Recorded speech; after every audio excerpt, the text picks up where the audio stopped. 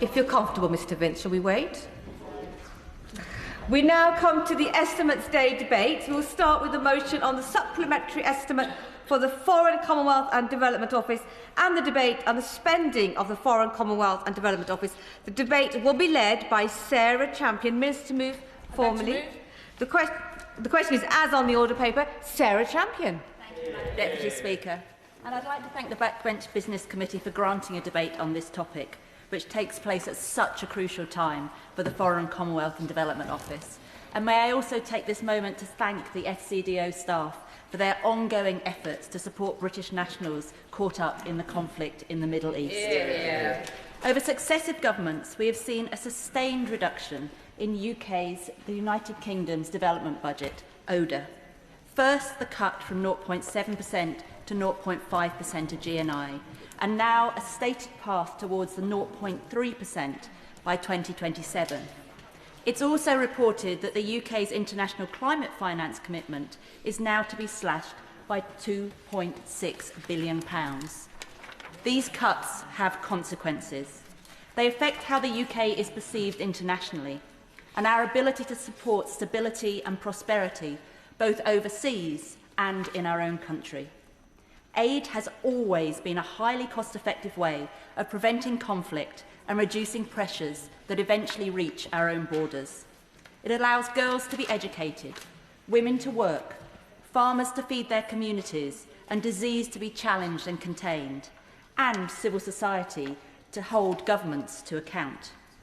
It is our soft superpower, and its benefits cannot be underestimated.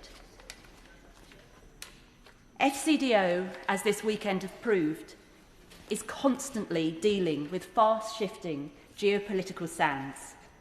In this current financial year, we see further cuts as part of its supplementary estimate to both FCDO's day-to-day and investment spending, both of which have reduced quite dramatically, day-to-day by £457 million and investment spending by £228 million. Most of these cuts are focused on the ODA budget, though Parliament has not yet provided details showing exactly where these reductions will fall. I will, of course, give way. Madam Speaker, first of all, can I commend Honourable for Rotherham, champion by name and champion by conviction, and we're very, very pleased to see her in the place that she is and what she does, and we thank her very much. I think sometimes, Madam Deputy Speaker, there are opportunities for partnerships. For instance, partnerships with churches who are very active for my constituency in Zimbabwe and Malawi, in Swaziland, in Kenya, in Uganda, in Nigeria, as examples.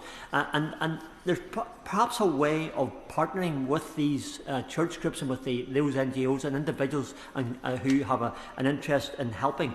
Does the Honourable Lady feel that maybe that's something that the Minister should take on board and government should look at as well? Thank you. I thank my honourable friend for his kind words, but also for the sentiments, because of course faith communities do so much internationally because it is the right thing to do, but they should be complementing what governments are doing. And at the moment, we know the scale of the cuts, we don't know the distribution, and it is not fair for the philanthropic kindness to be looking to fill those gaps. We know that reductions are taking place. But, Minister, we do not know which programmes will be impacted. And that's not just us in this House. That is the people on the front line trying their very best to deliver these programmes to the very poorest. On that point, please. I thank my honourable friend for giving way, and I appreciate that she may well give the answer that we don't know, which I think is the point she's making. But I've asked a number of questions to the Minister and actually had some very good answers. I'm not just saying that because he's in his place. About the UK leading on the eradication of polio. So how reassured and how have you asked questions of the department to ensure that the UK remains a leading figure in the eradication of polio worldwide? I thank my honourable friend for raising it. Polio is one of the success stories which shows when countries work together, we can almost completely, I think we're at 99.98% of eradication. And so I urge the Minister not to step away from this programme. But FCDO has indicated that more information will be released about programmes like the polio, which is going to set out ongoing further funding for ODA projects soon. But at present, let us be realistic. Members are being asked to vote on billions of spending authority without having that complete picture. This greatly limits our ability to assess the real-world implications of the government's decisions. This uncertainty has consequences for long-term partnerships, for humanitarian operations, and for communities that are relying on our support. The estimate also raises questions about staffing and our capability. Crises from Sudan to Gaza, from the Horn of Africa to Ukraine, and of course the Middle East, require experienced personnel and effective programme oversight. Any reduction in FCDO staffing risks weakening the department's ability to deliver and evaluate programmes effectively. In this context, the fact that the FCDO faces cuts to its headcounts seems incredibly short-sighted. A major restructure is ongoing right now and is expected to reduce the workforce by 15 to 25%. We don't know, and unfortunately the staff do not yet know. The failure to produce and share a workforce plan or equalities impact assessment does little to reassure me that the FCDO has sufficiently engaged the staff or the unions in its restructuring, or that it has considered the implications of staffing reductions on its ambitions for ODA. On that point, would my honourable friend... There are unanswered questions about the ability of the FCDO to retain sufficient expertise and manage its complicated portfolio with such a tight funding envelope. Of course, I allow my honourable friend.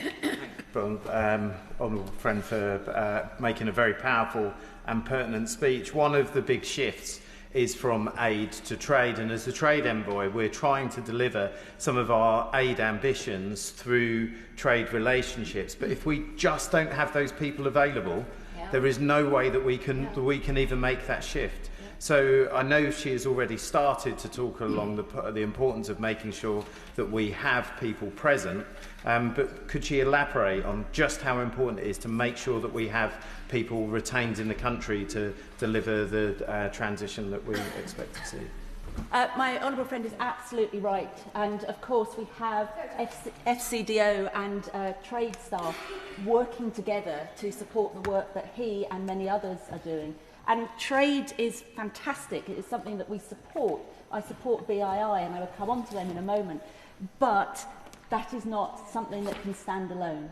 Our ODA money is there to support the very poorest in the world, to hopefully enable them to get to a point through training, through education, through entrepreneurial skills, to then be a trading partner with the UK. And I will, of course. She makes a very important point about how we develop communities and individuals. Does she agree with me that actually cooperatives have a really important role to play in economic development, because not only do they create jobs, they give people a stake in the future of those jobs too? I absolutely agree with my right honourable friend, and one of the ways, well the only way that I'm aware that cooperatives start are by groups of local people coming together. And that's what FCDO and ODA money is particularly good at doing, supporting civil society. I mentioned holding governments to account, but of course it's the economic empowerment that comes from communities being involved in the development of their own countries that we have supported so well for decades, and I really hope we're able to continue doing that. One of my concerns is the likely money that's going to be spent on staff redundancies, and of course I would argue that would be much better spent on furthering British priorities overseas.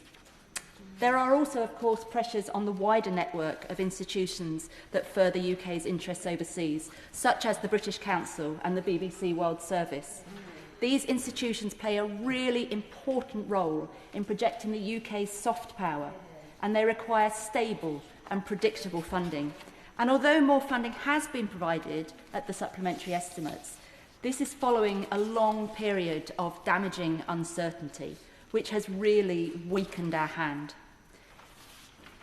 Inadequate transparency over aid spending has been a persistent theme for the last few years. I'm proud of the work my committee has done to shine a light on where aid cuts have fallen and the impact of this. I'm also extremely grateful to the excellent support provided by my committee staff and the House of Commons Financial Scrutiny Unit in this task.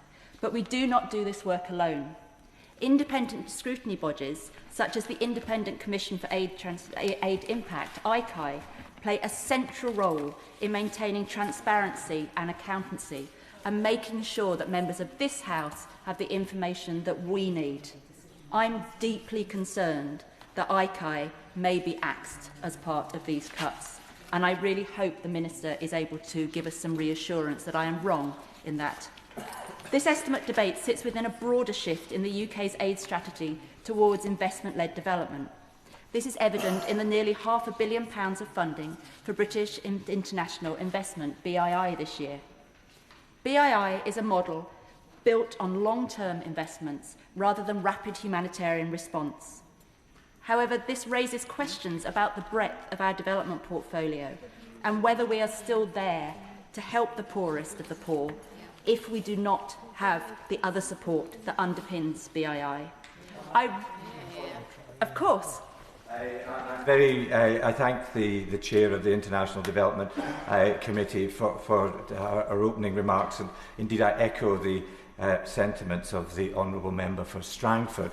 But does she agree with me that it was extremely disappointing that the previous government, and indeed this government, didn't follow the recommendation of the International Development Committee that there should be someone from the Foreign Commonwealth Development Office on the board of BII to ensure that BII is actually aligned with government strategy, not to make investment decisions, but to ensure that it is aligned with government policy? I thank my honourable friend and fellow committee member, and I absolutely share his sentiment. So BII, for those that don't know, is our development bank. The FCDO is its sole stakeholder. And it does seem very short-sighted and out of line with other international development banks that we do not have a seat at the board, even if it was a non-voting seat. So yes, I urge the Minister to consider that report that we did and the recommendations. And I do genuinely recognise the excellent, truly excellent work that BII does. But it is a strategy. I will, of course, give way on that point. I thank her for giving way, and I declare an interest as a former employee of BII. And if I might just gently share my disagreement with the members opposite and with the chair on this point, because whilst it's incredibly important that our development finance institutions adhere to the CDO's strategy, my personal experience of having kind of politicisation of some of these state-backed financial institutions is that it can end up in a sort of lurching to and fro. And does she share some of my concerns about the potential for that kind of political influence on some of those institutions? I do share your concern. I don't agree with you about the board point. But if we look at the countries that BII under the last government was asked to focus on, political interference, if you want to call it that, is alive and well. And I agree, we should, when we invest in organisations, we should trust them to do the job. But that requires scrutiny. And so I go back to my point that I'm very concerned if ICAI is cut. Let me move away from BII. Madam Deputy Speaker, today's debate gives members a crucial and timely opportunity to influence the government's approach to funding for FCDO and overseas aid.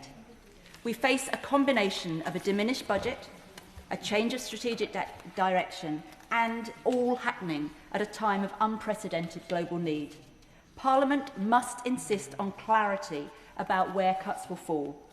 We must also insist on reassurance that development expertise will be protected and confidence that the United Kingdom's aid spending remains focused on reducing poverty, supporting development, humanitarian need, and contributing to global stability. This House rightly places a premium on transparency, accountability, and value for money. Every pound now matters more than ever, and let us be reminded, as I frequently am, that it is the taxpayer's pound that we are overseeing. Although our formal powers to amend the FCDO spending limits are limited, debates such as this allow us to exert influence and have our say over at a pivotal moment in the UK's foreign policy.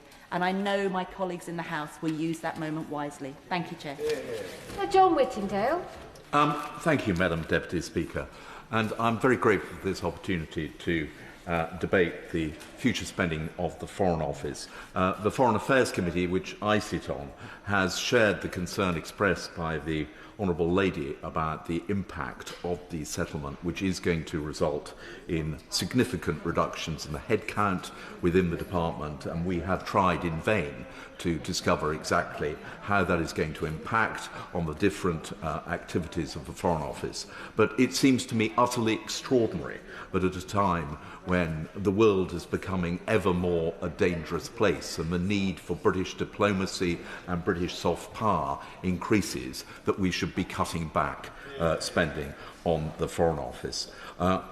I fully support the ambition of the government, indeed press the government to go further to increase spending on defence.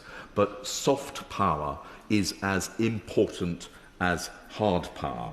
And actually, that is the area on which this country has built an extraordinary reputation for effectiveness, and yet we are potentially going to cut it back just at the time when it is needed most. I would ask the Minister specifically to say what is the future of the Soft Power Council, which was set up by the last Foreign Secretary, something I strongly welcomed. The Foreign Affairs Committee took evidence about the work of the Soft Power Council, but it has gone very quiet in recent months, and I hear disturbing rumours that it is no longer regarded as a priority by the Department. So I hope he will be able to assure me that that is not the case in his response. There are three areas of Foreign Office funding that I specifically want to touch on. The first, which was mentioned by the Honourable Lady, is the BBC World Service. It is the case that the need for reliable, trusted information around the world is greater than it has ever been before. And yet, at this time, we are seeing the withdrawal from that of America. Voice of America, Radio Free Europe, Radio Free Asia have all been cut right back and leaving a gap which I was told this morning is being filled by Russia and China. It means that the BBC World Service becomes even more important as virtually the sole reliable source to which people can turn. And yet now, I understand, the BBC World Service have still not been told how much money they're going to get in 2026-27. I was allowed to appear with the Public Accounts Committee a few weeks ago when we had the Director General of the BBC and the Director of the World Service ahead, who said to us how impossible it is to plan ahead if they don't know how much money they're going to get. And yet now here we are, weeks later, with just a few weeks to go before the beginning of the financial year, and they have not been told. So I would ask the Minister to confirm whether or not the BBC World Service are in a position to receive the news of how much they're going to get, and also to press him to increase that money, because originally the BBC World Service were told that they should plan for either a real terms freeze or indeed a possible cash cut. And this comes at the same time that the licence fee is under pressure and the BBC are making reductions on their contribution to the World Service through the licence fee. So it is subject to a double squeeze. And I have said before, I have considerable sympathy with the World Service, but actually the right mechanism of funding is through the government and the Foreign Office, and I support the BBC's request that the government do consider moving back to a position where it is fully funded by the government. The second area I want to touch on is the British Council. Now, the British Council, we know, face huge challenges, principally as a result of the loan that was advanced to them during the time of COVID.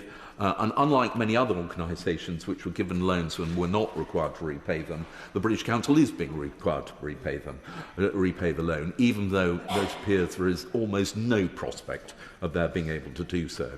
In fact, at the moment, the British Council's outgoings are greater than its income. So not only can they not pay the loan, they are not even currently viable. I know, and I thank the Minister for the briefing which I am the Chair of the Foreign Affairs Committee have been given about the future of the British Council, and I would simply urge the Minister to press ahead with drawing up a plan which will both meet the existing challenges but also set out a route forward which will put the British Council on a firm footing, because it does incredibly important work, particularly in those parts of the world where malign forces are seeking to influence democratic elections and the attitudes of people. I give way to the honourable gentleman.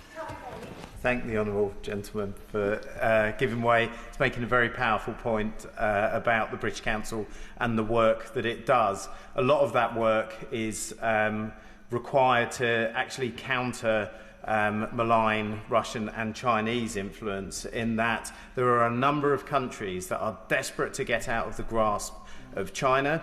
And they are countries that would like to see greater friendship with us, and to do that they are trying to encourage a shift in the culture or how their young people engage, and that is delivered through the British Council and English language training. Would he agree with me that some of the value that is applied to this training isn't necessarily seen directly and perhaps should be assigned to security and defence? That the honourable gentleman makes a very fair point. He's absolutely right about the importance of the work, which is not always fully visible, both in established countries. I mean, I have a particular knowledge and interest in the Baltic nations, which are on the front line against Russia, and where there are, particularly in Latvia, a Russian minority population, which is subject to constant barrage of Russian attempts to influence, and that is an area where the British Council are very active, and I am concerned at reports that the British Council may be forced to withdraw from its activities in the Baltic nations. But as he rightly says, there are other countries where Russia and China are active, which are strategically of huge importance, but which are at risk of tipping back towards the orbit of hostile powers. And the British Council can play an important part in seeking to prevent that. I'll give way again to the gentleman. That's a very good example, but I also want to make sure that we all understand that those examples aren't just the front line against Russia. Actually, some of these countries are in Africa when they actively need help in being able to draw our aid and the other contributions that we give away from that influence. And we should be actively supporting countries such as Gabon, where they are trying to be a strong partner for the Commonwealth, or in Mozambique, where the language isn't of English naturally. I completely agree with the honourable gentleman. Africa is of huge importance, and if ever we needed a reminder of the risk to the values we hold from hostile powers, and in particular China, we got a perfect demonstration of that in the statement just an hour or so ago. The third area I just want to touch on, and the Minister, I'm delighted, has specific responsibility in this area, and I very much welcome the commitment he has already shown to it, and that is media freedom.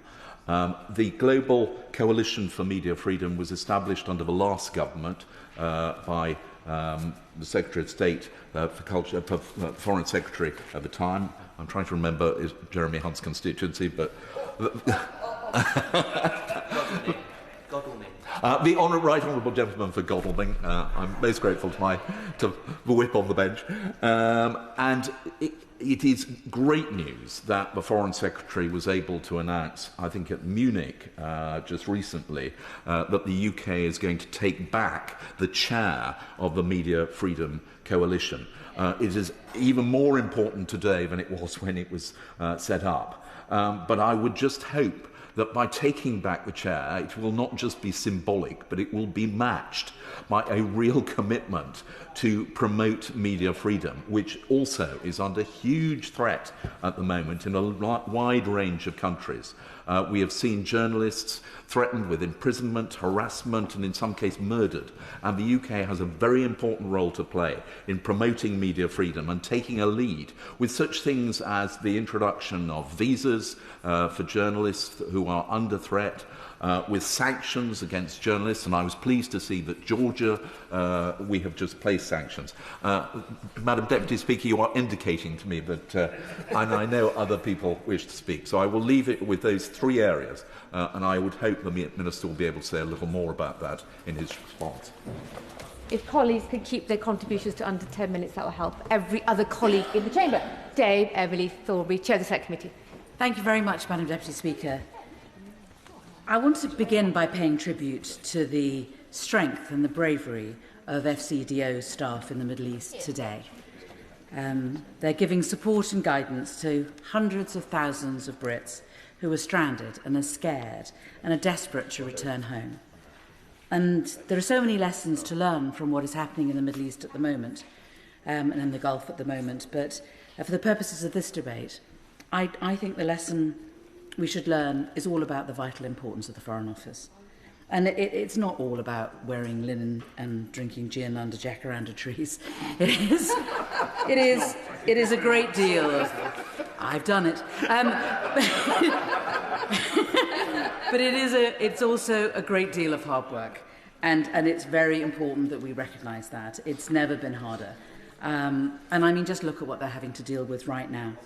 I heard on the radio just a few days ago a 21-year-old who had gone out to Dubai to celebrate her birthday. She was there all by herself, and she was being interviewed, and she was clearly really frightened.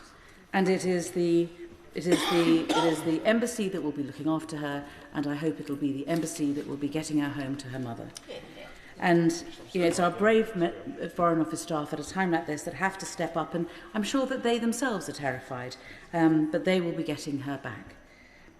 They're going to call in the favours. They're going to call in favours that they've developed over years. They're going to rely on relationships that they have developed. They're going to rely on the credit that they have in the bank because of their professionalism and because they work together and they work on behalf of our country. And they cultivate relationships. They use that strength. And hundreds of thousands of Brits in the Gulf will be relying on that professionalism in the next few weeks and months. And they will be acutely aware that they are being charged also with attempting to put down the seeds for how it will be that a peace will develop in the future. And that will also rely on their relationships and their professionalism. And they do that against a background of knowing that it is very important that Britain continues to be a force for good, which Britain can be when it is at its best. And yet, when we're asking all of this from them, and we're asking all this service from them, we are expecting them to work twice as hard against a background of rumours and stories about cuts to their jobs, where they could be, 25% of them could be losing their jobs. Madam Deputy Speaker, it is really important for the House to remember the sacrifices that these civil servants make. And because of their work, they do a different job to armed forces, but effectively they are keeping us safe. And it is very important that that is understood. And, I am concerned that the strategy for the restructuring of the Foreign Office is not very clear when it comes to strategy. I appreciate that it seems that what's happened is that we're taking a top slice off, so the directors are being shorn, there are fewer of them, and then they themselves will be expected to cut their staffing back by, we're told, about 25%. I would just warn the Minister, and perhaps to reflect on this, which is that kind of restructuring is not one which prioritises or which is particularly sensitive to Ministers' priorities.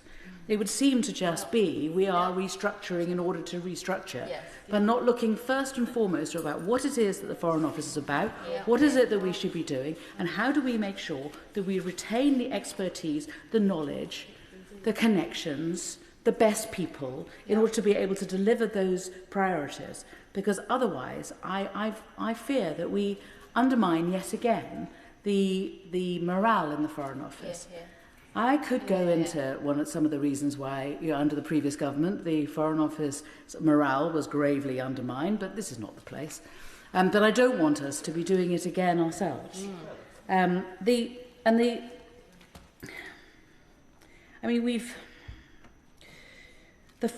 So in the limited time that I have, I'm not going to go into any more details. I think what I'm going to do, given how little time there is, what I want to do is I want to say this. I share the Right Honourable Gentleman's concern about the British Council.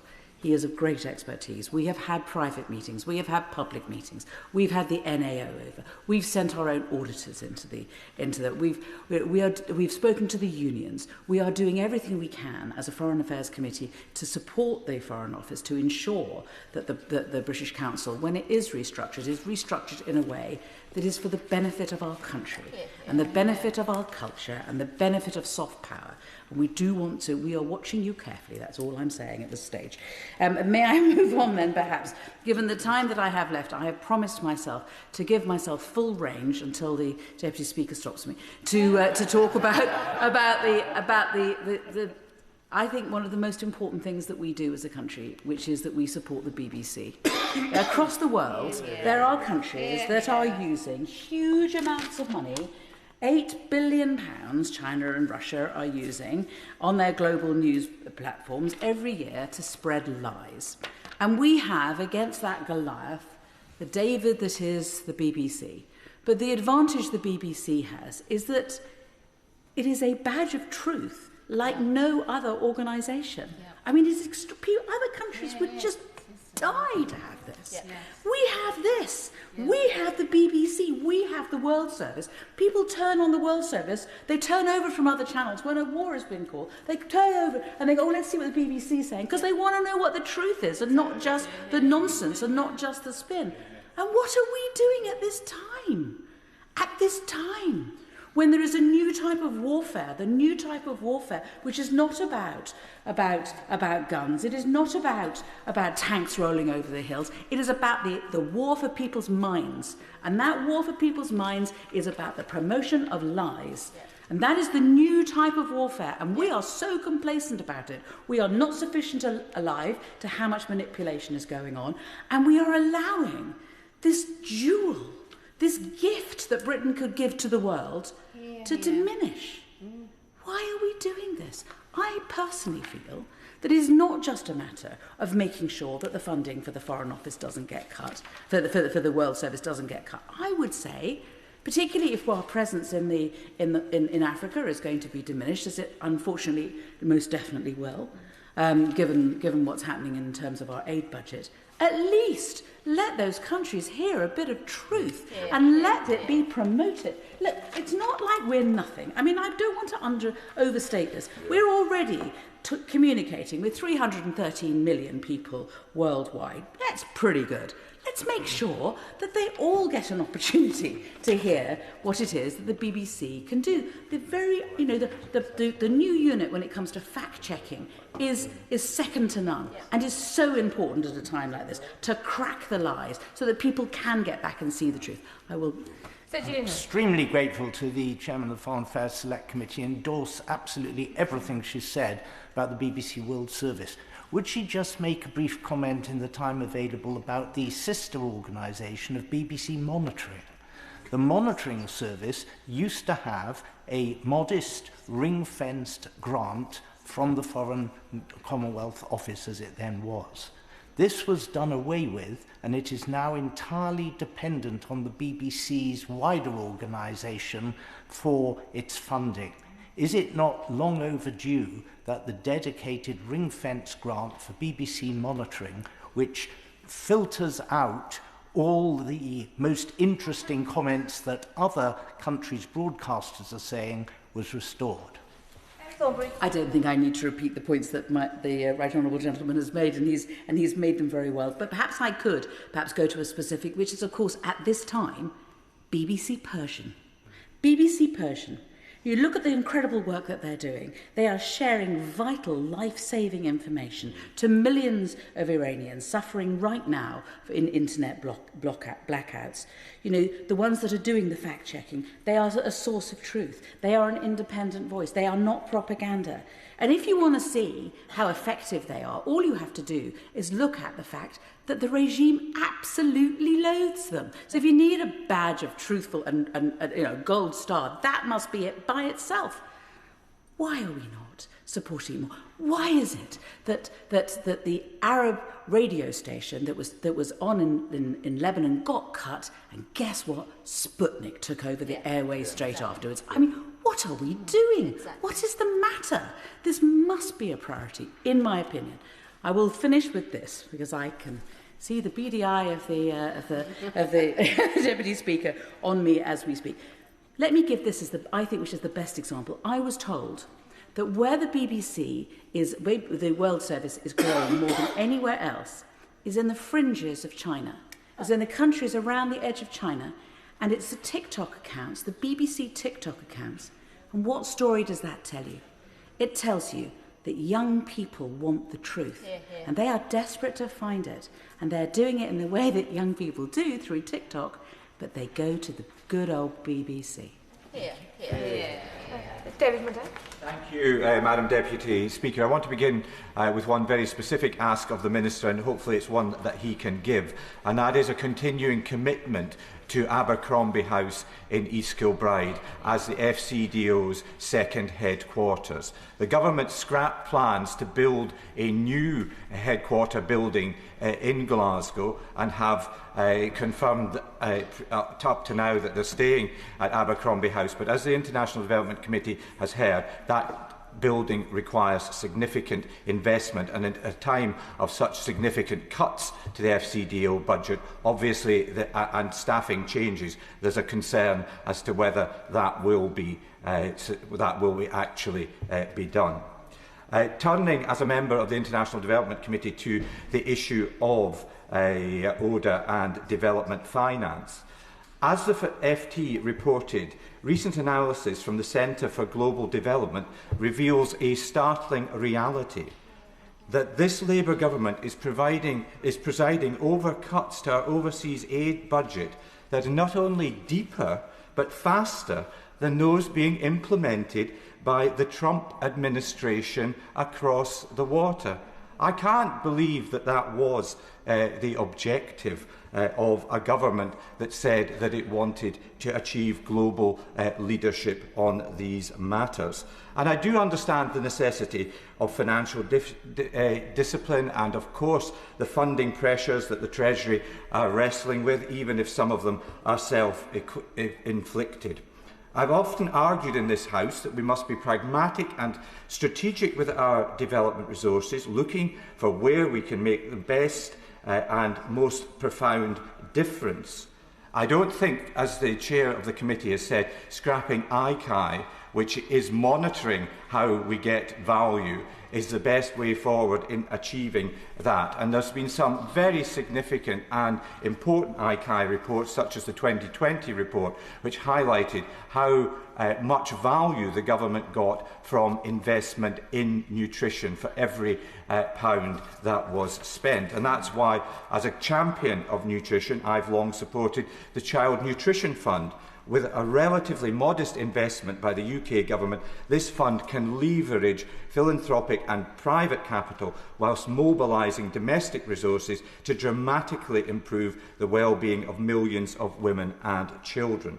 And the Child Nutrition Fund, in my view, is something that does meet the test of public expectations for ODA funding, that of food in stomachs and JAGs in arms.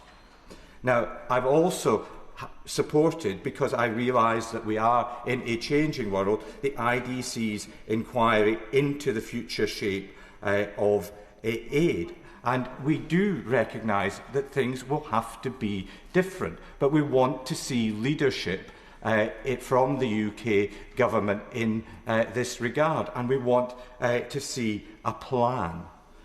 When the UK government is slashing development spending to the extent to which it is, by some 27% by 2027, as I've said, outpacing the reductions proposed in Washington, one must ask how this stacks up against other government objectives, and where is the plan? And whilst the US Congress has acted as a vital check, I see very little of that same approach here in the UK, despite the very best efforts of the International Development Committee. As I've said before, if cuts are to happen, they need to be thought through, and that thinking needs to come prior to the cutting. This sadly has not been the case, and unless the Minister pulls it out of the hat at the end of this debate, there is no evidence of a plan. Reductions in order were announced over a year ago, but the UK's Future of Aid conference will not be taking place until May this year, if at all, I suspect.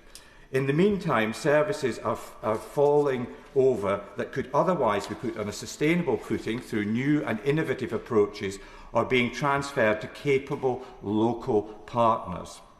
And the issue of the change in policy in the US has significant ramifications which we should be addressing now, particularly the withdrawal of funding on LGBT and family planning issues. And this is most certainly, Madam Deputy Speaker, not the time for the FCDO to be cutting its LGBT budget, as the Elton John AIDS Foundation have, amongst others, highlighted. We are told these reductions are to fund our defence capabilities against Russian and indeed now Iranian aggression. The government must, however, be careful not to create a vacuum of influence, as others have already highlighted, and allow malign actors to move in while we do this.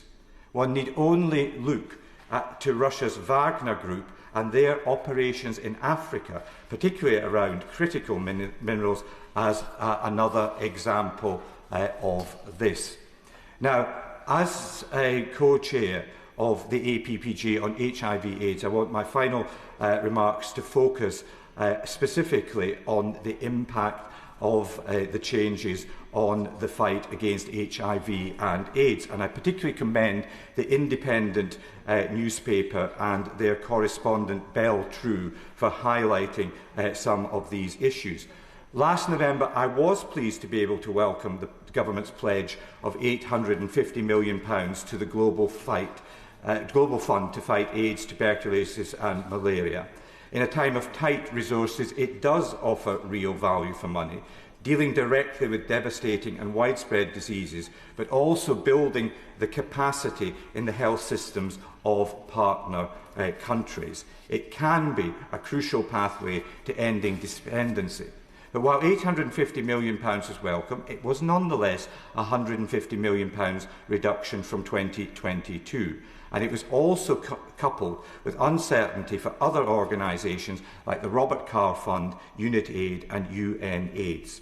The One campaign expect this shortfall to result in a very tangible 250,000 additional deaths and 1 million new infections.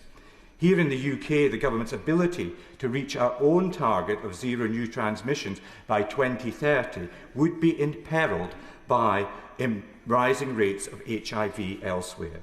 And the UK's life sciences and pharmaceutical sector will also suffer, for whom the Global Fund, amongst other organisations, is such an important partner. Madam Deputy Speaker, what that tells us, as we've heard already, is that these reductions come at a cost, particularly if they are not thought through. They come at a cost of influence, the economy and, sadly, lives. At the end of this debate, I want to hear from the Minister what the government's plan actually is. Everybody understands there will be reductions, but they must be on a planned basis. Speaking limit of 7 minutes. Noah Law. Speaker. The government is cutting our aid budget by a third, from 0.5 to 0.3% of national income by 2027, the steepest reduction in a generation, driven by the defence spending review. Now, much has already been said on this, and I'm not here to simply oppose these cuts or argue that in the current climate we must instantly reverse them, and perhaps it is precisely the right moment in the arc of economic history to ask how we do more with less, and what are we actually buying with this money, and how can we get to a point where we can say hand on heart to our constituents that we know what the impact of our spend is. The FCDO's own stated aims remain that alleviating poverty and stabilising countries to enable them to go on that journey themselves, and that's the right ambition. But the model we have used to deliver that has for far too long been confused. We often hear of the financing gaps, the trillions that must be filled to meet the Sustainable Development Goals and to overcome the challenge of climate change. But the reality is that overseas development assistance cannot so much as touch the sides in all of this. And furthermore, we know that our developing country partners across the world over, want investment primarily, not aid, partnership, not paternalism. But to unleash that investment, we must ensure that we level the financial playing field and build the capital markets, public and private, in these countries that ultimately drive growth and prosperity. Global debt reform, an area in which the City and the English courts could play a globally leading role, is just one of many ways in which we can strengthen the macroeconomic stability and financial capacity that these countries so desperately need. Less aid needs not by any means mean less investment overall. It means we can no longer afford the luxury, or at worst, of waste, we can no longer afford the luxury of at worst waste, but at best misallocation of resources. And investment means that trusting local knowledge and building local institutions and empowering local businesswomen and men who are the ones ultimately responsible for delivering economic growth that sustainably lifts people out of poverty. Would my honourable friend... I will give way on that point. Thank you, Madam Deputy Speaker. My honourable friend is giving an excellent speech, and I think very powerful points being made. Would he agree with me that many development charities have made these points for some time, including Oxfam, CAFOD and many others, and this is a well-known approach in their experience?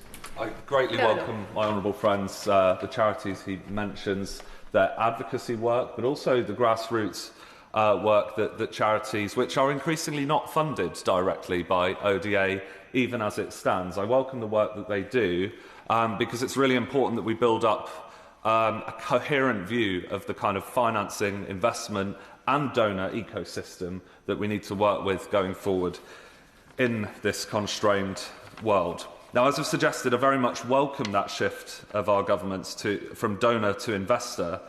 But can I ask the Minister, at a time when we effectively have an inbuilt bias towards capital investment over resource spending in our government's fiscal policy, why we are not able to go further in capitalising some of the very institutions which we know will deliver on those development and climate goals and help to mobilise the vast sums which we know are needed to help develop the world's poorest economies, whilst returning that capital back to British public coffers to be put to future use. Overseas development aid must be allocated first and foremost to those problems which investment cannot solve, whether that be the world's worst humanitarian crises or investment in, for example, the public goods which, like climate adaptation, cannot easily be monetised and yet can save billions of dollars worth of damage to some of our most climate vulnerable countries around the world in the long term. And at a time when we've been considering cutting ICI, why are we then looking to create new bodies such as the ODA Delivery Board, the new Soft Power Council, rather than, without, that is, just working to embed rigorously those value for money assessments, an explicit, albeit qualified, return on our goal of lifting those numbers of people out of poverty for every pound spent? Why are we not working to incorporate those better into every aspect of the development work FCDO does, so that we can say hand on heart to our constituents that it's beyond all doubt money well spent, and so that we can show that despite those smaller sums, it's money that's going further and further every year. So let us, Madam Deputy Speaker, be partners, not patrons. Let us invest smarter, trust deeper, step back a little further where necessary, and let us measure success not by how much we give, but by how little is eventually needed. Mathew. Madam Deputy Speaker, I have to declare an interest. Before coming to this place, I had a 30-year career as an aid worker working in WASH. that is bringing water, sanitation and hygiene to some of the poorest people on the planet. So yes, I'm passionate about this issue, but I make no apologies. Now, there are a number of sectors that have been assisted by UK aid, from girls' education to health, to nutrition, to climate finance, and to disaster and war mitigation in places like Gaza and Sudan. And since I was elected, I've had the privilege of serving on the International Development Committee, so I've had a chance to hear of the results and implications of our cuts to our aid programme, and indeed to US aid, which has been virtually destroyed to the shame of the US administration and its president. But let me say a few words about the sector I know best. Even prior to the recent cuts, things have been bad for WASH. Between 2018 and 2023, the UK's annual budget for water, sanitation and hygiene was slashed by 82%, from 206 million down to just 37 million a year. Currently, WASH represents a mere 0.71% of our bilateral aid, and I hate to think what will be left after the latest cuts are announced. In my opinion, in a time of rising humanitarian crises, with growing instability globally, this is not just short-sighted, it's indefensible. You cannot ignore the global water crisis. 2.1 billion people, 1 in 4, lack access to clean water. 3.4 billion do not have a safe toilet. Nearly 400,000 children under 5 die each year from diseases caused by unsafe water and poor sanitation. And these are preventable tragedies. WASH is one of the most cost-effective ways for the UK to deliver on its international aid priorities. WASH is not peripheral to these priorities. It's foundational. It underpins progress right across the Sustainable Development Goals, including those on health, education, gender equality and climate action. Without clean water and sanitation, children miss school. Women and girls spend hours each day collecting water, limiting their education and economic opportunity. Healthcare systems cannot function. 2 in 5 healthcare facilities globally lack basic hygiene services. Investment in WASH is investment in global health security. It reduces the spread of disease, strengthens economic productivity, builds resilience to climate shocks, and delivers long-term sustainable impact. The UK has historically been a global leader in international development, but continuing this legacy requires consistency and vision. Safe water and sanitation are not luxuries, they are the foundation upon which health, prosperity and stability are built. I urge the government to restore all aid funding, especially WASH, and embed it firmly within all our priorities. In doing so, we'll not only save lives, we'll uphold the values and the global leadership that this country has historically championed. In 3 words, our soft power. Thank you. Janet Daby. Deputy Speaker. I wish to thank my honourable friend, the member for Rotherham and the chair of the International Development Committee for securing this timely debate. And I also wish to thank the clerks of the International Development Committee on which I serve. It goes without saying we live in unprecedented times. The internal conflicts are driving insecurity worldwide, and the effects of the climate crisis and other global conflicts stalk over us. The Foreign, Commonwealth and Development Office have as complex a job as any at any time in the last century.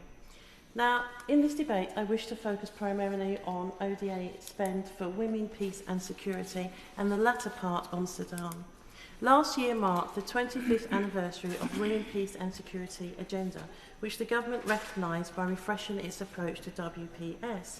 This is welcome, but it is concerning that an FCDO Equality Impact Assessment published last September confirmed a 25% reduction in WPS projects, and with continued support in full for Ukraine, Sudan and indeed Syria. This will mean women outside of these conflict zones will be at risk. And as Lord Ahmed told the International Development Committee, this will have devastating consequences for preventing sexual violence in conflict initiative programmes. Sexual violence in conflict of war is disturbing and indeed abhorrent, and everything must be done to prevent these types of perverse and evil acts of war. Now, the UK's financial support for WPS is about preventing sexual violence, but it also goes further.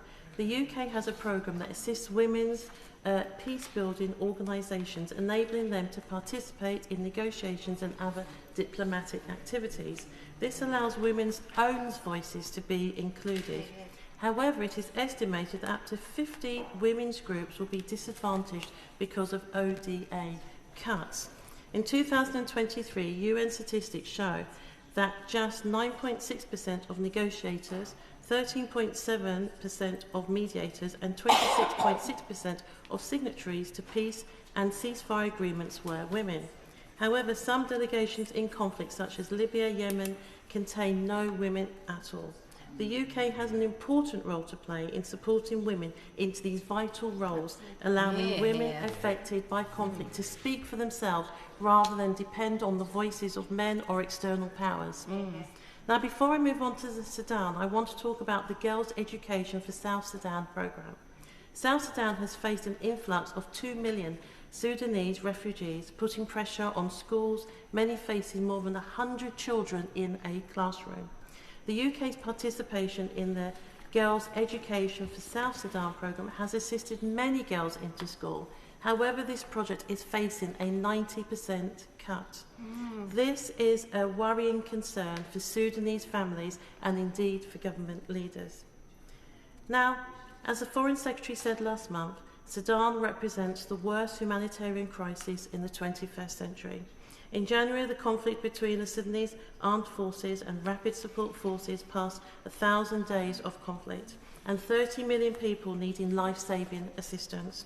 While Britain makes cuts to ODA spending, it is welcome that Sudan remains a focus of British spending. In December, the Foreign Secretary announced an additional 21 million for food, shelter, health and services, on top of 146 million already committed. According to the FCDO, this will support over 800,000 people. The effects of the conflict on children, according to an IPC alert published last month, stated that 30% of children aged 6 to 59 months are suffering from acute malnutrition. This means the funding is but a drop in the ocean, covering a barely 2.5% of the people who need assistance.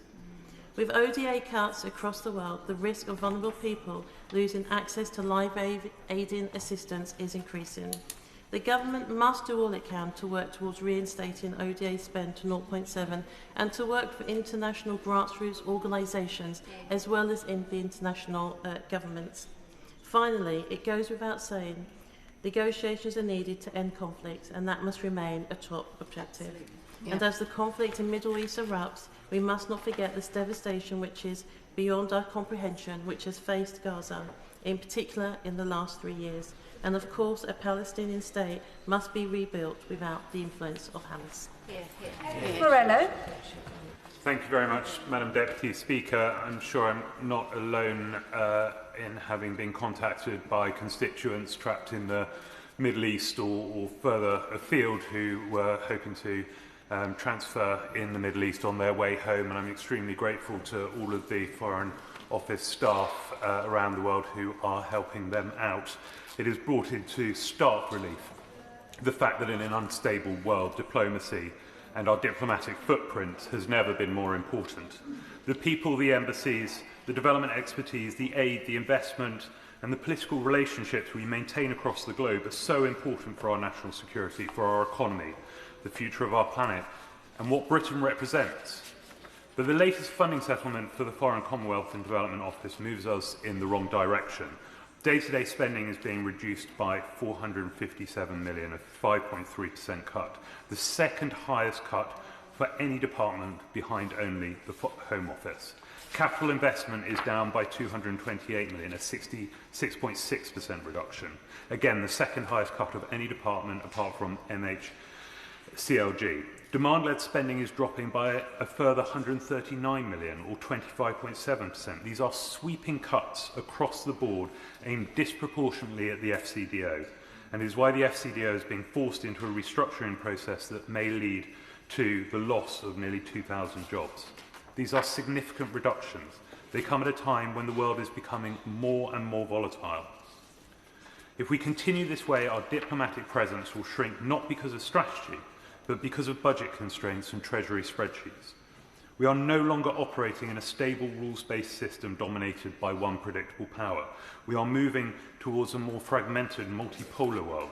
Middle powers are increasingly working together, issue by issue, on defence, on trade, on climate, rather than relying on a single hegemon to set the direction. As Prime Minister Mark Carney said in his powerful speech at Davos, middle powers must act together or risk being on the menu. For countries like the United Kingdom, this shift is important, and it requires huge amounts of diplomacy and the use of our soft power on the world stage. Great powers can act alone. They have market size and economic leverage to do so. Middle powers cannot. We rely on relationships, we rely on credibility, we rely on coordination with those that share our values, and we rely on diplomacy. It's precisely why FCDO funding is so important. We invested heavily, both politically and financially, in our relationship with the United States. But we should be honest about the returns on our investment when the President does not share our values. When tariffs are imposed on British businesses, on working families during a cost of living crisis, when trade decisions affect our farmers and our food standards, when strategic choices are made without our meaningful input, and when economic clout is used as leverage, it is reasonable to ask whether our limited diplomatic resources are being used in the most effective way now that the weakness and fragility of our relationship has been exposed. I will. I'm very grateful to the Honourable Dunn for giving way. He's making a really good speech, and until a moment ago, I agree with him on everything that he'd said. But, I mean, surely does he not agree that our relationship with the United States goes far beyond any leadership and goes very deep? And we have ourselves, in the visits that we've made as a Foreign Affairs Committee, met people from many different aspects of the United States, and they are good friends of ours, and we need to ensure that we keep those relationships close. Morello. I thank the Honourable Member and the Chair of the Foreign Affairs Committee that I have huge privilege on serving under her for. I don't disagree that the British relationship with the United States goes far beyond the current occupant of the Oval Office, and I'm extremely grateful for the depth of our relationship, especially on intelligence matters. I do, however, think that in a situation where funding is constrained, we should focus more clearly on reliable partners, on European allies and other middle powers who share our goals on defence, on trade, on climate, and on the rule of law. We are increasing defence spending, not as quickly as the Liberal Democrats would like, or not as much as the Liberal Democrats would like. But there is an increase, it is necessary, but it shouldn't come at the expense of the FCDO. Defence and diplomacy are not alternatives, they are two sides of the same coin. Hard power without strong diplomatic engagement limits our ability to prevent crises before they escalate. The Prime Minister himself said just this week in his statement on Iran that we must eliminate the urgent threat, prevent the situation from spiralling further, and support a return to diplomacy, because it is the best way to protect British interests and British lives. If diplomacy is the best way to protect British lives, why are we cutting the funding to the very department charged with delivering it? We are living in a world where over one weekend, global markets and alliances can shift, energy bills and food prices can skyrocket, all because of the decisions of one person or one social media post.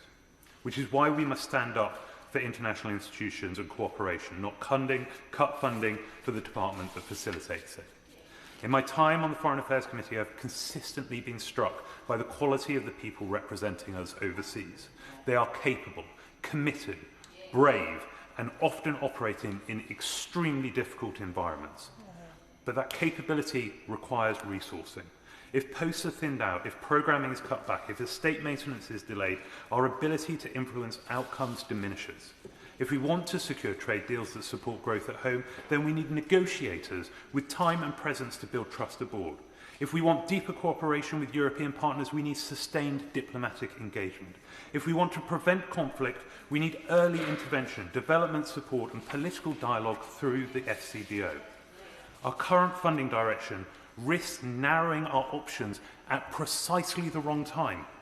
If we want Britain to remain a serious, influential power, then we must fund the diplomatic tools that make that possible.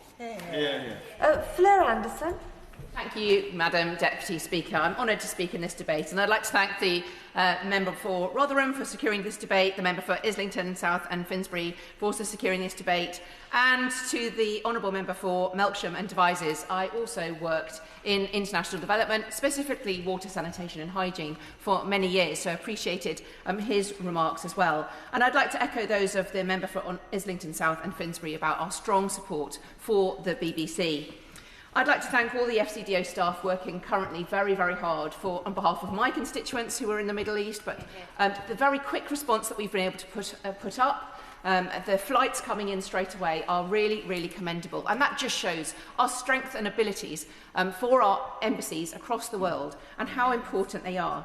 I'm delighted that after years of weakness, isolation and decline in our international standing under the Tories, Britain is firmly back on the international stage, leading on the international response to Ukraine, making the forgotten war in Sudan a priority and transforming our relationship with Europe. Worth mentioning on the day that the Foreign Affairs Committee has released our report on the UK-EU reset. I'm grateful to the Honourable Lady for giving way. Does she remember who led on the international response on Ukraine?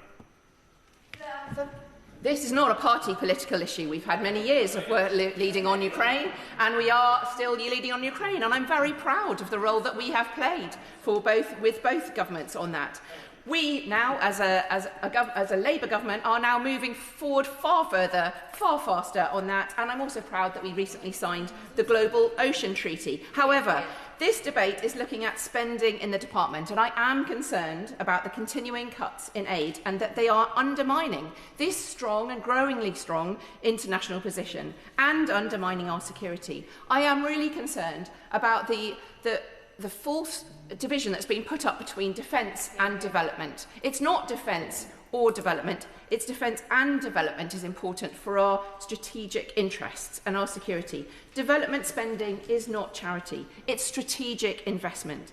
Our development budget is one of the most effective tools we have for sustaining British influence. Defence and development should not be seen as competing priorities, but I fear that they are. Defence responds to crises, development works to prevent them. It is underpinning our conflict prevention around the world. A defence posture without sustained development and investment risks becoming permanently reactive to events. Good development is good defence. I am very concerned that the FCDO's workforce faces reductions of up to 25%. In the Foreign Affairs Committee, we have repeatedly asked where these cuts are being made. Which staff, which programmes, do the cuts match the priorities given by ministers? And I'm concerned that they don't. We're not given answers that we need to scrutinise this very, very big change in our country's priorities at a really crucial time in international relations that is so important for our security. It's important for my constituents to know what our FCDO, what our foreign affairs priorities are, and are they being matched in terms of staffing and budgets. This is called an estimates debate for another reason, but estimating is all we can do as a committee. Yes. If MPs can't see the priority, that the priorities given by ministers are being backed up by spending and action, we cannot properly scrutinise the work. And also it's a real concern for development agencies and local organisations on the ground in the countries where we're working. It's not enabling them to plan their work because they don't know what the spending is going to be. In the past year, £500 million has been cut from the ODA budget. Aid to Africa, at a time of the Africa strategy being released, has fallen by £184 million. Support to Sudan has been reduced by roughly 18%, at the very moment it faces the worst humanitarian crisis in the world, despite Sudan being a stated priority. Health is a priority for this government as well, global health, and rightly so. I've seen in water and sanitation. I went to work for WaterAid before I was an MP because I'd been working with other aid agencies, and I'd seen the impact that conflict and water have on a community. If you can have both of those things, you can have peace as a community, and then you can have the water you need for crops, for your own health, to free up girls and women to stop having to go off getting water, but they can go to school. That gives you development. That gives you resilience against insecurity, and that stops conflict. And that's what we should be seeing. However, £550 million has been cut from global health programmes. And let's not forget the lessons from COVID. £206 million has been cut from education and gender and equality programmes, and there's a 25% reduction in women, peace and security funding, despite a feminist foreign policy being a stated priority. And I'm very glad that the proposed cuts to the BBC World Service have been highlighted as well. We have a huge benefit in our BBC World Service, built up over decades, this trust in the BBC, and any reduction that we have in that gives space to China and Russia. Cuts to development leaves room for the Chinese government to step in. I've seen that in countries across Africa. Cuts in poverty reduction fuels instability and conflict. Cuts in conflict prevention cuts programmes that have been built up for years, that are locally led, that are working, and these cuts are dangerous. The 0.7% target was not a vague aspiration. It was a manifesto commitment that this party stood on and remains important for our security. I know it's difficult times for development spending, but we need to keep talking about that as an aspiration. And I'm very concerned that the official policy of Her Majesty's opposition is now to reduce cuts to spending to 0.1% of GDP. I don't know where that will leave our country. So to conclude, Madam Deputy Speaker, will the Minister confirm that this government is committed to our soft power superpower of the BBC, to conflict reduction, to the education of girls, to water, sanitation and hygiene, and to global health, and is committed to working with the poorest countries, not using the move towards investment as a move towards only working with middle-income countries. Yes. And that all these commitments will be backed up with funding and our fantastic staff in our embassies across on the ground. Brandreth. Thank you, Madam Deputy Speaker. Since our last estimates debate, the world has grown even more volatile. War continues in Europe, and the Middle East is once again descending into crisis. Recent events have underscored that while hard power is indispensable, soft power remains vital to a serious and effective foreign policy, protecting British citizens at home and abroad while sustaining our global influence. So it's concerning that we have seen Britain fall in the global soft power index, now below the US, below China and below Japan. We've heard from my colleagues on the Foreign Affairs Committee today about the importance of the BBC World Service and the British Council for our soft power. So I want to focus my remarks in the brief time I have today, Madam Deputy Speaker, on education, which is the essence of soft power.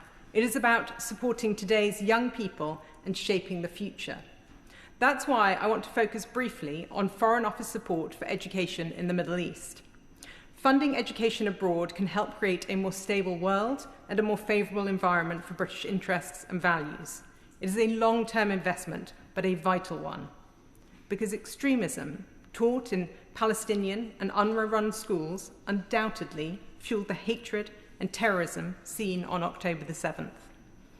In 2025, the government pledged £101 million to the Palestinian Authority under a new Memorandum of Understanding, including £7 million to support its education reform agenda. And reform is necessary, Madam Deputy Speaker, because there are repeated examples of textbooks that promote violence and indoctrination. Students shown examples of dead children and told that Israel have deliberately assassinated them, told them they will become martyrs at the hands of Israel through turning their bodies into fire to burn a Zionist tank. Physics problems illustrated through slingshots, history framed around the rejection of peace, and literature portraying Israel solely as an aggressor. Madam Deputy Speaker, If the British taxpayer is contributing millions of pounds to this reform, they rightly expect to know that it is driving genuine improvements. The Minister may say that changes to the curriculum are being introduced to different grades over time. But even for grades 1 to 4 and grade 12, which both the Palestinian Authority and the European Union said were fully aligned with UNESCO standards of peace and tolerance, and from which anti-Semitic and violent material was supposed to have been removed last September, have been shown to remain virtually unchanged in classrooms today. Madam Deputy Speaker, the Minister for the Middle East has said it is for the Palestinian Authority to say which firm they have hired to audit the curriculum. But with Foreign Office funding being spent on this, surely the government should know and share, in the interests of transparency, who is carrying out that review. So can I ask the Minister, will he publish the methodology and scope of the audit? Will it examine all previously identified grades and materials, both new and existing? And crucially, what benchmark will be used to determine whether the content meets acceptable standards? Madam Deputy Speaker, if we want moderation to prevail over extremism and coexistence over perpetual grievance, education must be part of the answer. But we must rightly ask whether British taxpayer money is being spent wisely and going towards genuine education reform. Thank you, Madam Deputy Speaker. I refer to the House to my entry in the Register of Members' Interest as Chair of the Westminster Foundation for Democracy, an organisation partially funded by the FCDO that works in more than 50 countries to strengthen democracy, parliaments, political parties and civil society. This year marks the WFD's 34th anniversary. If I could speak to any of my predecessors as chairs from any of the parties, I think they would agree on one point. The challenges facing democracy around the world have really been greater. Across many countries, accountability, the rule of law, and political inclusion are under increasing pressure. The risk is not simply democratic decline in individual states, but the gradual erosion of the international system that has underpinned stability and cooperation for decades. We see the aggressive challenges to democratic values from authoritarian powers. We see polarisation and disinformation amplified through social media, and we are witnessing a coordinated attacks on the rights of women and girls. This matters to us directly at home. As the Chief of SIS warned in December, the front line now is everywhere. Hostile states are using cyber tools, online manipulation, and financial influence to distort debate and undermine trust in democratic institutions. The response to that threat cannot rest with security agencies alone. It must include strengthening democratic resilience. Absolutely. For decades, the United States was the largest funder of democracy support worldwide. Much of that funding now has been withdrawn, with civil society and democracy programs described as being against the US national interest. So we're not talking about an abstract debate. It is about hard-headed UK security and prosperity. Democracy builds what military budgets cannot buy. Our long-term security and prosperity depends on accountable institutions, trusted governments, transparency and inclusion. We need partners around the world who share commitment to the rights and the rule of law.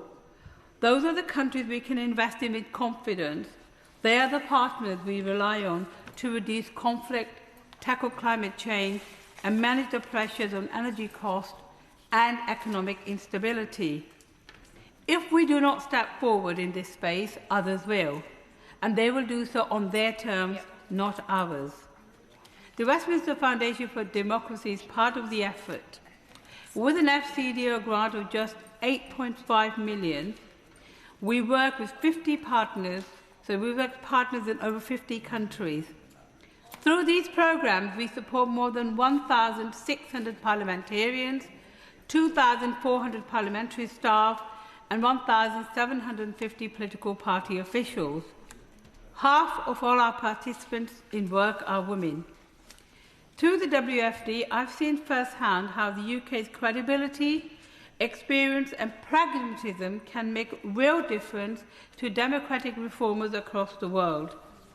Crucially, this work is not about lecturing others, it is about partnership. Often we have as much to learn from others as they do from us. Today's challenges are serious, but there's also opportunity. The UK's democratic tradition, our commitment to accountability, and our global reputation for pragmatic politics remains a powerful asset. Defending democracy at home must include investing in democracy abroad. So I hope the government will continue to recognise the value of this work and ensure that the Westminster Foundation for Democracy has the support it needs to continue strengthening democratic institutions around the world. And before I finish, I want to place on record my sincere thanks to all our diplomatic staff across the world.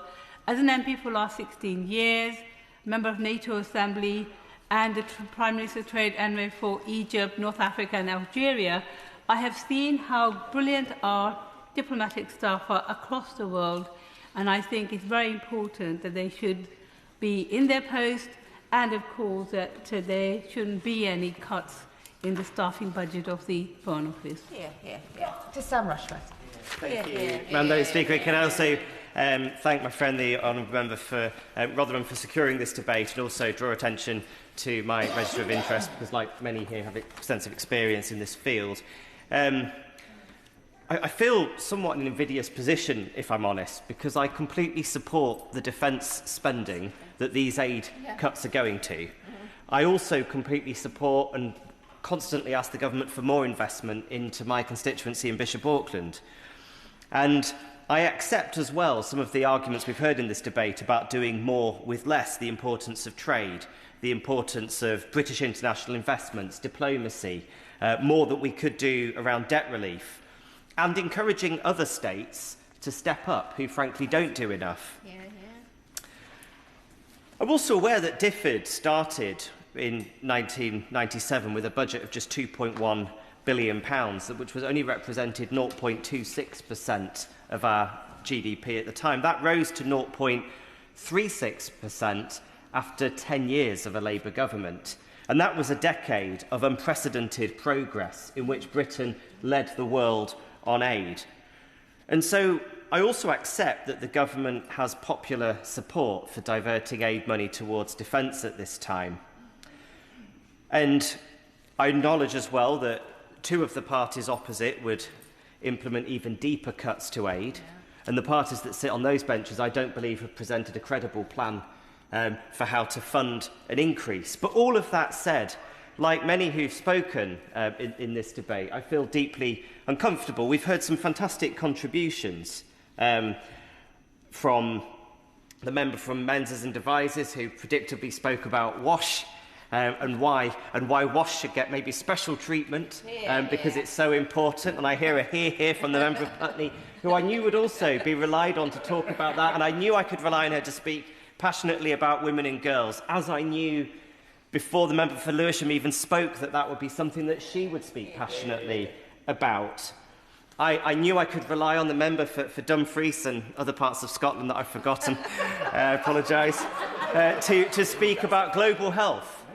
And I knew that I could rely on the member for Newquay and Austell to talk about BII. And my background is in children and youth in conflict zones. And of course, that's something that I would address my remarks on. And I suppose we all think that these areas are important, and everyone is bringing things to the table today and saying, but what about this? Surely this is too important to lose. And I think, therefore, my ask of government is to publish a proper impact assessment of what these cuts will mean, evidence-based, and publish it widely so that the British public can understand what political choices are being made and what those choices will mean. I think that's important, frankly, because there's far too much myth in a lot of the debate publicly about international aid. So what will be the impact, for example, on when we're seeing people involved in demining operations laid off in large numbers? What's the impact on communities that can't return to their homes, and the impact of leaving unexploded ordnance lying around? When education for conflict prevention, which we've just heard about, is being cut? What will be the impact in civil war, civil conflict? How will that impact refugee flows into our country? What will be the impact on the prevention of killer diseases in not investing in, or in investing less in public health? And the membership for Lewisham already talked passionately about the 90% cuts in South Sudan to programmes that have seen an unprecedented increase of girls going to school. So what will be the impact of that? We as a development committee recently visited Nigeria, and we saw a UK aid-funded maternal health centre. And what shocked me was how poor I thought that was, and that was the upgrade. And I just could not imagine the scene of sort of 6 or 7 women all in labour at once, occupying a very small space without any air conditioning in a hot environment. So what is the impact of all the things that we're doing? Has the FCDO made any analysis of this? If not, why not? And if they have, will they publish it and make it more widely known?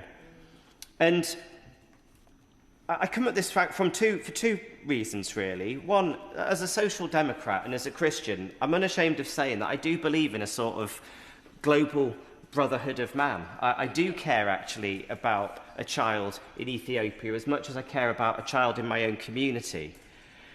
But also, as others have alluded to, this is super important for our national interest. Yeah. People have spoken really well in this debate already about the British Council, the BBC World Service.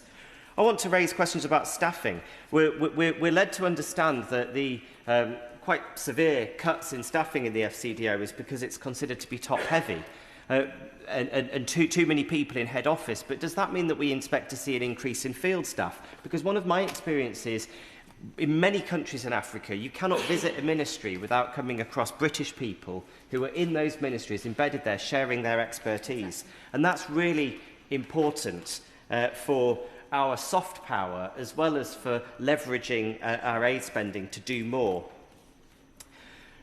And that expertise that DFID and the FCDO is known around the world for includes expertise in value for money, in sustainability, in anti-corruption, in gender mainstreaming.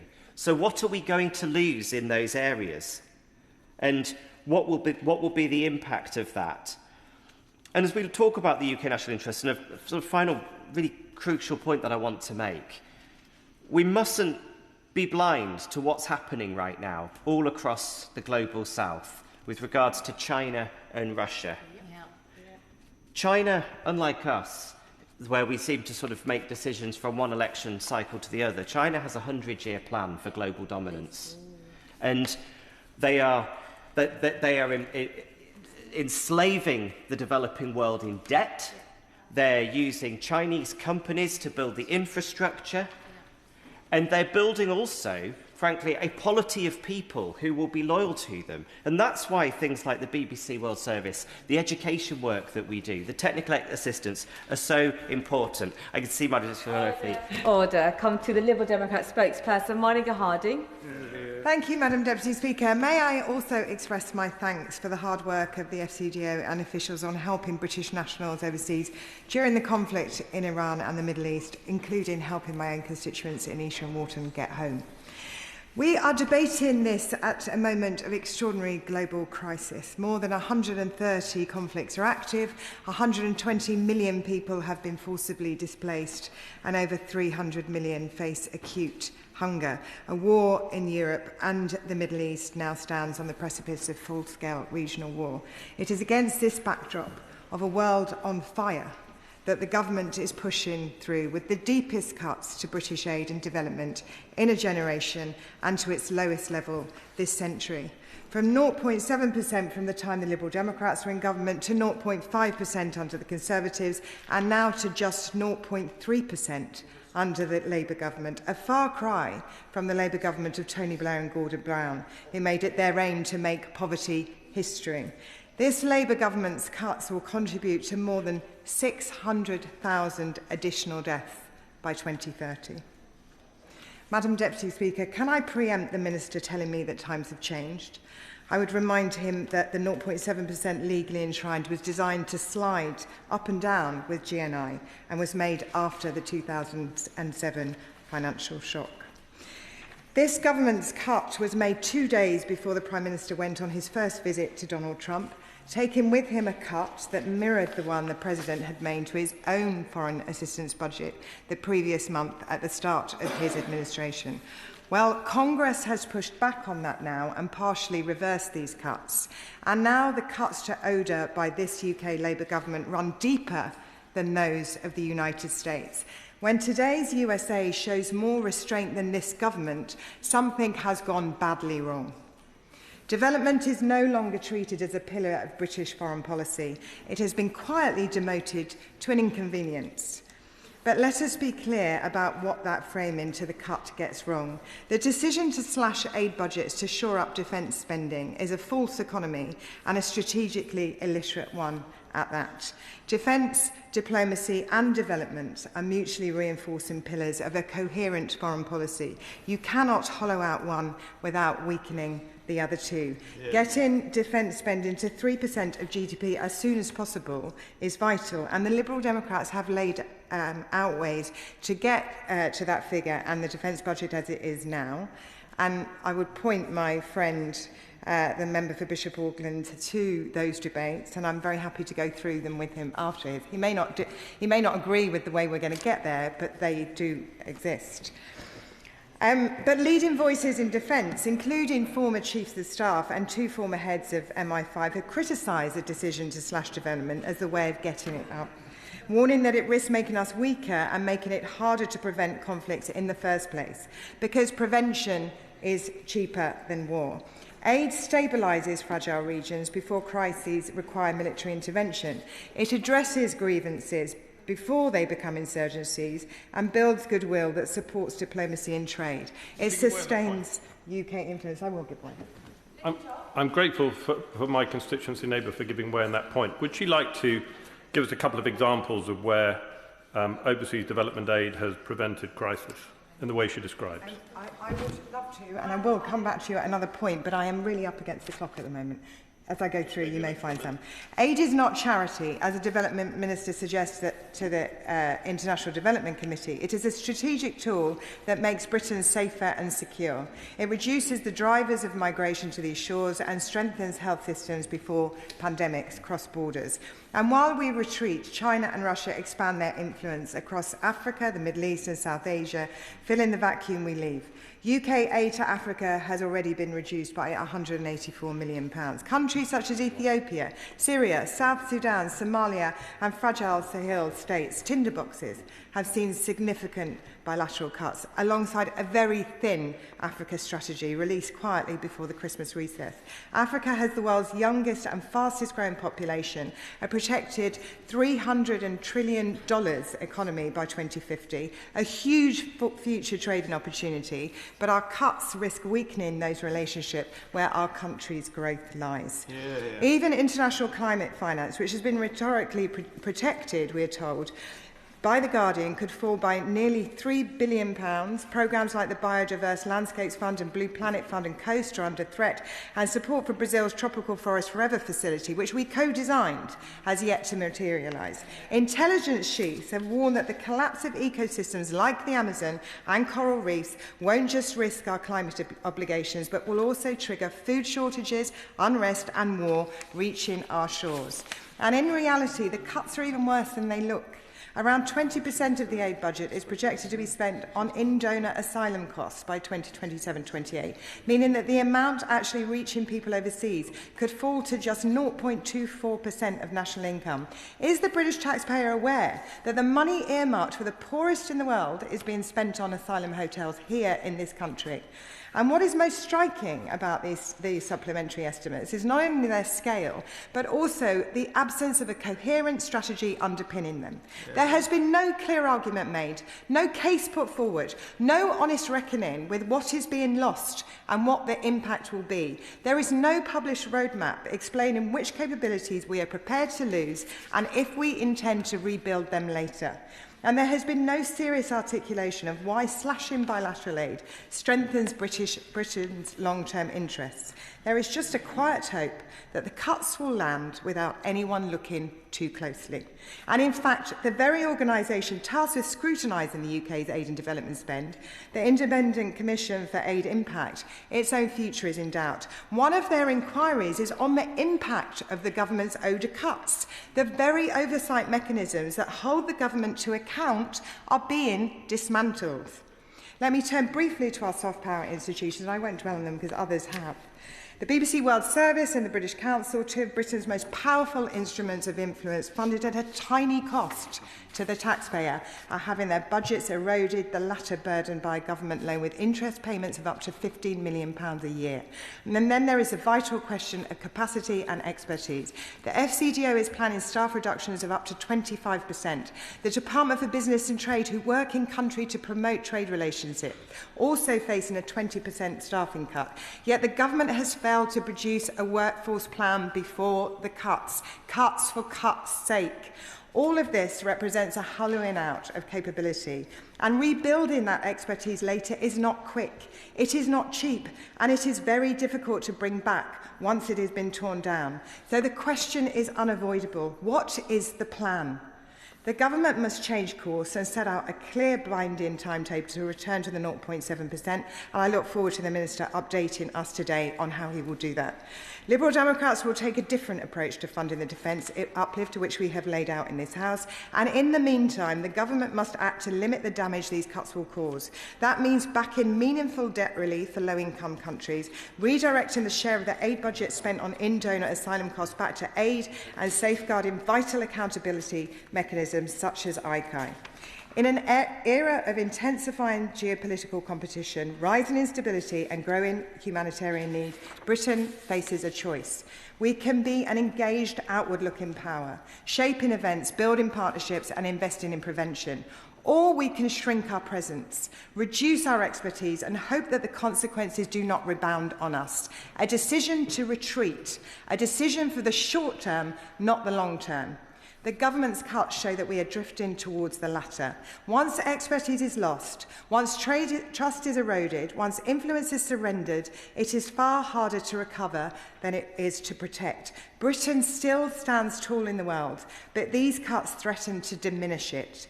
Britain does not lead by retreating. We lead by showing up, by keeping our word, and by standing with our partners when it matters most. And so I urge the government not only to reclaim our moral authority, but to rebuild our global influence and lead once again on the world stage. Shadow Foreign Secretary Dame Priti Patel. Madam Deputy Speaker, and today's debate has been very wide-ranging, and I'm not going to touch on all the areas that have been mentioned, but I'm going to add a few other areas too.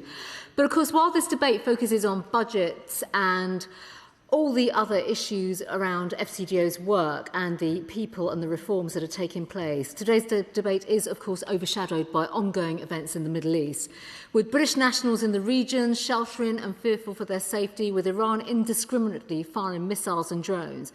I think it would be an opportunity, perhaps, for the Minister to say a few words about this later on, about the steps that are being given to support British nationals in the region. Particularly at this time, because, as we know, our bases are being fired on by the Iranians and British nationals' lives are in fear. And I know that everyone in the FCDO is working very hard to protect Britain's interests in the regions and the safety and security of our bases against the Iranian threat. I would just like to ask the Minister a question on this point, though. In light of the fact that our nationals and our bases are under threat, when will the Foreign Secretary call in the Iranian terrorist regime spokesperson in London? Because, quite frankly, this is a very, very difficult and worrying time. And as this is a debate that covers FCDO resources, the Prime Minister did say on Sunday that our allies in the Gulf had asked the British government to do more to defend them. Is that happening now to the extent that it can genuinely be happening? Is there an issue around resources and deployments?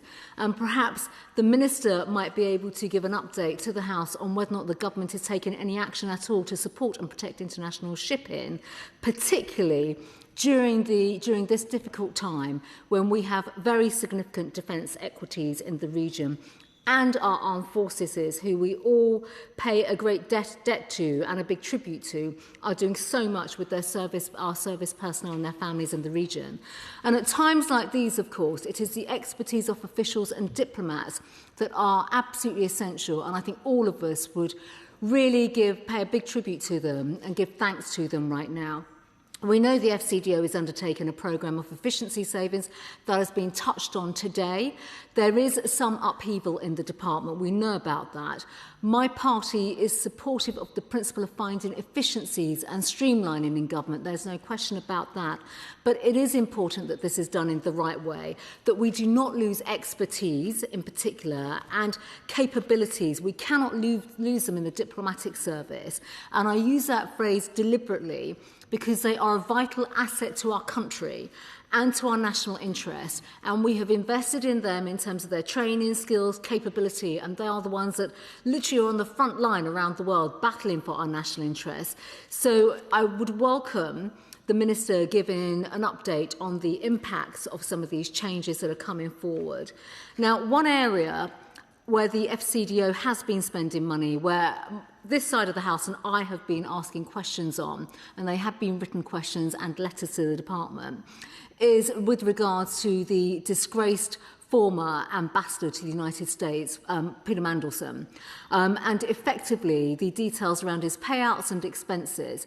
I have received some non-answers in terms of written parliamentary questions, and I can appreciate, in light of the investigations that are taking place, some of this may now be sensitive in the way in which my questions have been asked, but hard-pressed taxpayers deserve the right to know of the financial cost to them of what, quite frankly, was the Prime Minister's terrible judgment in making that appointment. It's not only the appalling financial cost, but it's actually the impact on our incredible team, I have to say, in Washington. We do have an incredible team working in our mission there. And to appoint what was a Prime Minister's crony to that role is unforgivable, particularly in light of the fact that we have such an outstanding team that work in our mission, that work so hard with regards to our special relationship. One of the biggest costs, of course, Madam Deputy Speaker, to British taxpayers could be the result of another foreign policy failure, which is Labour's Chagos surrender deal. The Prime Minister told a press conference last year that the costs were just £3.4 billion, claiming that was how the OBR counts the costs.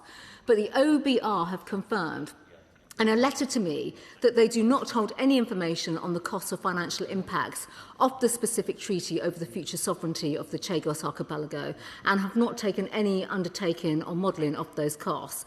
Now, we should not be surprised by this misinformation. The Prime Minister has said a lot about this deal, but he also stated that China, Russia and Iran oppose this when in fact they back Mauritius.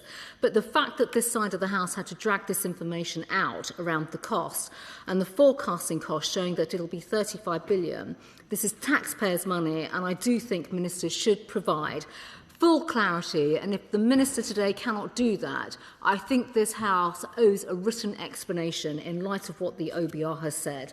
And we want the ministers to be transparent. It's public money at the end of the day, including under which budget lines in the FCDO budget will the costs of this Chagos surrender come from.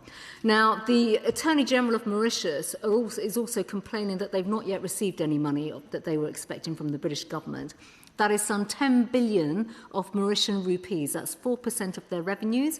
And clearly this money has to be accounted for from the FCDOs or from government budgets.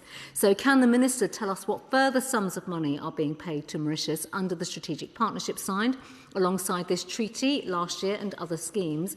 The Mauritian government is also expecting a further 86 million Mauritian rupees of support from the UK government in their current financial year. It's in their country's budget. So can the Minister disclose when is this being accounted for? British taxpayers do need to know and deserve to know what is happening to this money. Can the Minister also give details of what the £135,000 of funding is referenced in page 99 of the supplementary estimates is for? And it's in section K. I don't need to go into the full details. I'm sure the Minister's officials will get that information for him.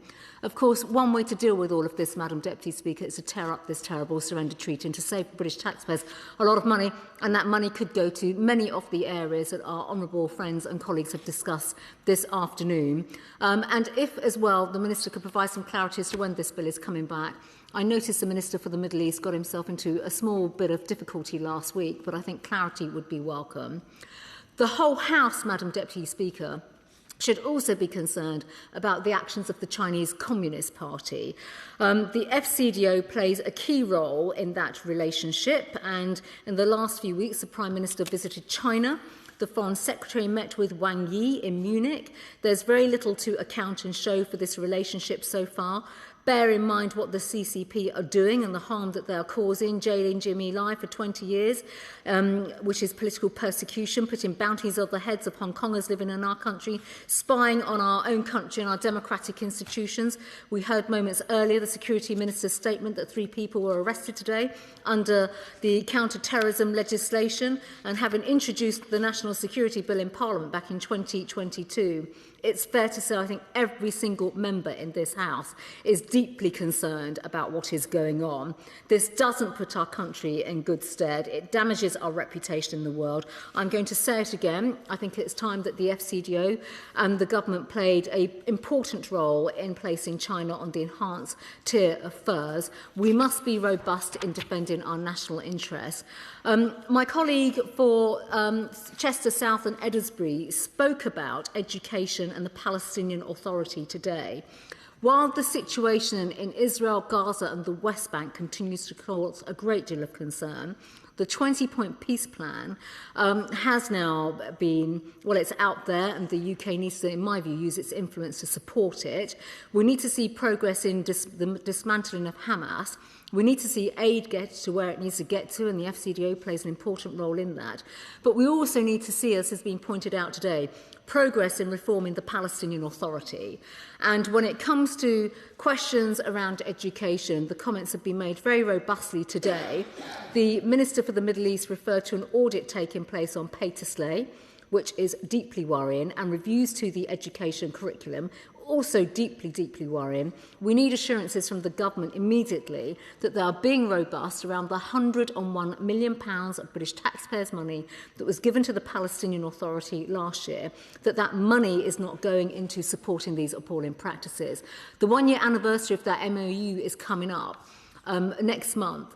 And so there should be some transparency on this, and I welcome the comments made by my colleague, the Member of Parliament for Chester South and Edinburgh on this. There's been a wide-scale debate about odour this afternoon, and many honourable members have referenced aid and odour and the budget. It is right that the funding has been repurposed to support our defence and security, given the threats that we face. Our contributions do make a difference, and it's vital that the government continues to explain projects and prioritisation, making sure that money is followed, tracked and traced, and all outcomes are working for our national interests, that every single penny counts, that there is transparency and a removal of waste in terms of spending. I would also just like to point out that there's not been enough of a discussion, and this is important for the FCDO, about the role of private finance, the private sector, the multilateral development banks, where the FCDO sits on that, and what is happening to our money in those institutions. That is absolutely vital. There is very little scrutiny in this House on this in particular, and I do think this is because the Minister that holds the portfolio fully may be in the other House, but these issues should be scrutinised here. This is public money at the end of the day. And while there are many areas of conflict in the world, the UK does continue to make a difference. The whole House should recognise that. We've heard colleagues today speak about the brutality of the war in Sudan, which is absolutely appalling, and much has been said in the House in that.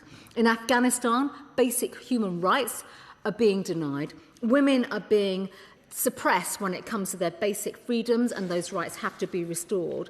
When it comes to Syria, perhaps the Minister can also add something about where our resources are going with regards to the transitional government there. and the Syrian Democratic Forces, what are we putting in there and what is happening to stability and bringing peace there, primarily because there is still a lack of accountability on issues such as the destruction of chemical weapons, the state's ability to deal with ISIS, which we deal with in this country through the MOD and some of the essential strikes that take place to reduce ISIS. But also, when it comes to reports that Syria has been deploying troops on its border with Lebanon in recent days, does the Minister agree with me that Hezbollah must not be able to draw on the smuggling of arms into their border, which again affects us and the FCDO in many of the roles and responsibility that it has? The government's decision to lift a wave of Syria sanctions, has any work been undertaken to measure the impact to ensure that those sanctions are not facilitating bad actors in particular and ensuring that bad actors are still not profiteering? There are a couple of other points that I just want to make quickly. One is on Ukraine. We have all marked the 4th anniversary of this full-scale, awful invasion of Ukraine by Putin.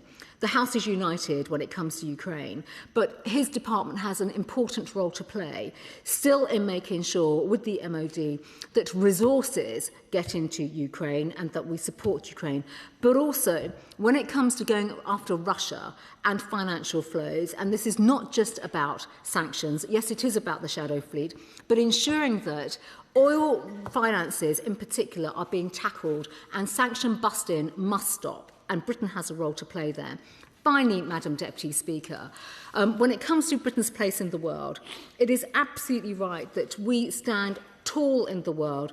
The FCDO in particular is pivotal to that. It absolutely is. And whether it's soft power, hard power, our diplomats around the world, how we project our country's power and influence is vital to securing our interests, both at home and abroad. But protecting British national overseas and keeping our country safe from threats is what the Foreign Office leads on and does very well in. And there is still much more to do. And I look forward to hearing from the Minister his responses to some of the questions that I put forward today.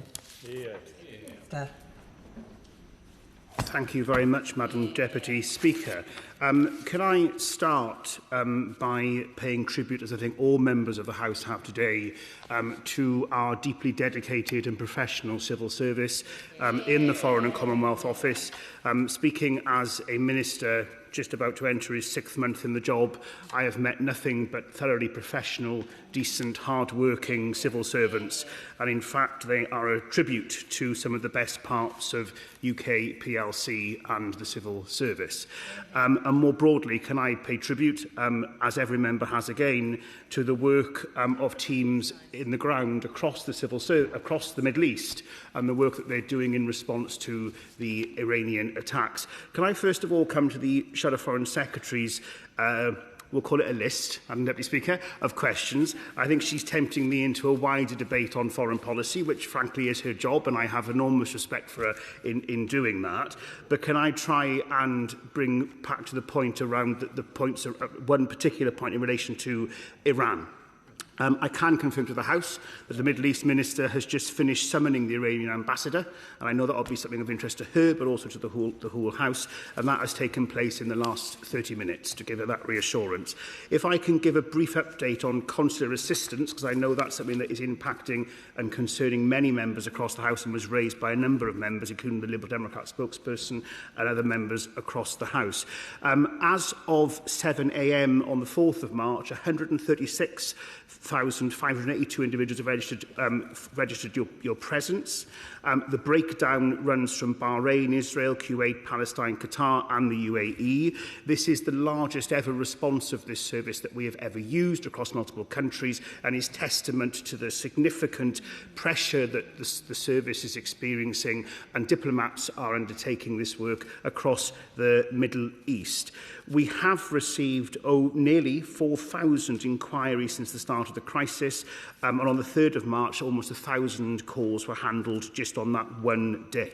We are doing our very best, as I say, across the Middle East with the civil service to ensure that we are offering as much support, including for one of the first times in the Foreign Office's history of external-facing communications to those people who are registering in place. And that's a really important part of how we are undertaking this response. Can I just make a bit of progress? I could shoulder onward and I will give way. Because what I've missed, and as Madam Deputy Speaker will know, and most members who know me will know, I am a pedant for procedure in this House. So can I first of all thank my honourable friend, the member for Rotherham, and my right honourable friend, member for Islington South and Finsbury, for securing the debate. And I'm sorry that I didn't do that from the beginning, but the Shadow Foreign Secretary tempted me, so therefore I felt the need to bite. I'm equally grateful to all members for their contribution across this afternoon. One thing that I've learnt this afternoon is apparently my right honourable friend, member for Islington South, has done a bit of gin drinking and wearing lots of linen whilst travelling with the Foreign Affairs Committee. I need to up my game, Madam Deputy Speaker. Would be my response. Can I just set out some of the many points that have been raised today, and I will try and come to specific responses then as we go through the debate. Russia's ongoing war in Ukraine, which has been raised by many members, including the Shadow Foreign Secretary, has fundamentally reshaped Europe's security landscape. Like many of our allies, we recognise the need to reduce overall resilience on the United States for our own defence. Strengthening the UK's sovereign defence capabilities is essential in this new era. It is within the strategic context that the government has taken difficult but necessary decisions. I appreciate that isn't a view shared across the House, but nevertheless it is a difficult decision. And I will say, and I'm also known for many courtesies in this House, I do find it slightly disingenuous that the Liberal Democrat spokesperson somehow managed to skip over the idea that it was a Labour government that introduced ODA funding to begin with, and then gently suggested it was the Lib Dems who secured 0.7 after the 2010 general election. I assure her I'm not combative in that sense of my style in this House. I just think it's slightly disingenuous, and I'll leave it there. It is within the strategic context the government has taken these decisions, but it does ensure that Britain still plays a full part in European security and remains able to protect our people, our interests and our values. Could I come to some particular points from the chair of the IDC, my honourable friend member for Rotherham, in relation to the ICAI? Can I confirm to her that no decision has been taken? I appreciate that will not please her, but we do remain totally committed to meeting our statutory obligation, as the independent evaluation of ODA spending is extremely important and vital to the government's work. I'm going to give this a go, Madam Speaker. Can I answer very directly the right honourable member for Dumfriesshire, Clydesdale and Tweeddale? I hope that was right. In relation to Abercrombie House, we are committed to maintaining Abercrombie House in Scotland. We are actually looking about whether other government departments could be based from this. So can I give him that assurance on the record? And I'm more than happy to take the conversation away from the Chamber if that is helpful to him. In relation, there's been many questions about a plan, about a way forward, about the transformation agenda. I do not underestimate the challenges that come with FCDO 2030, and I made very clear on the record a few moments ago, Madam Deputy Speaker, my support for the civil service within the FCDO in King Charles Street, within Abercrombie House, and across the globe. But I've also seen where civil servants themselves talk about the need for change and to be more agile within the service, responding to the global events that many members across the House have raised today. And there is no hiding that in terms of the work that we need to do. It does need to be equipped to meet both today's challenges and those in the years ahead, and it's why the Permanent Under-Secretary of State is leading the transformation programme to build an organisation, as I've said, that is agile, innovative, equipped to seize the opportunities of the day. They build on deep expertise, which I know is a concern of colleagues, professionalism and commitment that the civil service brings to Britain's diplomacy and development work every single day. Our workforce reforms are designed to strengthen that foundation, with officials developing a clear, sequence strategy supported by a department-wide assessment of our skills, capabilities and requirements. And I want to stress that point. Across the House, people today have raised the skill set, the institutional memory, the scale of the knowledge that we bring as across the world with our diplomatic service. We want to improve those things, not lessen them, and that can be done through, amongst other things, the skills audit. As part of that, we of course remain committed to maintaining our development capability, but reduced ODA means deploying it with greater precision and impact. It will also mean closing and transitioning programmes in a planned way, drawing on lessons from previous budget adjustments. This includes strengthening the skills we need most for the future, expanding opportunities for specialist development and ensuring colleagues can gain the depth and experience both in the UK and overseas that underpins a world-class diplomatic service. In short, our aim is to build a workforce with the right mix of expertise, regional insight and professional capability to deliver consistently for the UK in a rapidly changing world. I'd like now, Madam Speaker, to focus on the specific challenge put to me this afternoon around development. The Government remains committed to returning to 0.7 when fiscal circumstances allow.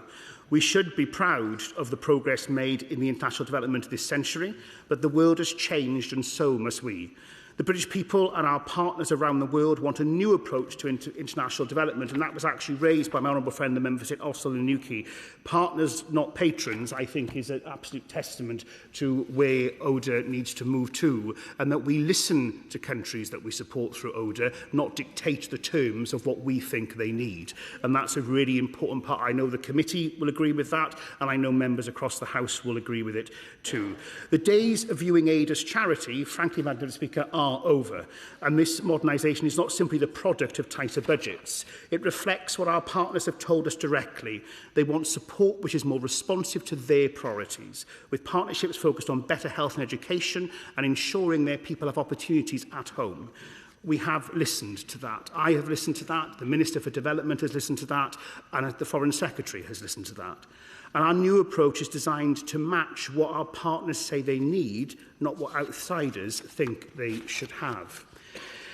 Member for Dumfriesshire, I'm cutting his constituency slightly shorter, Madam Deputy Speaker, it talks about a plan. This new approach is based on 4 fundamental shifts. It moves us from donor to investor. It moves us away from delivering services ourselves and towards supporting the capacity of our partners to improve their own service delivery. It moves us away from providing grants to offering our expertise. And it moves us from imposing change from overseas to championing local leadership, something that was raised today by my honourable member for Oldham, if he's still in his place, around cooperatives. And I was very pleased, if I can say to him, Madam Deputy Speaker, that at the development conference at the beginning of November, I was able to add in the crucial work that the cooperative movement does. And I can reassure him, while I remain in the job, the cooperatives are an extremely important part of our IC development moving forward. As we progress through the aid budget work and as we progress to announcements and on decisions, I can confirm that we plan to publish indicative order allocations for the next 3 years shortly. These 3-year budgets will provide the predictability our teams need, and that's been raised today around needing long-term funding allocations, and I can assure the House of that announcement soon. Effectively managing the reduction in the aid spending will demonstrate how we intend to put our modern approach into practice. Our development work has never been solely about our aid budget. Access to private investment, which the Shadow Foreign Secretary has raised, remittance flows, efficient tax systems and trade opportunities are all essential foundations for countries to achieve self-reliance. With less money to spend, we must make choices and focus on greater impact, something that's been raised by many members today. Every pound must deliver the UK taxpayer, must deliver for the UK taxpayer, forgive me, Madam Deputy Speaker, and the people that we support. The UK remains committed to meeting our statutory obligation on the independent scrutiny of our ODA spending, and I'm saying that again for emphasis to reassure the Chair and her committee of that work. Can I come to the points raised by the member for Melksham and Devizes, and indeed my honourable friend, the member for Putney, around WASH? We have increased humanitarian funding, which includes WASH support, in both Gaza and Sudan, working with the World Bank and the UN. And I'd like to give him that reassurance that part of our ODA change is also about where we are. I think the Shadow Foreign Secretary may say it differently to me, but where we are a player in this space, as an advocate, as someone that can be in the room and make sure that we campaign and lobby for investment within the multilateral space. And I also speak as the multilateral minister, where this can be a really crucial part of the work that we do. We're also supporting several fragile and conflict-affected states to strengthen WASH services. I can tell him that we've also supported over 700,000 people in Sudan to access to water. We do understand, I can assure him and my honourable friend member for Putney, the importance of access to water and how that can lead actually to security within where you're living and the space of which you are reliant upon. The UK will also remain at the forefront of the world's responses to humanitarian crises, particularly to support those people affected by violent conflict, whether in Ukraine, Gaza and Sudan, and to help displaced people in or near their countries of origin. Member for Lewisham East raised, and I know she champions this, the rights of women and girls to live in a world free from violence, recognising that human rights, good governance and our work through the Preventing Sexual Violence in Conflict initiative are key enablers of our wider FCDO priorities. I cannot stress enough to the House how important this is to both me and to the Foreign Secretary. It is absolutely vital that we find solutions to the fact that rape of women, girls and boys is used as a tool of war, and I'm sure there wouldn't be a dividing line between anybody in this House on the path that the UK government will play in reducing that, and I'd like to say ending it, and we can all but hope, Madam Deputy Speaker. The UK will also remain at the forefront of the world's response on these crises, and we will champion the rights of women. Good governance and our work through the Preventing Sexual Violence and Conflict initiative are key enablers for our wider FCDO priorities. We will accelerate the global clean energy transition, promoting green and resilient growth and seizing the opportunities for Britain, and we will continue to support countries to build resilient and sustainable health systems. That includes, and the Right Honourable Member for Dumfriesshire, I seem to be highlighting him today, Madam Speaker, I promise I'll get to other members, through major investments such as our £125 billion pledge to Gavi and our £850 million commitment to Global Fund to fight AIDS, tuberculosis and malaria. And I can't be clearer than that to reassure him. This will help protect millions of children from disease and save well over 1 million lives in the years ahead. All of this is underpinned by our commitment to sustainable, inclusive, long-term economic development, and is also built on the foundation of our strong relationships with countries around the world and our standing on the global stage. Can I turn to questions that were raised by the Chair of the Foreign Affairs Committee, by the Chair of the International Development Committee, by the Right Honourable Gentleman, the Member for Maldon, and others across the House, including the Liberal Democrat spokesperson, around soft power. I know, understand and support utterly and totally the UK's role in making sure that soft power is relevant and crucial to our wider work within foreign affairs and diplomacy. I shall, yes? Very grateful to the Minister for giving way. He may be aware that the Public Accounts Committee held a session on the 8th of January on the BBC World Service.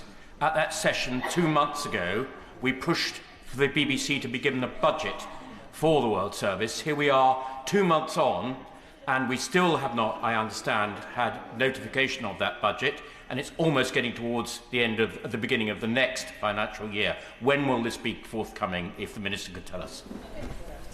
I thank the Chair of the Public Accounts Committee for his question. As I said at the beginning of my speech, the announcements will be shortly, and I want to try and expand on some of the points that have been raised by, amongst others, the Right Honourable Gentleman for Maldon.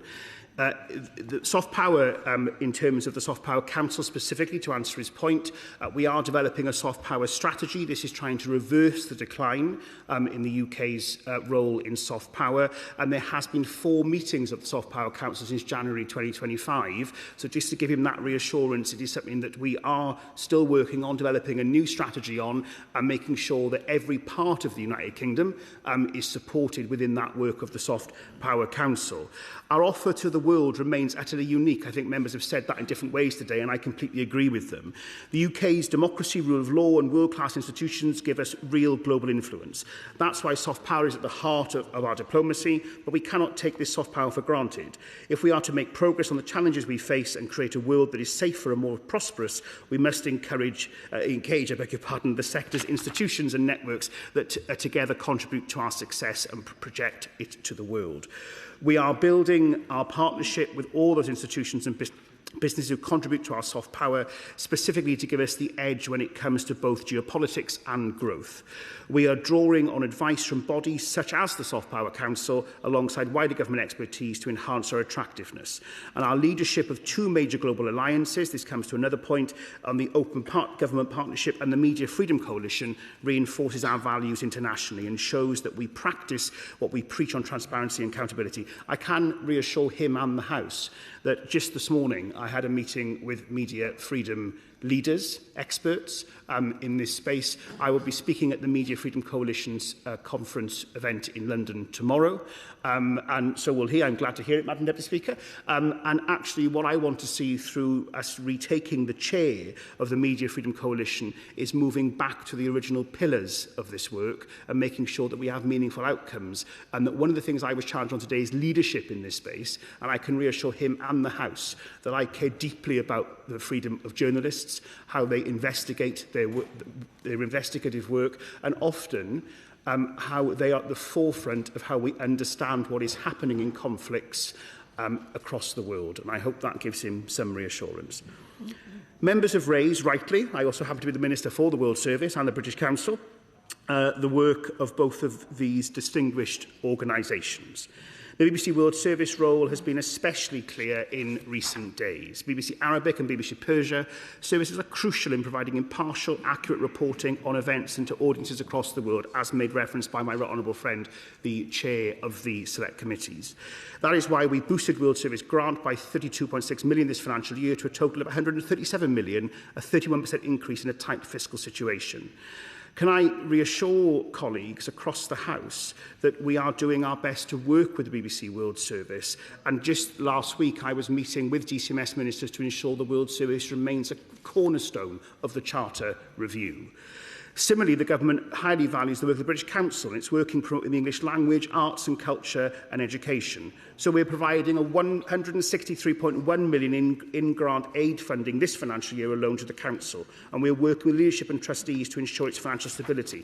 Can I stress to the House, I have had frequent and often and regular, however you wish to explain it, meetings from the Chair to the Vice Chair to the Chief Executive, the Deputy Chief Executive, including with senior officials. I provided briefings to the Chair and to the ranking member on the Foreign Affairs Committee. I am determined to find a way through for the British Council to make it sustainable. We've talked about the losses that they experience. I can assure the House that we're working through a plan, and I will do my very best to make sure that members are updated in due course. But I want a sustainable future for the Council that is about it growing and being a part of soft power for decades to come, and I give that commitment to the House. I need to conclude. Forgive me, Madam Deputy Speaker, I've gone on far too long. Another pet hate of mine when I was Comptroller of the Household, but nevertheless, I'm going to stretch your goodwill towards me slightly longer. And I can even see the Deputy Chief Whip in the corner. I should know better. Can I quickly canter through some of the other questions in relation, particularly to the member for Chester South and Edinburgh? Yesterday in FCDO questions, the Minister of the Middle East offered a conversation with one of her colleagues, and forgive me, I forget who it was. Can I make the same offer? If you'd like to come in to meet with the Minister to ensure that we can work together in this space. I cannot be clearer. There is no space for anti-Semitism in the United Kingdom or for us to be in any way supporting or funding anything that leads towards hate towards Jews here or across the world. So if she'd like to take me up on that, I'm happy to speak to the Minister for the Middle East. Can I conclude, I'm sure to the delight of the Government Whip's office, that this government has a modernised approach to development. We have the right combination of hard power and soft power tools to achieve our objectives. We have a plan about what we want to deliver, and we know that we have the best people and the institutions working throughout the world to deliver it. I applaud all those members of staff, as I've mentioned, Madam Speaker, for the work they continue to do, and I commend this estimate to the House. Sarah Champion to wind up. Thank you, Madam Deputy Speaker, and may I thank all the members that have spoken with such passion about the projects, the schemes and most importantly the individuals in our diplomatic and development service at the FCDO. I know I've got a really short time. I have to say that the government has given us the 4 pillars which it is making its future decisions on. They were put in place by the former Foreign Secretary and also the former PUS. My concern now is, whilst I believe the decisions around funding have already been made and will come into the public domain shortly, we are still, as a House, able to influence what is going on with regards to staffing. Our staff are under a huge amount of pressure in FCDO. They are our absolute superpower, as this weekend is showing. They are under a huge level of trauma right now because of the restructure that is going on. Added to that, there is confusion over their pensions. There is not a workforce plan. And I say to the Minister, with absolute respect, I do not believe there will be the resources there in place in our time of need unless there are assurances put in place that we have those very necessary skills and expertise that we have all spoken about with pride in this chamber. So I ask all members, please let us draw attention to this so that decisions are not made that we live to regret. Order, order. The question necessary to dispose of the motion stands over until 7 p.m. under Standing Order number 54. So we now move on, and I'll give the front benches a few moments to swap over.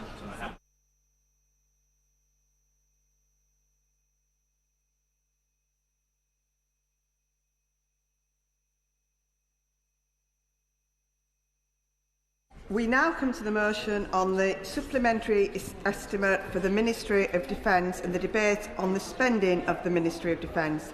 The debate will be led by Mr Tanmanjeet Singh Desi. Minister, to move formally.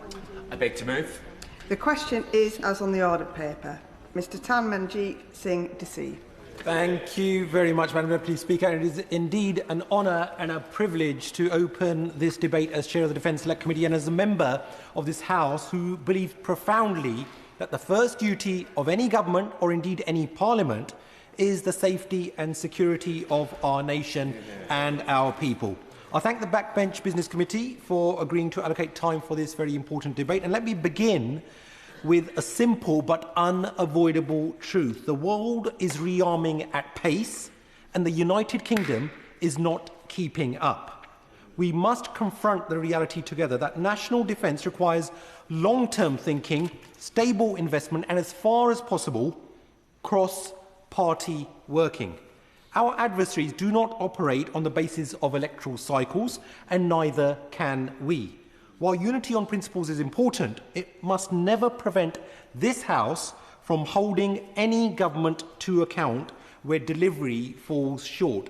And let me turn, first of all, Madam Deputy Speaker, to the threat picture. Russia is operating a war economy supported by China. The Defence Committee has heard that 60% of the Russian war effort in Ukraine is being bankrolled by China. Russia may not be winning the war, but it is also not losing. It's slowly gaining territory, and there is no sign that it's genuinely interested in peace. Russia now has experience of attritional combat. It is delivering new technology to the battlefield in weeks, not years. Its economy is geared to war fighting, and many think that its next step will be to extend operations, not to halt them. I will give way. Can I thank the Chair of the Select Committee for the work that he's been doing on Ukraine. A number of us were in Ukraine last week on a cross-party delegation. And the thing that really stood out for me, aside from the horrendous circumstances that people there have to face on a daily basis and the injuries and death toll on the front line, was that the UK and our allies are doing enough to hold off Russian aggression, but we are doing nowhere near enough to support Ukraine to actually win the peace. And I'd welcome his reflections on what the UK needs to do more of to make sure that Ukraine can win.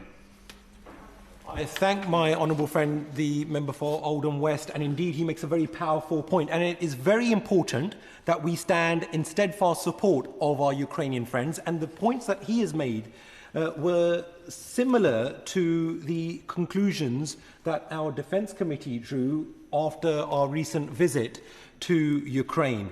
I think it's important that the government actually continues with its support of Ukraine, and we must do so in collaboration with our European allies to ensure that the Ukrainians win that fight. I'm sure that the government has been hearing that message loud and clear from across the chamber. Madam Deputy Speaker, as my honourable friend, the Minister for the Armed Forces, has said, we may have as little as 3 years before we will have no option but to fight a significant confrontation with a major state. Russia is already operating in the grey zone against the UK and our allies, notably in sabotage and cyber operations against the infrastructure that supports our prosperity. That summarises the threat both to the east and to the north, because the High North is the focus of the Defence Committee's latest inquiry. And that is another front for both Russia and China as melting polar ice caps open up new strategic frontiers. Meanwhile, the Middle East is in turmoil. And to the west, our once dependable ally, the United States, is withdrawing from its historic role as the protector of democracy in Europe. We have grown to rely, in fact over-rely, on the US militarily, and the dependencies are many and deep. But it is increasingly unclear how far this is sustainable or how far our interests align. So we need to make sure that while we solidify our relationship with the US, we are not in a state of over-reliance. And that's... I will give way. I thank the Chair of the Defence Select Committee for giving way to me on that point. Does he share my concern that our continued shortening of numbers in the armed forces potentially undermines our ability to maintain our NATO commitments? And also, does he also share my concern about the huge time lag in the huge numbers of people interested in joining the armed forces, but the inability of them to get in, which is actually leading to a lot of people pulling out? I thank my honourable friend, the member for Mid Dorset and Northpool, for her excellent point. And indeed, the Defence Committee has raised those concerns about the relationship between force size and expanding commitments. And that is why we are pressing the government to explain clearly how personnel levels align with strategic ambitions. Madam Deputy Speaker, I want to move on now from the context within which we must judge our defence posture and spending. The United Kingdom remains, by any measure, one of the largest contributors within NATO. We should rightly be proud of that. Historically, we have always achieved the alliance's core benchmark of spending at least 2% of GDP on defence, but that benchmark no longer meets the threat. Pride must not blind us to reality. 2% or even 2.5% is no longer enough. The Prime Minister said last month, and indeed reiterated, that Britain needs to go faster on defence spending. I agree, and cold hard reality dictates that we must. But going faster means just that. We do not have the luxury of time. If we need to be ready for a significant confrontation with a peer adversary in as little as 3 years, we cannot wait until the end of this Parliament to begin moving towards just 3% of GDP. We need a profiled increase. Indeed, I will give way. Thank you very much. I thank the Chair of the Select Committee for giving way and for securing this debate. There's a lot of focus in this House on the percentage of GDP that we spend on defence, and this is important to meet our NATO obligations. And I welcome the Prime Minister's statement that the government will reach at least 4.1% of GDP being spent on defence in 2027, on the way to that 5% by 2035. But this is an indicator of our commitment to defence. It is not the whole story. Does he agree with me that we need to have a more nuanced debate that considers whether we are spending the defence budget on the right things with the appropriate lead times for those short, medium and long-term strategic defence challenges that we face? The events of the last week make it even more important that we see that defence investment plan the government has promised ASAP. I thank my honourable friend, the member for Rochester and Stroud, and she's right that we need to increase defence spending to the agreed NATO target of 5% in totality, 3.5% on conventional military spend and 1.5% extra on defence and security related matters. But as she rightly points out, and she indeed has made similar points in discussions before, that we must make sure that we get full bang for our buck, as they say, and we also need to ensure that we have sovereign capability as well, not just into the medium term, but also into the long term, because everything, Madam Deputy Speaker, in deterrence theory tells us that waiting makes conflict more likely, not less. Russia is running a war economy now, and China has indicated that it wants to be ready to seize Taiwan by next year. As the Defence Committee heard last month, it does not make sense to say we think we'll be ready by about 2030. We also need to be honest about how far we abuse the debt of peacetime to allow our armed forces to become hollowed out. We need to stop pretending that we can still operate as if we are a global power with historic reach. Our committee has heard repeatedly that the gap between political ambition and real-world capability is widening, and that this gap risks undermining operational readiness, long-term planning and industrial confidence. The issue is not just... I will give way to the Shadow Minister. Forgive me for interrupting the Chairman of the Select Committee. He really is making an excellent speech. On the point about readiness and timings, is he, like me, concerned that the SDR, on page 43 from memory, says that we must be prepared to fight a peer enemy by 2035? That's 9 years from now. We may not have that much time. Does he agree? I thank the Shadow Minister for making that excellent point. And indeed, as I stated, that the Minister for the Armed Forces has said that we need to be ready within 3 years.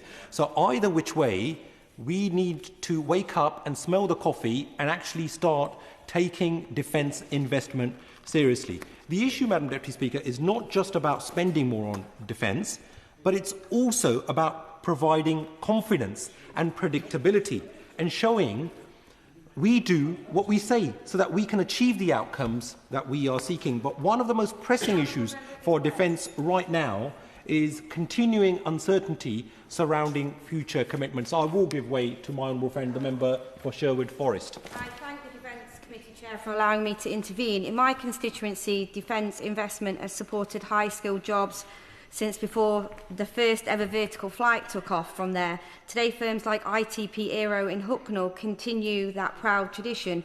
Does my honourable friend agree with me that increasing defence spending is not only vital for our security, but is also an investment in our economy? And when contracts are awarded, UK defence contracts should support UK jobs, strengthening British industries and communities like mine. My honourable friend, the member for Sherwood Forest, who is a strong champion for her community, makes an excellent point, because defence is not just about security, but about skilled employment and regional growth. This is precisely why industry needs long-term certainty, as these jobs can expand and endure. Madam Deputy Speaker, let me now move on to the Defence Investment Plan, which was promised, may I say, last autumn. We are still waiting. Industry and trade union leaders say this delay has created, and I quote, a planning vacuum.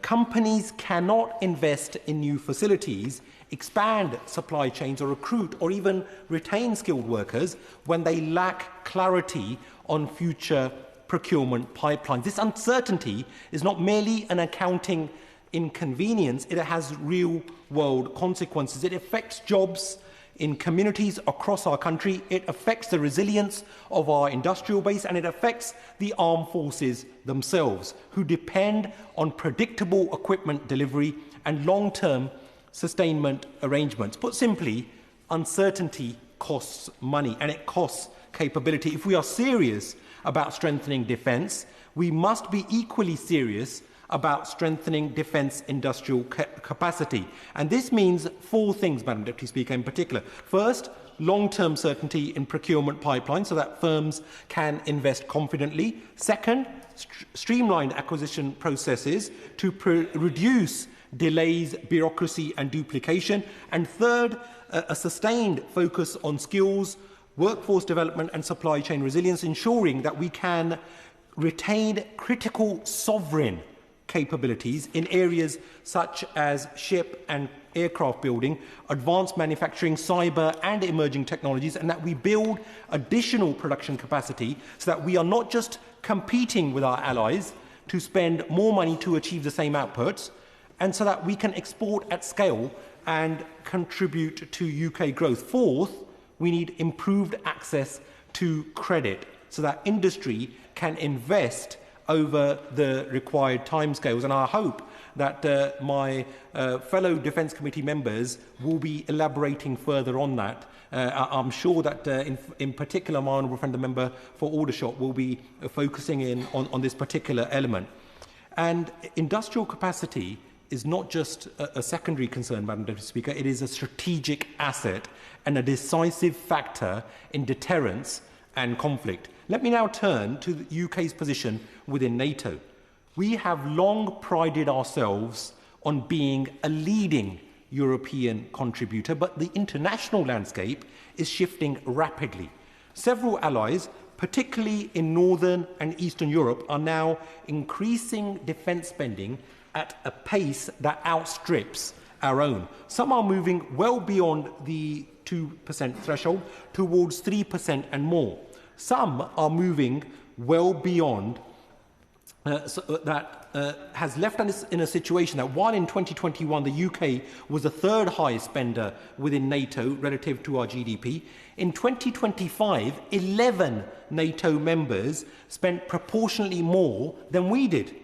This matters for two reasons. First, it affects our credibility and leadership within the alliance. Second, it shapes perceptions of burden sharing at a time when transatlantic solidarity is under strain.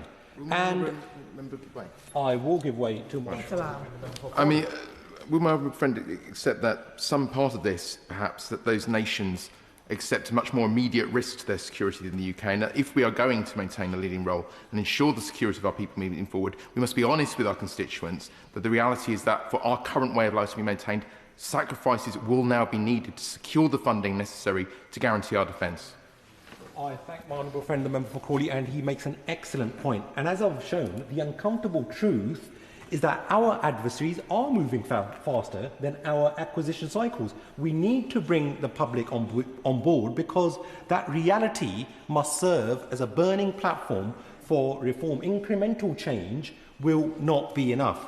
Madam Deputy Speaker, of course, it would be remiss to discuss defence spending without addressing the issue that often fuels Treasury scepticism, the perception that defence wastes the money that it spends. There have been too many examples where programmes have exceeded budgets, missed timelines and delivered reduced capability.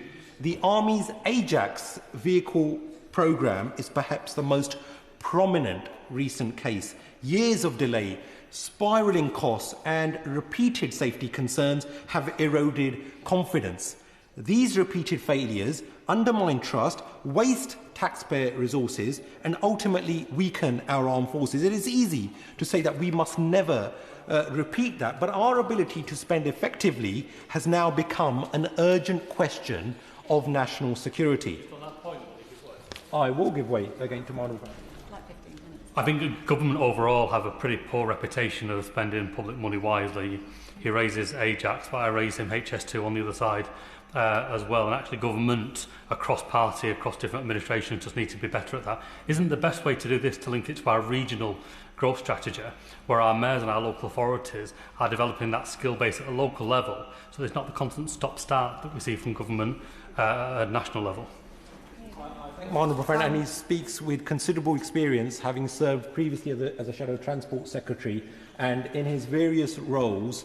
And indeed, that's part of the solution, is devolution. We must make sure that we empower local communities to make more decisions for the benefit of their communities. And with that, we must also recognise a broader truth, Madam Deputy Speaker. While robust scrutiny is essential, persistent institutional scepticism towards defence investment risks becoming self-defeating. If the Treasury's default position is one of mistrust, if funding is withheld due to past failures, then the armed forces will be trapped in a cycle where they cannot modernise effectively. What we need is not permanent suspicion, but a new compact, stronger accountability within defence procurement, greater transparency in programme delivery, and in return, a willingness from the centre of government to invest at the scale required by today's strategic environment. Trust must be rebuilt on both sides, and we on the Defence Committee want to give Treasury the opportunity to show that they are acting as a team with Defence to the same goals and with the same national interests at heart. We have invited, indeed, Madam Deputy Speaker, a Treasury Minister to appear before us and are awaiting eagerly for a positive response to this invitation. I hope the Minister agrees in his summing up speech that this is indeed a constructive request to which the only reasonable answer is yes. I also want to briefly address the proposed Defence Readiness Bill. I hope that ministers will bring that forward from the intended date of 2027, because that delay matters and drift carries very real consequences. Public understanding is also another vital component to success, and we must ensure that that national conversation happens at pace, because at this present point in time, we haven't got the public along with us. And I also want to address, Madam Deputy Speaker, the issue about personnel reductions. Will have seen that we have many members who want to speak in this very important debate, and I'm sure he will be bringing his remarks to a close shortly. I shall, Madam Deputy Speaker, and thank you for your kind reminder. Madam Deputy Speaker, I would like to get a response from the Minister with regards to the supplementary estimate that includes a request for an additional £9 billion to cover, and I quote, depreciation and impairment as a non-routine accounting adjustment. I know that the Chair of the Public Accounts Committee and I have been at pains to convey that to the Ministry of Defence. I hope that we can get a response with regards to that. And in closing, Madam Deputy Speaker, I would say that the world is becoming more dangerous and more contested and more uncertain. And at this point, we cannot let complacency and inaction be the driving force. We must match national unity with national urgency, and I look forward to hearing honourable members' contributions to this urgently needed debate. Thank you very much. Sir Geoffrey Clifton-Brown. Madam Deputy Speaker, I'm grateful to catch your eye to speak in this very important debate, and I do congratulate the Chair of the Defence Select Committee for not only getting selected on this Estimates Day debate, which is important, but for his excellent speech. We face a common problem, so I'm afraid some of my speech will be repetitive of what he said, but I can assure the House we didn't collaborate on our speeches. The job of the PAC is, as the House knows, is to look at expenditure right across government. However, the Ministry of Defence procurements and finances have too often been dysfunctional in the past. Indeed, the CNAG qualified its opinion on this year's MOD accounts because it could not provide adequate accounting records to support the value of assets under construction of £6.13 billion. It also incurred non-budget expenditure of £2.56 billion, which will result in an excess vote. So, Madam Deputy Speaker, this debate could not have come at a more significant time with the events in Ukraine and the Middle East. When the committee last examined the defence procurement budget, which was over 2 years ago now, the 10-year programme was £16.9 billion in deficit, which the NAO described at that time as unaffordable. In June last year, the government announced a highly ambitious strategic defence review. The Defence Investment Plan, and I do absolutely echo the remarks of the Chairman of the Defence Select Committee, the Defence Investment Plan has been continuously promised at the dispatch box, but we're still without detail. For we know that nuclear is consuming over 25% of the entire budget and growing, which is bound to have a knock-on effect on how much we can afford to spend on the rest of the procurement programme. So it is vital that we have this Defence Investment Programme. So if I say to the Minister, in the most gentle but persuasive way I possibly can, if we achieve nothing else from this debate, can the Minister confirm in clear terms when the Defence Investment Plan will be published so that the PAC, the Defence Select Committee, the House can scrutinise it properly? And I note in today's PMQs the Prime Minister did not answer the question from the Leader of the Opposition regarding the date of publication. Current events in the Middle East, and it is shocking, as my honourable friend says from the front bench, it is shocking. And it's really terrible, as the Defence Select Chair has said. It's terrible not only for defence companies to be able to plan their manufacturing programmes. As he says, it's not good for the MOD personnel themselves because they don't know how to plan either. So current events in the Middle East have given us serious warning that we need to increase defence expenditure. It's therefore really important that we see this defence investment plan so that Parliament can scrutinise its latest plans. And without this information, the OBR have also questioned whether the government will be able to reach its target of 3% in 5 years. And this will be too late, because if we don't get the investment soon, as everybody knows, and the Minister certainly knows, it takes a long time to procure and manufacture some of these important bits of kit. So we need to be getting on with that now. Of course. I thank him for giving way. He mentions that this country needs to spend more on defence, given what's happened in the last few days in the Middle East. But would he also agree with me that this country needs to spend differently on defence and start buying or making capabilities that can take down drones that don't cost the British taxpayer millions and millions of pounds when the drones cost barely tens of thousands of pounds? The honourable member and honourable gallant member has great experience in these matters. I think he must have been reading my speech. So if he's just patient, he will get exactly what he wants, I think. The PAC recommended more than 2 years ago that the government should set up a sensitive scrutiny committee to examine confidential military expenditure. And I'm grateful to the Secretary of State and the Ministry on the front bench today for their careful consideration of this matter. And I hope it will now be possible to make real progress in the future. But I did raise this matter, as the Minister will remember, on the estimates debate last year in June, and I hope it will not be necessary to raise it again in another year's time. There is a commitment to increase defence expenditure from 2.2% currently of GDP to 2.5% by 2027, followed by an increase to 3.5% of GDP by 2035. In the government spending review, the current budget is expected to increase by 18.2%, or 11.3 billion by 2028-9. We really do need to see, Minister, these numbers incorporated into the government's expenditure plan in the budget in the autumn, so that we can be absolutely certain that they will be coming forward. Many members will know, and certainly the chair of the Defence Committee knows, because I've been a guest on his committee, the MOD has been reorganised into the Quad. The Permanent Secretary, Jeremy Pocklington, the Chief of the Defence Staff, Air Chief Marshal Richard Knighton, the National Armaments Director Rupert Pearce, and the Chief Defence of Nuclear Organisation, Madeleine McTernan. I sincerely hope, given their new powers, that they will radically reform how the MOD functions. We need to take a more strategic view of systems that we procure. Going to the honourable gentleman's point, above all, the capability and speed that we're able to acquire them. Why is it, I say to the Minister, that the Japanese can procure their version of the highly sophisticated Type 26 frigate, a Mogami class, in a third of the time that we do? And the consequence of that is that the Australians have just struck a deal for £10 billion to purchase these ships from the Japanese. Why is it that the Israelis can procure their military equipment with just 1,000 people, yet our procurement body, DE&S, employs 12,500 people? Our procurement system is far too slow, subject to mission creep, usually late and usually over budget.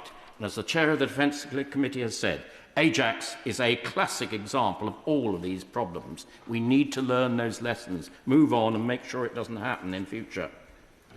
Last week, as the Honourable Member for Oldham East, who's not in his place now, he's joined a group of 20 MPs that visited Ukraine. We were all in air raid shelters several times during our visit in Odessa and Kiev. One night, the Russians fired 290 drones. 220 were destroyed, but 70 got through, causing significant amount of damage and a few injuries and deaths, fatalities as well. Ukraine's technology and digital capability in tracking and destroying these drones is some of the most sophisticated in the world. The drone operators' experiences are directly and rapidly informing their procurement decisions. The Ukrainians are able to change the specification of their drones within a week, and I would suggest that that would probably take us some months to do the same thing. One of the top Ukrainian military experts told us that the future of warfare was following three domains: drones, cyber-electric, and space. Now, I think, hearing those words, some of our capabilities in those areas really need bolstering pretty rapidly. We and NATO need to learn the lessons from what's emerging from the war in Ukraine. Without being too specific, there are severe gaps in NATO's anti-drones technology. They also made the telling point that modern main battle tanks, costing anywhere between £4 and £9 billion per unit, but they can be destroyed by a swarm of drones costing less than $20,000 each. They say that tanks are effectively redundant.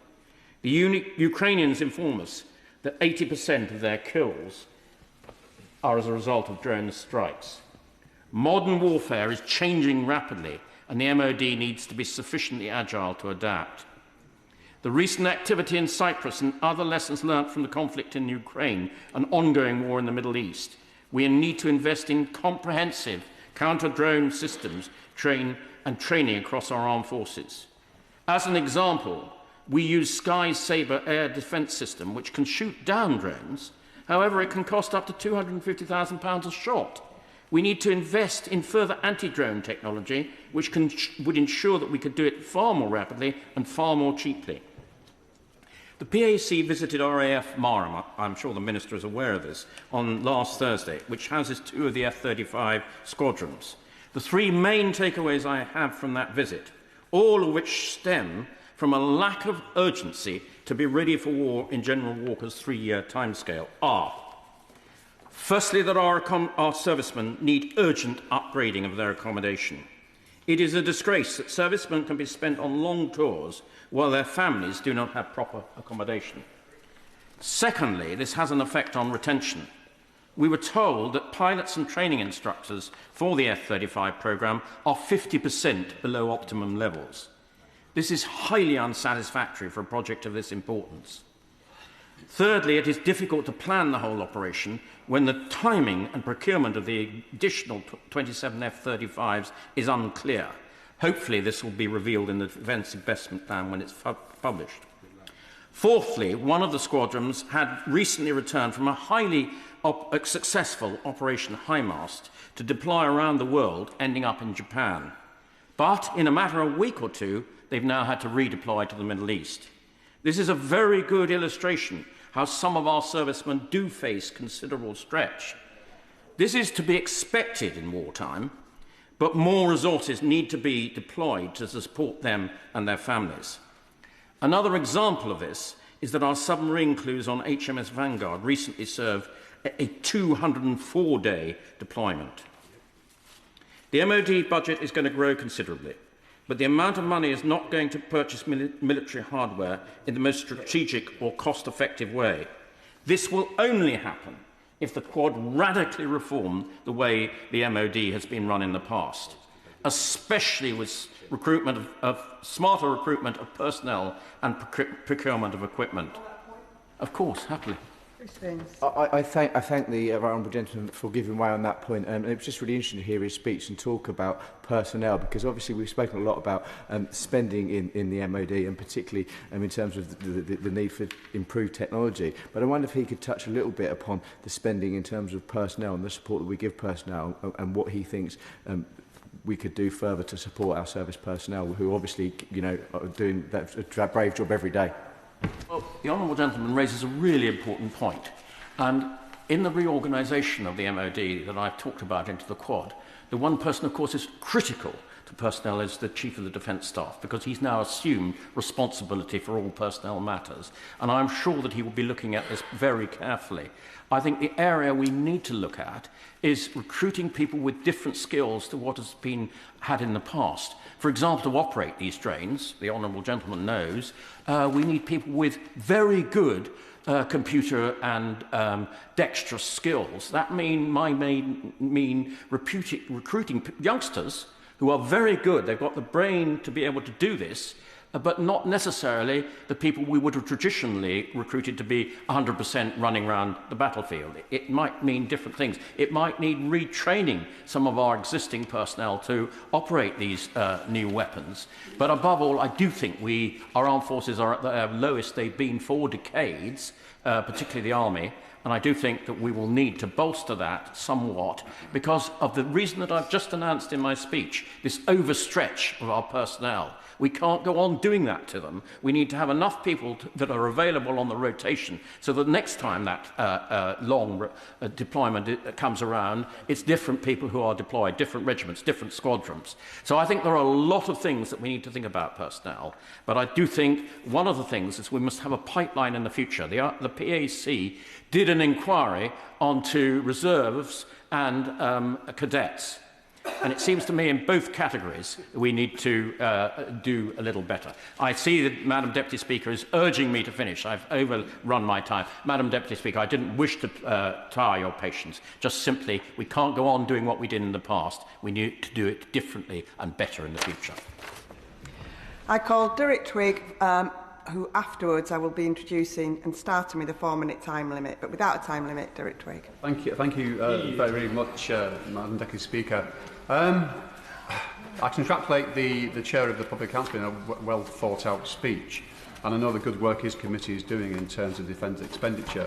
It's a real privilege and pleasure for me to see so many of my colleagues from the Defence Select Committee who do an excellent job, particularly the new members and the contribution they make to that committee in holding the Ministry of Defence to account. But I suppose we start off by what is the most important factor here, and that is our people. The defence and security of our country is, of course, paramount for any government and parliament. But to deliver that, you need to have the people. And we have some of the finest people in the world in our armed forces. And the professionalism, courage and commitment they show on a daily basis is absolute rappel, as far as I can see. And I want to really put on record my appreciation for the work they do, not least now as we enter another dangerous period in this world with what is going on in Iran. And of course they've been asked again to do things on behalf of our country. So I want to just put on record on that. I don't want to repeat a lot of things that my honourable friend, the Chair of the Select Committee, and given the time, but I do want to just centre on a couple of things before we come to the overall expenditure. Now, it has been mentioned about the Defence Investment Plan. Now, the reason this is important, apart from knowing what we're spending money on, and we had a similar problem with the previous government because they didn't produce an equipment plan after about 2023. So we couldn't scrutinise and hold to account the MOD then. We're now in the same position now because of the continued delay in the Defence Investment Plan. So I'd urge the Minister to do whatever he can within the government to get that plan to come to fruition very, very quickly, because basically the Defence Committee has been denied for a number of years now the ability to scrutinise the expenditure in this respect for the Ministry of Defence. Now, we have heard a lot about capabilities, about the changing world, how war is fought today, technology, the defence industrial base, and how we've got to change that, how we've got to change the MOD and the way it works and the culture and so forth. And clearly, in terms of the MOD, the ministerial team that came in since the last election have made great strides to try and reform the Ministry of Defence and made a number of significant changes. Now, I'm sure that's starting to bear fruit. There's still a long way to go yet, and I know that other things will need to get done. Because if we are to spend our money better, and that's what we're talking about here today, then we need to make sure that we have in place the system within the Ministry of Defence, both in terms of civilian and the military, the ability to spend money well, spend it wisely, and to make sure we get the most efficiency. Because, as I think my honourable friend, the Chair of the Select Committee, said, that this is used as an excuse sometimes from the Treasury sources not to give more money to the Ministry of Defence. And I believe this current ministerial team clearly has that in mind, and the work they're doing will change that. And I'll come back to the actual amount of money we should be spending. But to be blunt about it, we are in a perilous situation in the world at the moment. I believe this country would have difficulty defending this country for any period of time, or sending any sort of sized armed force out into the European continent and sustaining that, given the current supply of resource to it. And that's what we need to address. An ability to produce mass, and that's not just in terms of people, in other words, service personnel, but in terms of equipment, in terms of the ability to generate, whether it's drones, armoured vehicles, ships, aircraft and so on. We have lacked that ability, and I've lacked that ability to generate mass for some time. And we're now in a situation where we may well have to do that, and we haven't got that systems in place to be able to actually deliver that.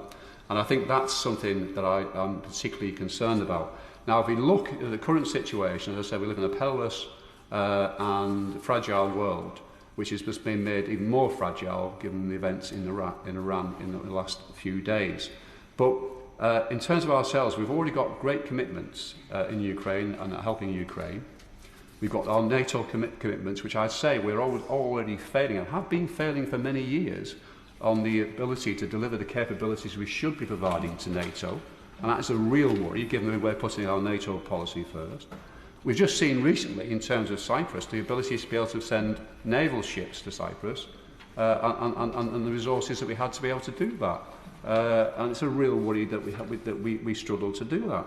In terms of rapid advances in technology, and not just drones, but the cyber and grey zone, again, we need to move forward more quickly and faster and more intelligently and in a more agile situation. Because we are still, I believe, struggling in that area. Now, I met 2 Ukrainian officers a week or so ago who told me they were concerned about the lessons and the ability of the British Armed Forces to use in terms of how we use and produce drones and how they're managed on the battlefield. And I think that's really, really important to understand. Because we do train Ukrainian service personnel, I think we need to utilise their knowledge and depth to ensure that our personnel are trained to the level, the ability to be able to actually use and manage in a battlefield situation drones, and that we have that skills as wide as possible within the armed forces. So I'm concerned about that as well. I also think that the key, I think one of the key messages we need to give to our armed forces is that if we're going to send you in harm's way, we want to make sure that they're fully resourced, that they have the capabilities that they need and the protection that they need and support, not just from government and this Parliament, but from the country as a whole. And that leads me to the other point I want to stress, is about the whole society approach to the situation we now face in this world and the dangerous situation, how we can get across that message to society. So that ranges from not just the individual on the streets, in the homes of this country, but in terms of how our financial sector is set up, how our government departments are set up, how our education system is set up, and how our industry, not just the defence industrial base, but our industrial base, how quickly can it be turned to producing defensive equipment and assets that we need. All those things need to be addressed. So I'm concerned about that as well. And I'll come on to the issue, and I know my honourable friend and colleague from the Defence Committee, the member for Allotted, will go into some more detail in terms of how we leave a much more private finance into defence. So it's not just about the government putting in public money. But I'll come to that now. And my honourable friend, the chair of the Defence Committee, mentioned about 3%. And I've been saying this for some time. I believe we now, today, need to start spending 3%. That doesn't mean just let's spend 3%, as others have already outlined it. It's about spending it well and intelligently, and in a way differently than we've done previously. And, you know, the honourable member for Rayleigh and Wickford, who knows the report we produced in the Defence Select Committee on procurement, which was, I think, welcomed as actually being on the ball in raising the issues that need to be addressed and how we can move forward. Whether lessons from that has been learned, yes, we shall see. But clearly, procurement we've got to get procurement right and move it forward. And I think we set out a template for how we can start doing that during that report. So that's another big area that we've got to get concerned. So in terms of spending the extra money, we've got to get our procurement system right.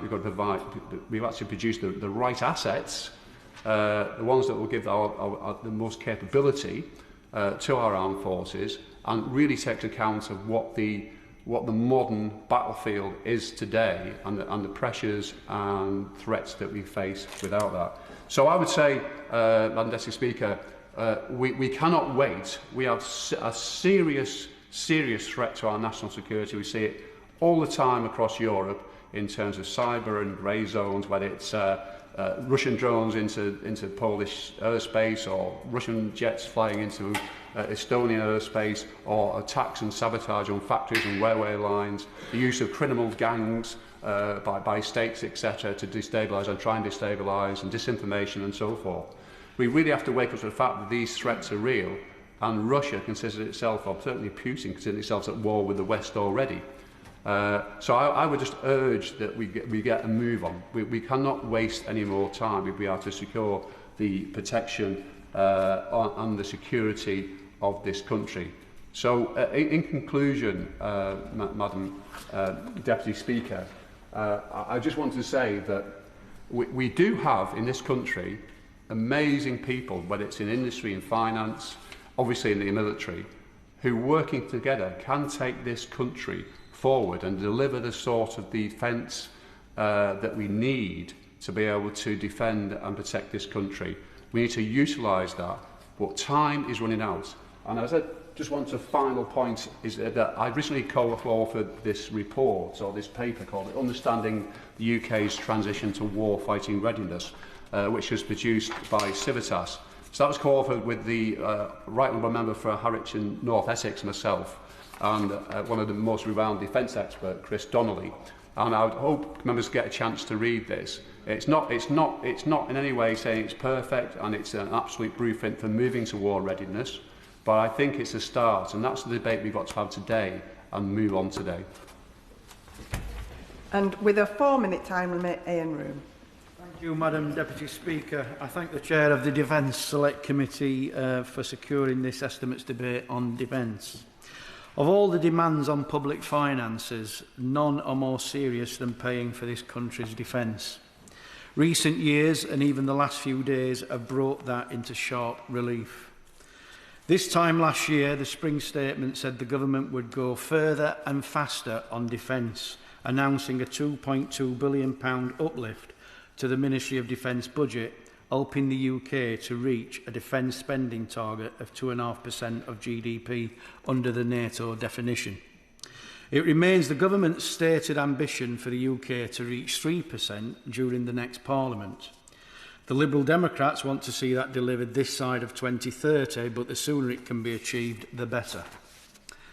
The numbers must be weighed against what we expect from our armed forces, but we must guard against Russian aggression despite the cost. We can still do more. The Prime Minister's assertion that the government would spend an additional £13.4 billion on defence every year from 2027 is an increase in cash terms, but not in real terms. As a percentage of GDP, we are simply returning to the early 1990s levels of defence spending, not the far higher levels we saw during the Cold War. However, we must not be too hard on ourselves. In real terms, defence spending will soon approach the heights of the 1980s, but protecting a much bigger economy. The UK also provides an immensely powerful nuclear deterrent to the NATO nuclear mission, something that is highly specialised capability even among our allies. Yeah. Many of Europe's leading defence companies are based here in the UK. The Great South West has a particular strong defence sector, and the government is recognising the massive economic value of investing in a world-leading defence industry. Defence spending supports over 430,000 jobs across the UK, with a giant supply chain that stretches across every region.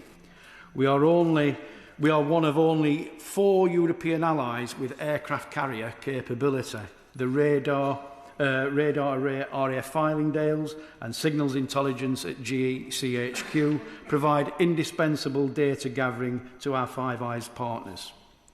There is also firm political agreement about the national defence across the House. Our freedom, democratic values and an open society must be defended by force of arms if necessary. Our allies are also face similar budget choices, and we should also coordinate getting more bang for our buck. We must maximise our resources and defence capabilities by working as a team. Even as Eastern Europe nations plan against the scenario of a land war, we should lean into Britain's position in the Atlantic, our historic strength in naval operations, in shipbuilding and innovation. We must be honest with the public. The peace dividend we have all enjoyed since the end of the Cold War must now be retained and reinvested more into in these difficult times to keep us all safe. Last year, the Defence Select Committee and I visited Estonia, where defence spending is already over 5% of GDP. It is projected to rise to an astonishing 5.4% by the end of the decade. The Estonians recognise the threat to their way of life and consider it their duty. Madam Deputy Speaker, high defence spending may be the price we pay to avoid something far worse. A pound invested today may be more important than 10 times that sum spent too late. Michelle Scroggan. Thank you, Madam Deputy Speaker, and thank you for the opportunity to speak in this debate. In Barrow, defence spending means everything to apprentices starting out at the shipyard, engineers perfecting their craft and families who've worked for generations in support of our national security. It means pride in building and sustaining the submarines that underpin our continuous at sea deterrent and keeping this country safe. When we talk about the MOD's budget today, I speak not only as a member of the Defence Select Committee, but as a representative of a town that quite literally builds Britain's security. I want to begin by acknowledging the Government's commitment to increasing defence spending in response to a more dangerous world. It reflects the reality we face, from the war in Ukraine to escalating tensions in the Middle East. In Barrow, we understand that investment in defence is essential, and I urge Government to move quickly to ensure that we can reverse the damage caused by the underinvestment of previous years before it's too late. The Government's continued support for the nuclear enterprise and the long-term programmes that sustain it provide crucial stability for my constituency. The Team Barrow project recognises something important, that if a town carries the responsibility of building the nation's most sensitive capabilities, it must also share the benefits of the responsibility between the peaks and troughs of contracts. As a member of the Select Committee, we have a duty to ensure that increased spending delivers what it promises, on time, on budget, and with a clear strategic purpose. Over a number of years, concerns have been raised about the affordability of equipment plans and the clarity of long-term investment assumptions. Large, complex programmes, particularly in submarine enterprises, require stability and transparency. Industry needs certainty. The workforce needs certainty. And Parliament needs a clear understanding of how today's commitments are funded over the decade ahead. That's why the forthcoming Defence Investment Plan is so important. For constituencies like mine, it's not an abstract document. It will shape the pipeline of work at the yard, the confidence of local suppliers, and the decisions of young people when they make their decision to pursue careers in advanced manufacturing and nuclear engineering. I look forward to its publication and hope to see the level of detail that allows this House, and particularly the Defence Committee, to scrutinise it properly. We need clarity about cost assumptions, risk management, and how capability decisions align with the resources allocated. Transparency builds confidence. It strengthens public trust and ultimately strengthens our armed forces. Barrow and Furness stands firmly with the men and women of our armed forces, and we are ready to deliver the industrial capability that this nation requires. We know from experience that long-term projects succeed when there is honest accounting and realistic planning. When expectations are clear, when funding profiles are credible, industry can invest with confidence and communities can plan for the future. I support the Government's commitment to strengthening our defences in a more uncertain world. At the same time, I will continue, as a member of the Defence Select Committee, to be a critical friend to Government, pushing to ensure that commitment translates into capability. Barrow and Furness will continue to play its part at the very heart of Britain's defence. We simply ask that the long-term plan for defence is as strong and resilient as the submarines we build. Thank you, Madam Deputy Speaker. Lee Dillon. Thank you, Madam Deputy Speaker, and congratulate the Chair of the Select Committee on securing the debate and thank the Backbench Business Committee, of which I'm also a member. The first duty, Madam Deputy Speaker, of any government, as the Chair of the Select Committee said, is to ensure the safety and security of its citizens. But as we speak, smoke continues to rise in the Middle East, leaving destruction across at least 9 countries in the region. In this volatile era, we must work lockstep with our European partners, restart talks to join the EU's Safe Fund, and take greater responsibility for our continent's security. We require bold action, and I welcome the government's decision to increase defence spending to 2.5% of GDP, but we need to urgently have cross-party talks on how we can get this to 3% as soon as possible, and keep pace with NATO spending, which we are falling behind on. At this critical juncture, we must ensure that those figures translate into steely capacity, both at home and abroad. In June last year, the Strategic Defence Review set out a compelling vision, the establishment of a new cyber command, cutting-edge warships and a landmark shift to warfighting readiness. But the Defence Investment Plan, which should turn that strategy into a fully costed delivery, is yet to be seen. We must see the DIP published as soon as possible. Without it, industry lacks certainty, long-term procurement decisions are delayed and jobs remain in jeopardy. Our SME defence sector is ready and willing to step up to the challenge of supporting the SDR and the 2040-40 strategy. In my own constituency, Airborne UK is playing an active role in strengthening the UK's sovereign capabilities in the UAV and defence sector as a trusted composite scaling partner. While based just over the border in Berkshire, they obviously are keen to work with the Swindon cluster. Companies like this will benefit from the additional 1.1 billion into R&D, but I've also heard from SME companies that changes made under the previous government, where tax credit uplifts were cut from 130% to 65%, have led to SMEs working with more foreign governments rather than our own, which of course we would deeply want them to work with ours. So I'd urge the government to look at these rates to supplement the increases in spending within R&D. To create overmatch, we need to work faster and more flexibly. The R&D increases will help with better procurement and rebuild trust with the Treasury. We need to have better procurement and rebuild trust with the Treasury so that accountability funding is scaled up. Just 2 months ago, the head of the Armed Forces said that the UK was not as ready as we need to be for the kind of full-scale conflict we might face. That warning should focus minds in this House. If the UK is to lead within Europe, we need pace and clarity, but we also need the personnel to deliver it. The Army's training strength now stands at around 73,000, its smallest size in generations. And because of the operational demands and lack of resources, we have seen service personnel join the field army, but with formal training deficits recorded against them, because they haven't been able to fire all types of ammunition in training. So I welcome the government's £9 billion investment into the defence housing strategy. For our brave men and women who serve the country, decent accommodation is the very least they deserve, and it's a stain on the previous government's record that military family homes were left in such a mess. Madam Deputy Speaker, we are in a fragmented and predatory era. We can't afford to dither. We must move faster, strengthening our European partnerships, rebuilding our armed forces, and ensure that every pound approved by this House bolsters our security at home and abroad. We need to do that so that we create a whole society approach to defence, one that can become a reality, including improving public engagement on the threats we face, where we have gaps, and what trade-offs will be needed to ensure that we are safe at home and strong when we go abroad. Alex Baker. Thank you, Madam Deputy Speaker. It's a huge privilege to speak in this debate today. I want to use my time to highlight why the UK must join the Defence, Security and Resilience Bank as a critical part of our defence strategy.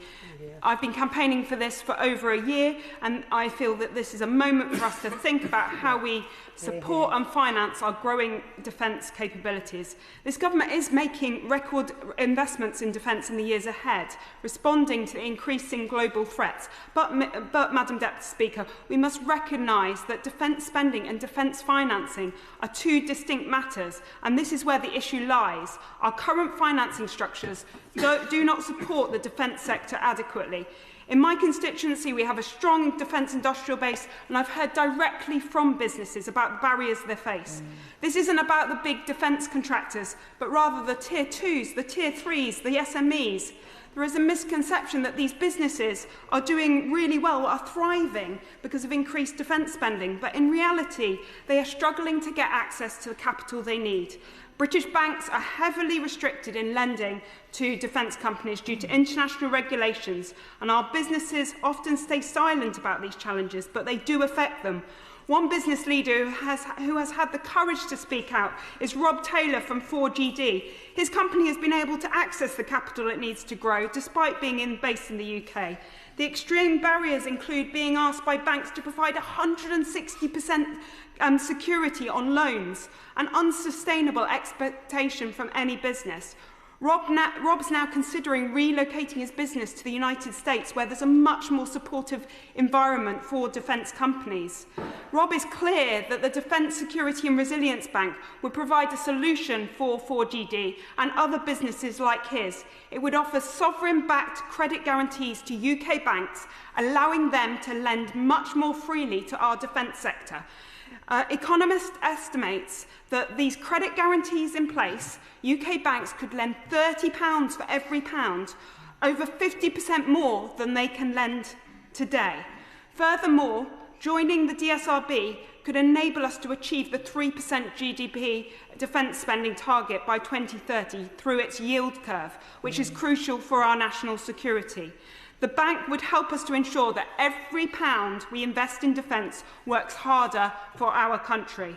If we fail to expand our supply chains and support SMEs, increased spending will only lead to more expensive capabilities and defence inflation. We've already seen the impact of this at the price of 155mm artillery shells have risen over 300% since Russia's illegal invasion of Ukraine. Without a solid financial mechanism, these costs will continue to rise. The DSRB may not fix everything, but it is an essential tool for ensuring the growth and resilience of our defence industry. It's about supporting businesses that are essential to our national security, located in every community across the UK. Canada is already paving the way, with former financier Prime Minister Carney backing DSRB and urging our allies to join. As charting negotiations are set to begin, the Defence Select Committee welcomed a delegation from Canada, Parliament of Canada, yesterday through the Commonwealth Parliamentary Association, who urged the UK to join these talks. Madam Deputy Speaker, if we want the UK to lead, this is our moment. This is as significant as when a Labour government founded NATO 77 years ago. Joining the DSRB will allow us to shape the future of defence finance. This is a once-in-a-generation opportunity. Let's act now and ensure we don't miss it. Mike Martin. Thank you, Madam Speaker. Others here across the House have articulated the threat that we face, so I won't repeat them here, but suffice it to say, Madam Deputy Speaker, we're in jeopardy. Global threats are on the rise, yet at the same time, UK capability is reducing. The only way that we can close that gap is to rearm. And rearming is the only credible way to deter war. And that is the point of rearming. It's not just strategically sound, it's economically sensible. I personally would much rather spend 3.5% of GDP on defence rather than 35% of GDP on defence. And that's not a hypothesis. That is what Ukraine currently spends on its defence. Madam Deputy Speaker, our military limitations are laid bare every day. Just last week, senior defence figures told The Times that the UK would be unable to send 5,000 troops to Ukraine without taking forces from Estonia or Cyprus. We currently have 900 troops in Estonia as part of Operation Kubrit, protecting NATO's eastern front and deterring Russian aggression. But weakening or removing this deterrent sends exactly the wrong message to Putin. Where he sees strength, he retreats. Where he sees weakness, he advances. But the UK's footprint in Estonia has already been stripped back to bare bones. We've got fewer than 10 tanks operating there. Troop numbers are down by 650 since 2022. Madam Deputy Speaker, as far as I'm concerned, we're breaking a promise to our Estonian allies. In Afghanistan, I fought alongside Estonian soldiers. We ate the same food, we went on the same patrols, we got in the same firefights. They were exceptional allies to us, not just in Afghanistan but elsewhere. We are not doing the same to them now. Yet our shortcomings go well beyond Estonia. Recently, Rob Johnson, and this used to run the red teaming think tank inside the MOD, came before the Defence Select Committee and said that we could deploy just 2,000 troops, 5 ships and 30 aircraft if a crisis broke out. RUSI estimate that we would run out of ammunition within a week. This is not a credible defence posture for the United Kingdom. When I joined the Army 19 years ago, I was one of over 100,000 regular soldiers. Now we have just above 70,000 on the establishment, and actually we could only deploy 50,000 of those at any one time due to medical deployments and all the rest of it. Over the same period of time, our fleet has halved in size. I say it again, this is just not a credible defence posture for the United Kingdom. Change is desperately needed. We need a military that is able to lead in the defence of the Euro-Atlantic area. And we need to be able to do that without the US. That's really clear from what's happening at the moment. And because of our history, the UK also needs to be able to retake the sovereign island, retake the Falkland Islands as a sovereign endeavour, so without allies. This is a big ask. And if we want to be able to do these things, I have a vision for what our military should look like. It looks like an army of 100,000 soldiers. It looks like a fleet of 50 ships. And it looks like 250 combat aircraft. And that would cost... Would the honourable member give way? I'll give way. I think thank him for giving way. I think you may have just been coming on to it. To get to your vision, I was exactly going to ask how much would that cost compared to what we have in budgets today? I thank him for giving way. So if we wanted to do that now, that would cost 3.5% of GDP. It's basically a 50% increase on our defence budget now. So when we talk about 2 billion here or 5 billion there, that's peanuts. If we want to lead in the defence of the Euro-Atlantic area, it's an extra 30 billion on our defence budget now. And I think the government recognises this scale because it talks about 3.5%, but by 2035. I think if we're honest with ourselves, we think that this is nonsense. We need to be able to do this right now.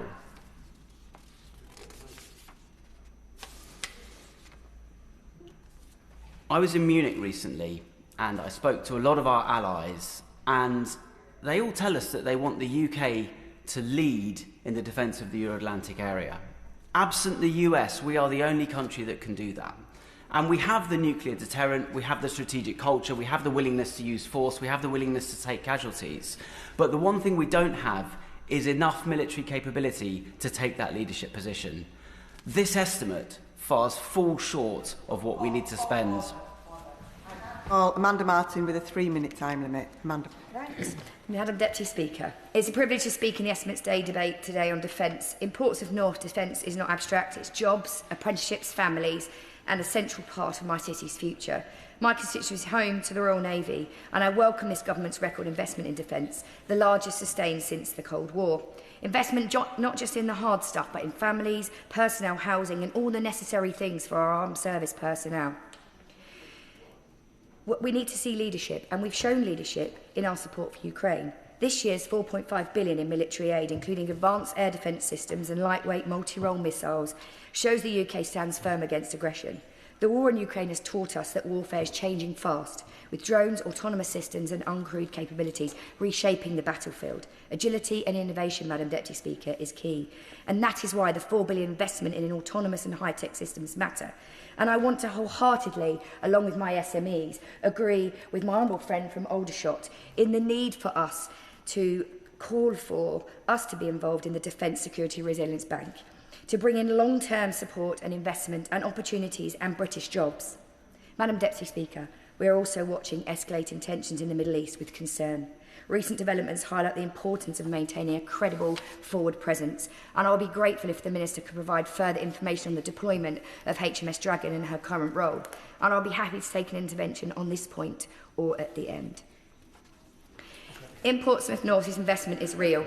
The UK Defence supports thousands of jobs, many connected to the Royal Navy. Defence growth deals and the £250 million fund has given us a chance to enhance local expertise, strengthen supply chains and attract private investment into maritime technologies. But SMEs are key. Many in my constituency struggle to cut through the red tape and infiltrate the MOD. The Office of Small Business Growth and the SME Commercial Pathway are vital, but they must take into account the nuances of working with the defence sector. Skills are also crucial, and the £182 million defence skill package, including the Defence Technical Excellence Colleges, are really important. And today I was proud to have launched at the Spacecom Expo here in London a partnership between Airbus and the Solar Growth Partnership to create the UK's first ever space and defence apprenticeship matching programme to provide local jobs for local opportunities for young people. But Madam Deputy Speaker, we must also be candid. Previous government led procurement, overcommitted and underfunding. And this government understands that growth must go hand in hand with security. I want to echo the calls in the House for a national conversation about the ever-changing world we live in and what extended defence spending might mean for our public services and our priorities. Because to be war ready is not just the task of government and our armed forces, it is for the whole country. And I want to conclude, Madam Speaker, by saying thank you to all who work in and with our British Armed Forces. Ben Obsujecti. Deputy Speaker, the world has rarely been as delicately balanced as it is now. We've entered the era where hard power is the only currency, and we're well into our overdraft. Moving to 3% of GDP still only remains as an ambition for the next Parliament, not a guarantee or even a firm commitment. There was nothing in the spring forecast yesterday regarding the achievability of this target. This morning, the Chief Secretary to the Treasury was on the media round, and in a bravura performance of sticking to the party line, and when Kate McCann asked the Minister on Times Radio whether the Treasury were holding up the Defence Investment Plan, he didn't deny it. In January, it was widely reported of there being a £28 billion funding gap between the scope of the Defence Investment Plan and the available budget over the next 4 years. This was discussed in a meeting between the Prime Minister, the Chancellor, the Defence Secretary and the Chief of the Defence Staff before Christmas. It's March. The Defence Investment Plan was due in the autumn. We still haven't seen it, despite repeated assurances that the Ministry of Defence is working at pace to deliver it, but when you've missed your delivery window by over 6 months, talk of working at pace rings somewhat hollow. Last week, Bloomberg reported that the Treasury is exploring a multinational defence mechanism, allowing it to borrow off books for both procurement and stockpiling, and I'd ask the Minister if he could clarify whether this is something the Government has explored in his winding up.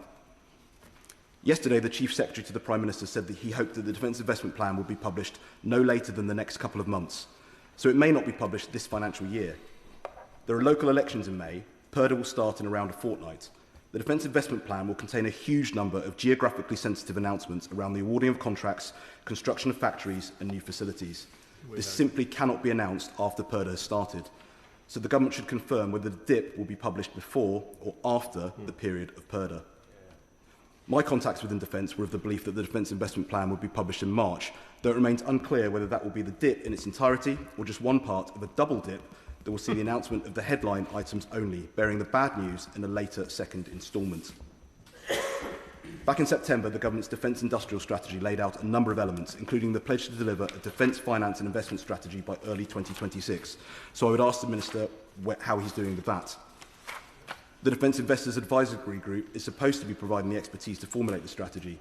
Will we see it before the Defence Investment Plan, simultaneously, at least this financial year? Recommendation 59 of the SDR, the MOD must deliver an overarching infrastructure recapitalisation plan to the Secretary of State by the February 2026, but it's March, so we'd like to see that as well. Only last week I stood in this chamber and explained that we were potentially facing a crisis of overstretch in our armed forces. I said, our armed forces are on the cusp of looking overstretched, doubly so in the event that anything else comes into scope or goes hot. Now we're committing resources to the Middle East that there appears to be no coherent plan for. In the last few days in Iran, if the last few days in Iran have taught us anything, it's that we are barely justifying our seat at the top table when it comes to defence. Overtaken by our European rivals, now less experienced than our Ukrainian allies, smaller and more reticent than our American allies, there are questions about our place in this new era.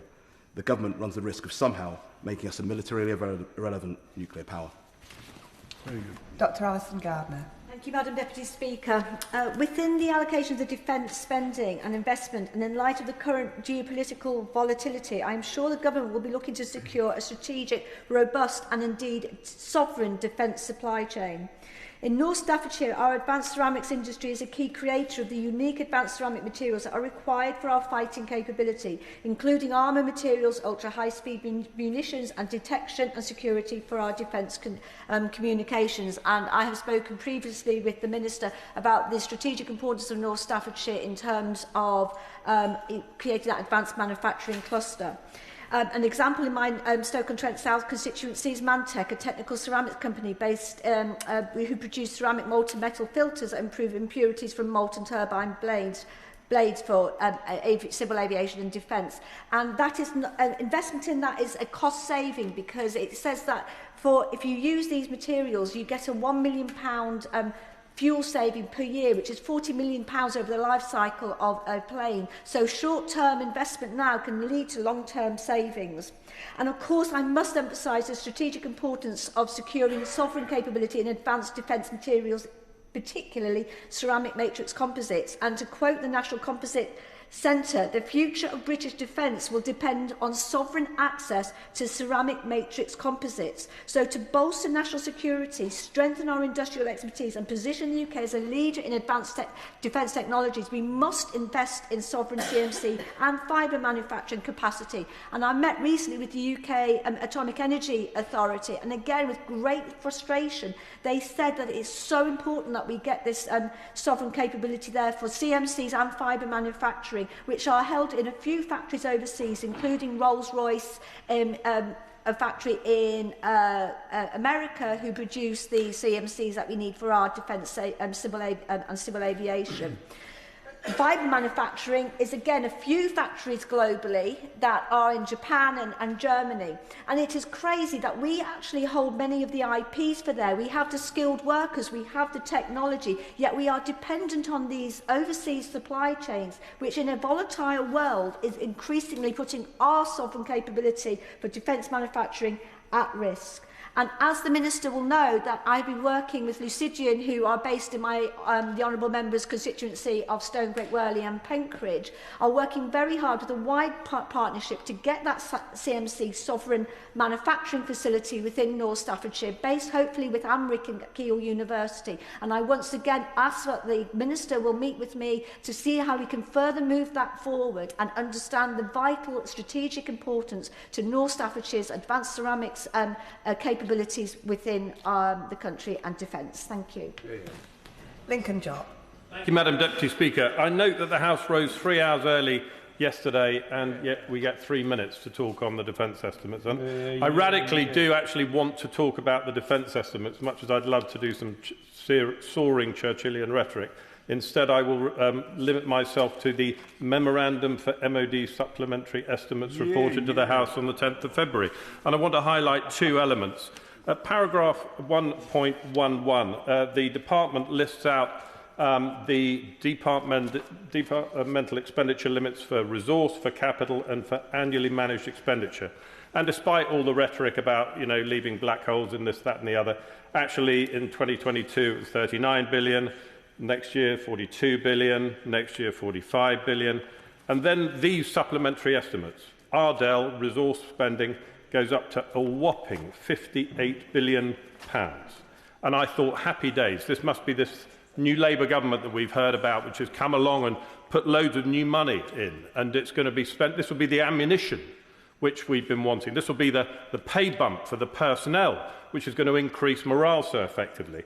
But then I looked at the footnote, and forgive me, it's in very small print for obvious reasons. It says the 2025-2026 one-off increase in resource is mainly driven by the ring-fenced Ardell increase to cover depreciation and impairments due to non-routine accounting adjustments. I mean, I'm just a simple soldier. That doesn't sound a lot like ammunition to me. And so if the Minister in his summing up would like to cover that, I'd be grateful. Equally, at paragraph 2.13, it covers annual managed expenditure. In the main estimates, which were only published a few months ago, the figure for this period was 1.7 billion. And that, in these supplementary estimates, has gone up to 7 billion, a 309% increase. And again, when I look at the small print, it says this reflects the latest in-year forecast and reflect the application of updated discount rates to provisions. So will the Minister, when he stands up and sums up, like to reassure the House that he hasn't been taken captive by the accountants in the Ministry of Defence and that he is actually spending some new money on some new capability, because from the estimates which I've read here today, it doesn't appear to be so. Andy McNair. Mr. Speaker, current events are once again showing the vital importance of an agile and independent fast jet defence capability. The UK is one of the few countries with a sovereign ability to manufacture these world-leading fast jets, and the UK's Typhoons are made in Lancashire, with only over 20,000 jobs reliant on maintaining this production. Yet right now assembly facilities lie empty. Last year the government did secure a very important £8 billion deal with Turkey. This gives temporary protection for those jobs and will restart assembly. But it's absolutely not job done. We now need to look how we take the next step and secure a production base and a competitive position for the next decade and more. And this is all about the UK committing to its own order of Typhoon jets. This is what we need to ensure our world-leading position and keep the skills and experience that were so crucial in securing the Turkey deal and other future deals. A UK order means the maximum value is retained here, sections made at Salisbury, full assembly at Wharton, and the UK ordering latest Typhoon order indicates full confidence in the jet and allows us to stockpile, making further sales to other countries more likely. In any case, we need more fast jets. We had 137 Typhoons. The 30 original Tranche 1s are already being withdrawn from service and will be retired by 2027.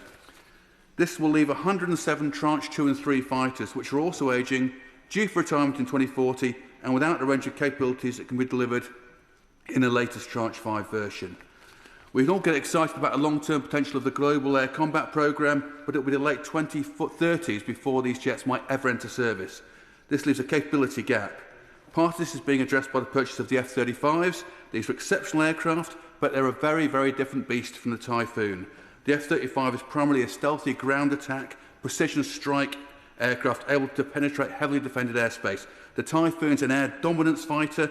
It's higher top speed, faster acceleration, better climb rate and superior sustained term performance.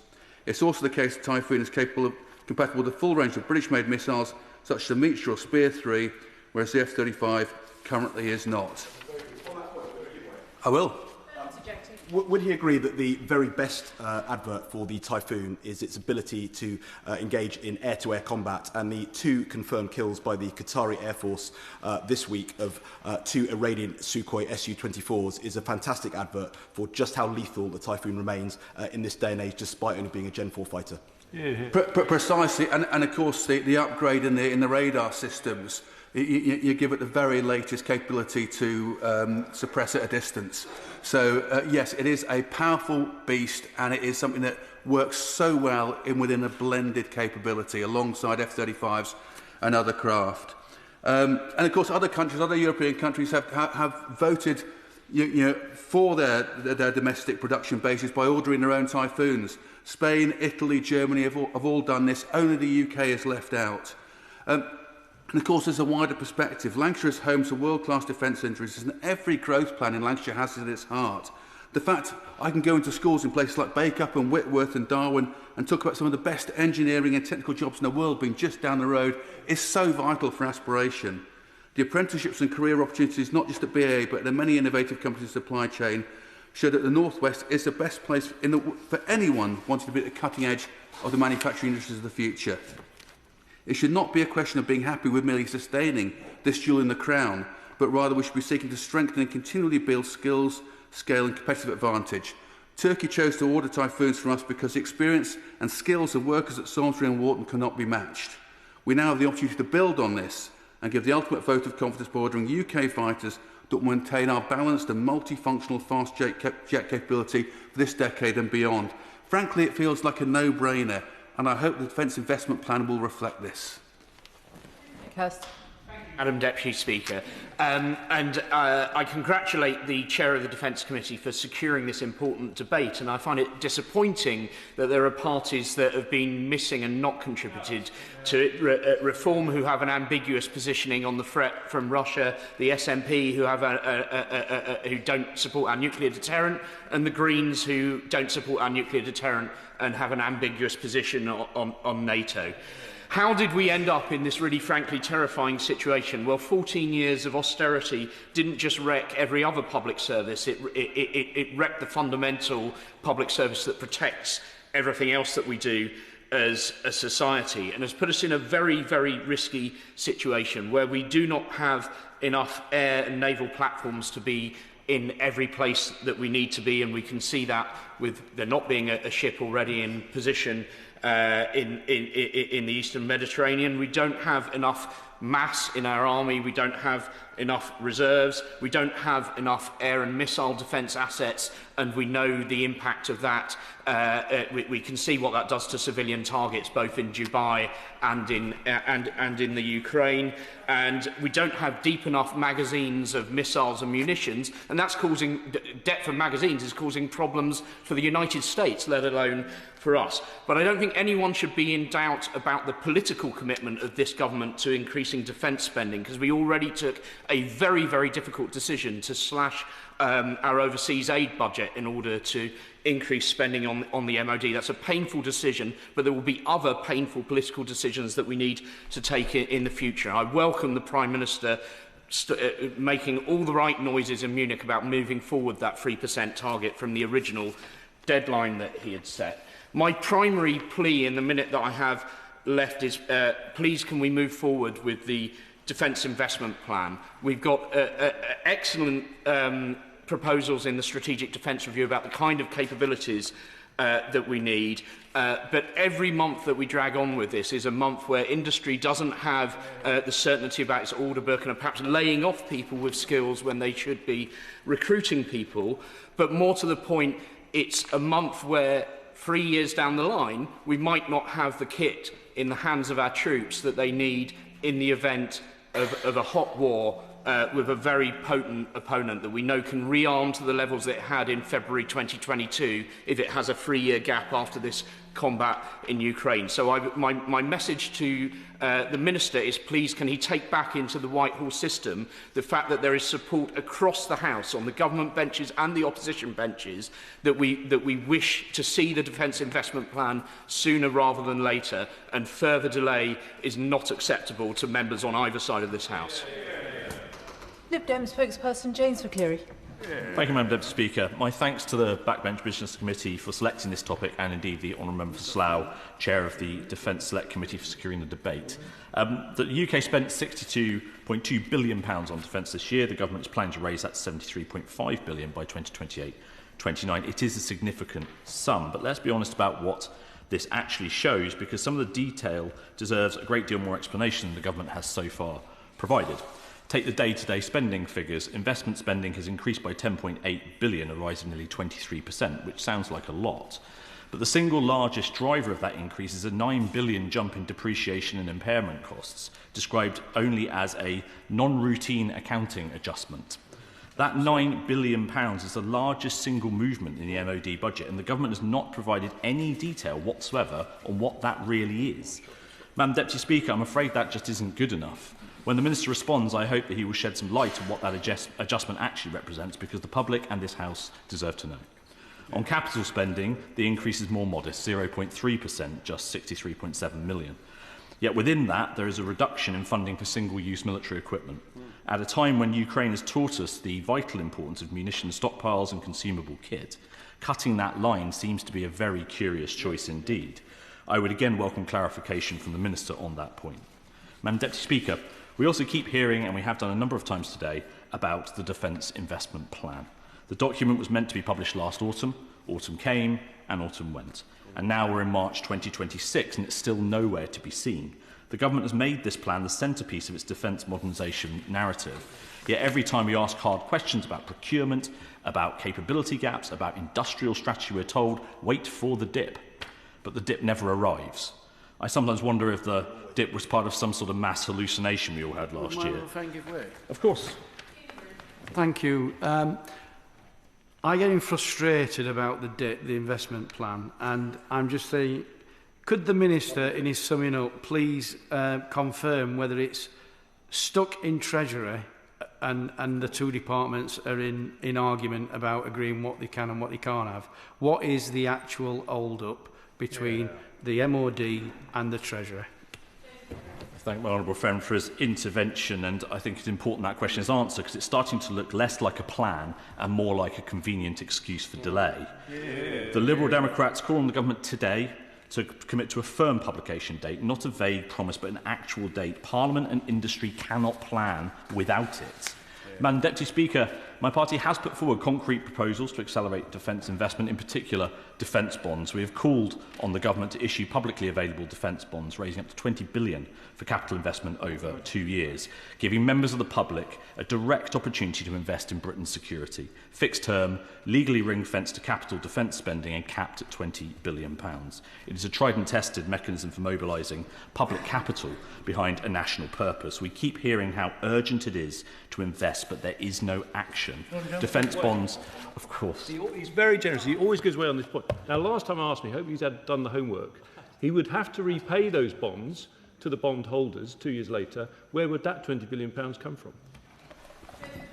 And I thank the honourable member, and he's asked me this question before, as he rightly points out, and I have done my homework, and we have published the full background to this. This sits inside the government's fiscal rules and is actually a relatively small cost to the government. And what I would say back to the honourable member, and he may wish to do so in his own comments, is to answer the question of how his own party would invest quickly in defence spending, because this is a credible proposal, and I would like to hear credible proposals from others too.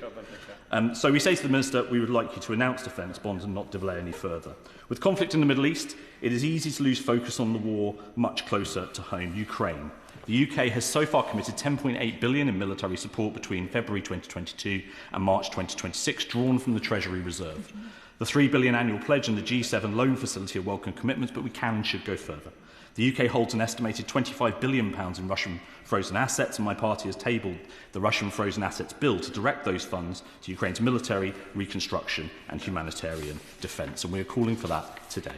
Madam Deputy Speaker, national security is the first duty of any government. The Spring Statement does contain real increases in defence spending, and I do not dismiss that.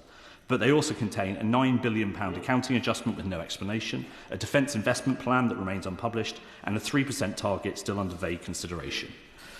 Finally, I would say that the British forces are currently engaged in defensive combat operations to protect our bases and citizens in the Middle East and Eastern Mediterranean. We have to focus not just on new kit, but on existing kit, and it is conspicuous that so many of our vessels are no longer or not currently available to the Navy. The Liberal Democrats have been clear about what is needed. We have proposed pragmatic, realistic steps to make our nation safer now and in the future. Thank you, Madam Deputy Speaker. Secretary of State James Cartledge. Thank you, Madam Deputy Speaker, and it is an absolute pleasure to respond to the estimates debate, and I would love to go through all the speeches, but having a shorter time limit than had been expected and having made cuts to this speech, let alone to the defence budget, as it were, I can't do that. Although the one thing I would like to say, genuinely, it is always inspiring to hear constituency MPs talk about the defence industry and defence assets in their constituencies, like the honourable gentleman for Rossendale and Darwin. I will take, as he's my neighbour, I'll let him in. I'm grateful to the Shadow Minister for taking an intervention, who is, as he says, my Suffolk neighbour. So Suffolk is home to the United States Air Force Base at Lakenheath. They have been our enduring friends since at least the Second World War. And does he agree with me that we must do all that we can to support these brave United States Air Force personnel at this dangerous time in the world? James Cartledge. Well, I'm very grateful to the honourable gentleman, my neighbour, and I was a privilege when I was a minister to meet General Campo, then the officer commanding those two bases, and to go around them with him. I would just gently say to him, in my view, when it comes to American bases, we should have provided the use of those bases as part of the mission attacking Iran from the outset, in my view, not least because the nuclear programme in Iran is a threat to ourselves, and that's still the most important point about the debate of this current action. Lots of honourable members mentioned Ukraine, including my honourable friend, the chair of the PAC, about learning lessons from Ukraine. I just want to make one really important point on Ukraine. In government, if we hadn't stepped up in providing weapons even before Russia's invasion, it is conceivable that Putin's tanks could have reached Kyiv and Ukraine could have fallen. Yes. But the reason we could provide anti-tank weapons to stop that column getting to Kyiv was because weeks before the invasion, Boris Johnson and Ben Wallace had the courage to ignore the advice of the Foreign Office and instead be bold to defend freedom. Or to put it another way, we didn't wait for Putin to invade Ukraine before assisting so that we had a perfect case in international law. Thank God we acted preemptively. Yes. There's a lesson there. Now, Madam Deputy Speaker, I thought the Chair of the Defence Select Committee made an excellent speech. Yes. His eloquent speech went through all the reasons why we need to increase defence spending, which, to be fair, I think all of us know. So I won't go through the detail of the threat. But I have to say, it was shocking that yesterday the Chancellor stood up and gave a spring statement with war raging on multiple fronts and did not give a single extra penny for defence. And there are 5 huge consequences, Madam Deputy Speaker, of not setting a path to 3% and instead adopting Labour's decision to prioritise welfare over the defence budget. Yep. The first consequence is that the priorities of the department are now wrong. The MOD has no choice with its current financial settlement but to prioritise penny pinching and in-year savings over rearmament. The fact is, instead of increasing the budget for rearmament, they are initiating 2.6 billion of in-year savings this year, which leads to the second consequence, the operational impact. We all know that, shamefully, there was not a single Royal Navy ship in the Middle East when war broke out. This is because the department has had to prioritise in-year savings and retrench their activity. To confirm this, last December, the Minister for the Armed Forces confirmed to me in a written answer, and I quote, "Over the next 4 years, the Royal Navy will scale back its participation in overseas training outside the Europe, Atlantic and Arctic theatres." This was a premeditated decision to pull our activity out of the Middle East. And what have we seen this week? Drone attacks on our base in Cyprus at RAF Akrotiri. And now, as a direct consequence of these in-year savings, the government is having to scramble to deploy HMS Dragon to Cyprus when it should have been there weeks ago. Yep. As Type 45 air defence destroyer, HMS Dragon will provide invaluable air cover around Cyprus against incoming missiles. But we know from BBC Verify that there are US Arleigh Burke air defence destroyers in the vicinity that are providing cover for the time being. The shocking implication of this is that until the Prime Minister's U-turn on Sunday, he was stopping the US from using our bases whilst relying on them to defend ours. It's an incredible situation. Now, the third consequence of Labour's lack of defence spending is on procurement, which has effectively been on hold since the election as a result of their clampdown on in-year spending at the MOD. At that election, we had a fully funded plan to provide £10 billion extra for munitions. And now they always chunter about fully funded. It was fully funded, but it was fully funded by cutting the size of the civil service. And they don't like doing that. They just didn't like the way that it was funded. But that funded would have delivered the munition strategy had I been which I was working on as Minister for Defence Procurement. And I just want to be clear on this. This was a comprehensive plan to replenish our arsenal and in particular would have seen additional significant investment into air defence missiles, including GBAD and maritime air defence, so critical for our country right now. The problem is the incoming government had a better idea: cancel the munition strategy and put any orders on hold whilst conducting a strategic defence review that would give all the answers, but which, as I warned, would in the meantime see procurement on hold. And having told us the SDR would have all the answers, it didn't make any specific capability choices which were punted into the Defence Investment Plan. And as my honourable friend for Huntingdon and many others have said, the Strategic Defence Review was months late, the Defence Investment Plan, promised for autumn 2025, still nowhere to be seen, and when the Prime Minister was asked when it's going to be published at Prime Minister's questions, he didn't even attempt to answer the question. Yep. To paraphrase the Leader of the Opposition from earlier, there's no money for defence because they've spent it on welfare. Because there's no money, there's no dip. And because there's no dip, there's no procurement. Yep. Now, the third consequence of Labour's penny-pinching approach is on the lethality of our armed forces. Now, the Defence Secretary and his ministers like to mock the defence drone strategy, which I produced in government in February 2024, the first ever from a major military player as far as I am aware.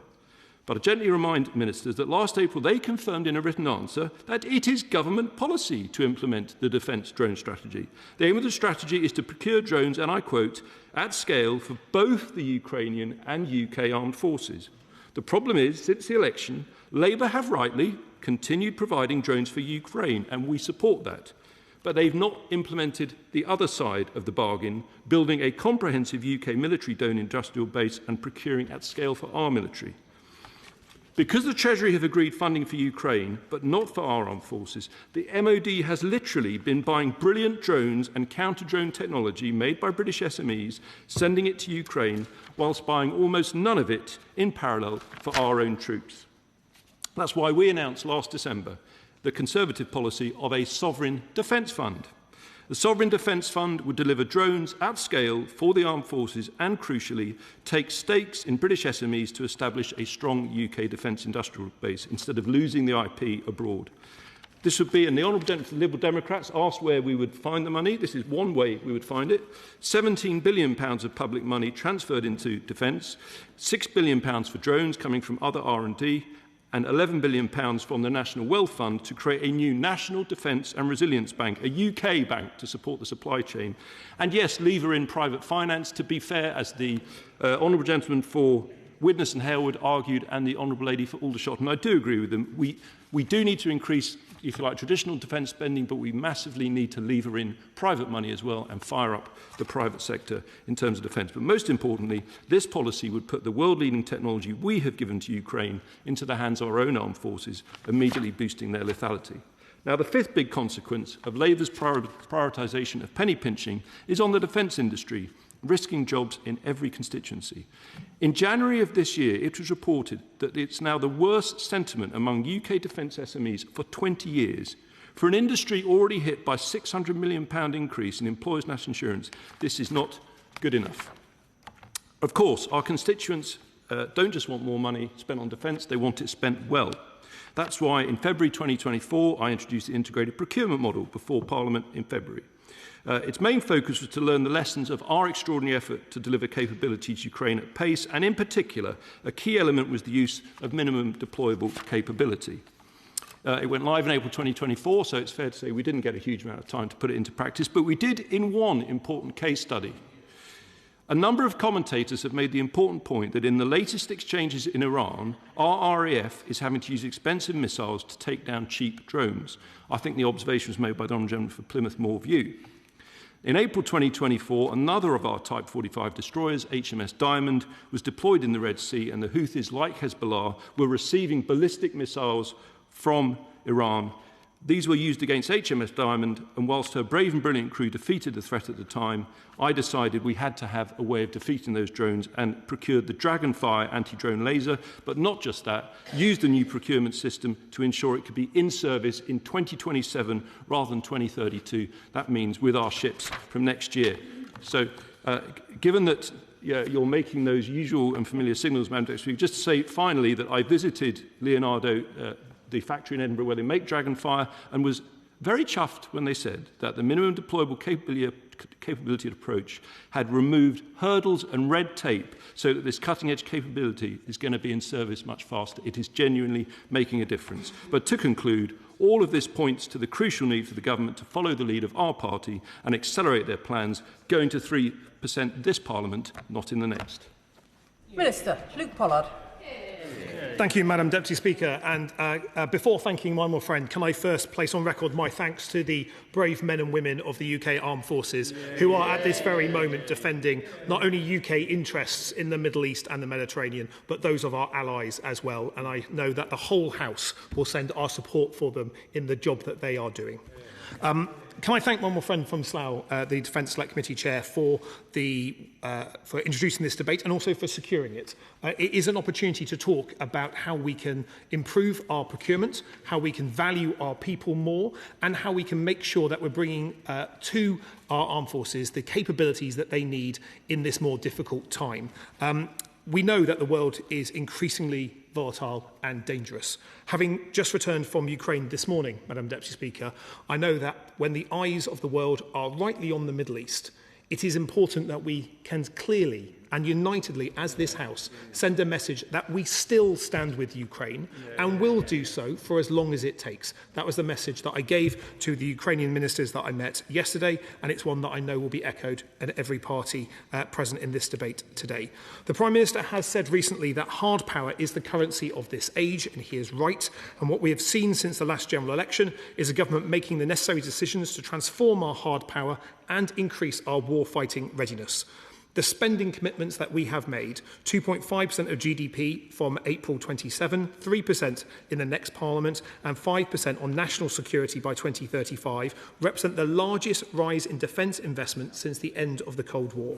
Alongside these historic increases, we've published the Strategic Defence Review, the Defence Industrial Strategy, and we're fundamentally reforming defence to finally put it on a sustainable footing. We're leading support on Ukraine, we're leading within NATO in terms of bringing our allies together, and we're working flat out to complete the Defence Investment Plan. The DIP will strengthen, modernise and equip our armed forces to meet the threats that we face, and the decisions that we are taking are worth hundreds of billions of pounds, and nothing is more important than getting them right. That is our singular focus right now. Yeah, sure. And I'm very, very grateful to him, given the time pressures, but given that the Prime Minister did not even attempt to answer the very explicit question of when the DIP will be published, will he tell us when will the DIP be published? Well, Madam Speaker, I had to sit through his drivel so he can sit through mine until he finds out the answer to this one here. I want to respond to the main points raised in today's debate by a number of speakers, and it is important that I use the time I have to respond to them. I welcome the clarion call from the Defence Select Committee to go faster and further on defence spending. It is right that we have increased defence spending, an extra £5 billion in our budget this year, more coming next year. But the argument he makes is a strong one, and I know he will continue to make that.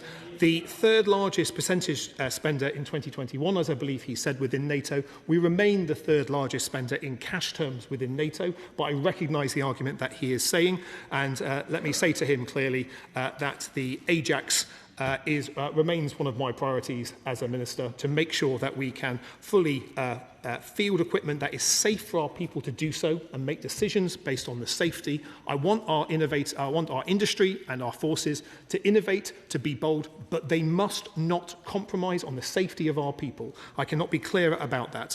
He also asked about the supplementary estimates, which I'm happy providing some clarity on. A large part of the increase relates to the technical accounting updates to ensure the department's assets values are accurately recorded. These adjustments do not provide additional spending power and have no impact on the department's cash budgets, so they're technical non-cash accounting adjustments, and as programmes mature and asset information improves, it is standard practice to update these valuations. This ensures that the department's accounts reflect the most accurate value of its equipment and estate, and these adjustments do not indicate a loss of capability and have no in-year cash impact. I know that the gentleman opposite asked me for that as well, so I hope that will help him as well. The chairman of the PAC was right to raise a number of important issues. He's certainly true when he says defence programmes are usually late and usually over budget. When we inherited the defence programmes from the gentleman that sits opposite and has just spoken, 47 of 49 major defence programmes were delayed and over budget. That is a record he should have stood to the dispatch box and apologised for, but they don't want to claim any responsibility for what they handed over. They only want to throw stones and blame for the future. I recognise that, but to be a constructive opposition, it's necessary to be helpful and constructive in the advice, not just seeking to forget about the responsibility that he has for the mess that he caused. But he's also right on accommodation.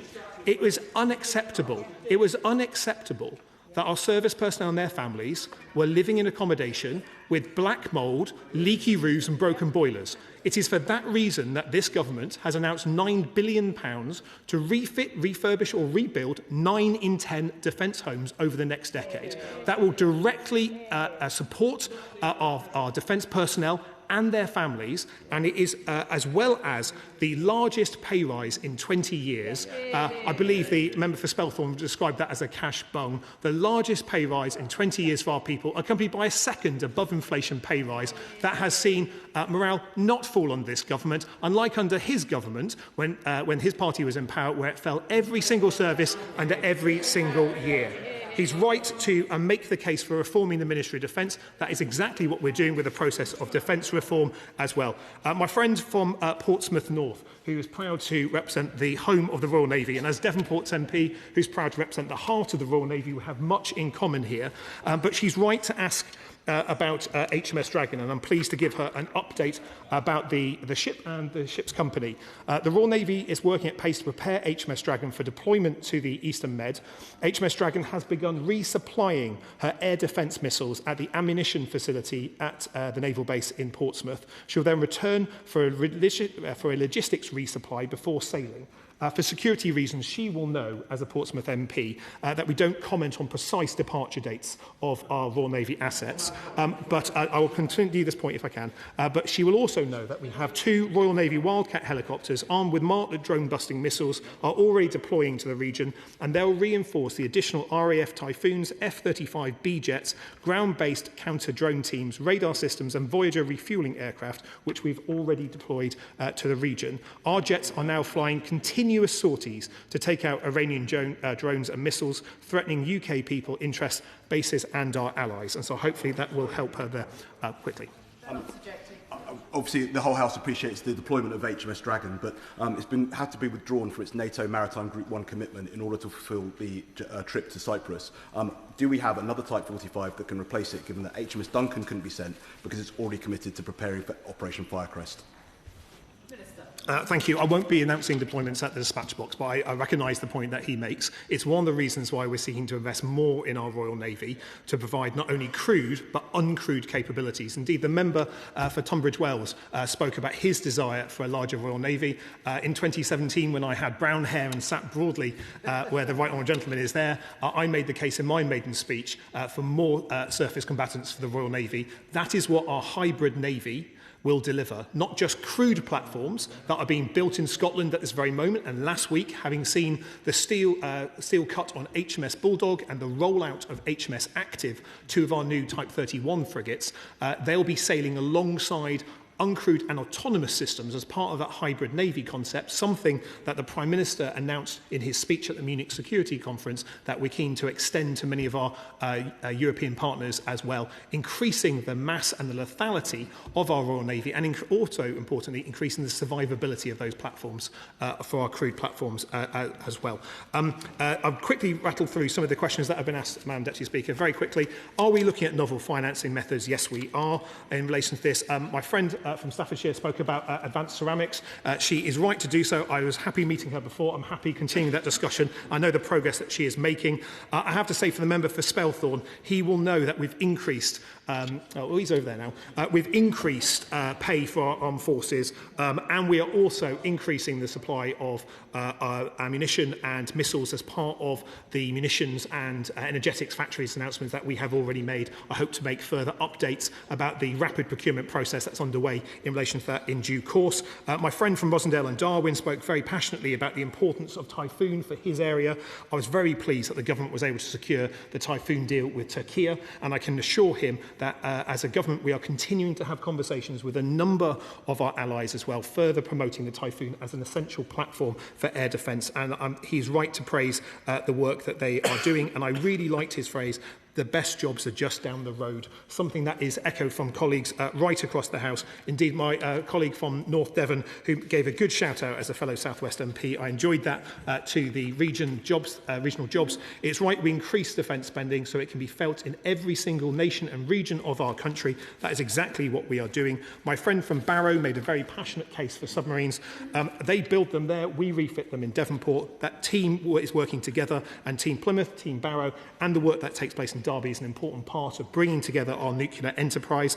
I'm welcome for the member from Newbury speaking about the compelling vision in the SDR. He's right to do so. I'm happy having a conversation with him about the tax credits issue, especially if he's got small business examples that he could bring to that. My friend from Aldershot was right to talk about the DSRB. I know she's really passionate about this, as are a number of other members, and I'm happy meeting her further to talk about it.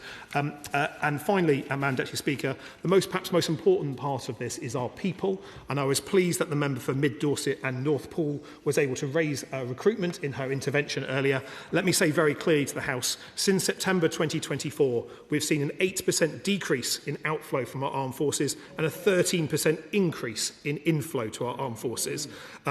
We need to do recruitment differently, as the gentleman opposite mentioned. That is why we have a new direct entry scheme for cyber. We'll go further in relation to do that. But can I say, when our troops are in combat operations around the world, let the message go out very clearly that they have our support, and not only do that, they have a government that is increasing defence spending, putting their welfare central to our future defence plans, and making sure that we move towards warfighting readiness with new equipment and also with new capabilities, putting our people at the very heart of our defence plans. Thank you. I call Tamanjeet Singh Desi to wind up very briefly.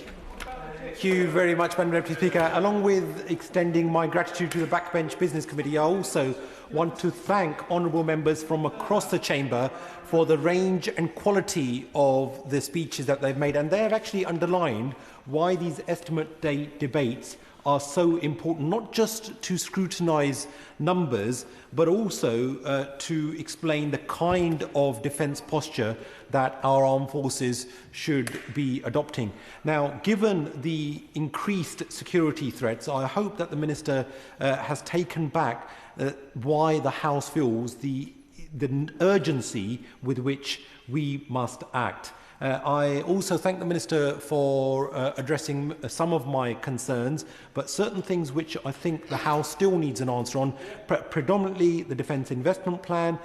We need a date for when that will be published to give a clear demand signal to industry, our allies as well as our adversaries, a clear path to chart towards 3% of GDP spending, hopefully with an incremental path towards that, as well as better vehicles to attract private investment. Along with that, the need to fix procurement, the perennial procurement problems that the Chair of the Public Accounts Committee and I have been trying to outline with respect to the MOD, and of course rebuilding trust with Treasury. But I thank you, Madam Deputy Speaker, for your forbearance and for honourable members for enabling such an excellent debate.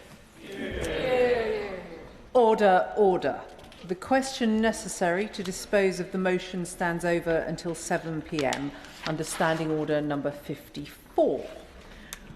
We come now to the motion on the supplementary estimate for the Department for Business and Trade and the debate on the spending of the Department for Business and Trade. The debate will be led by Liam Byrne. Minister to move formally. I beg to move.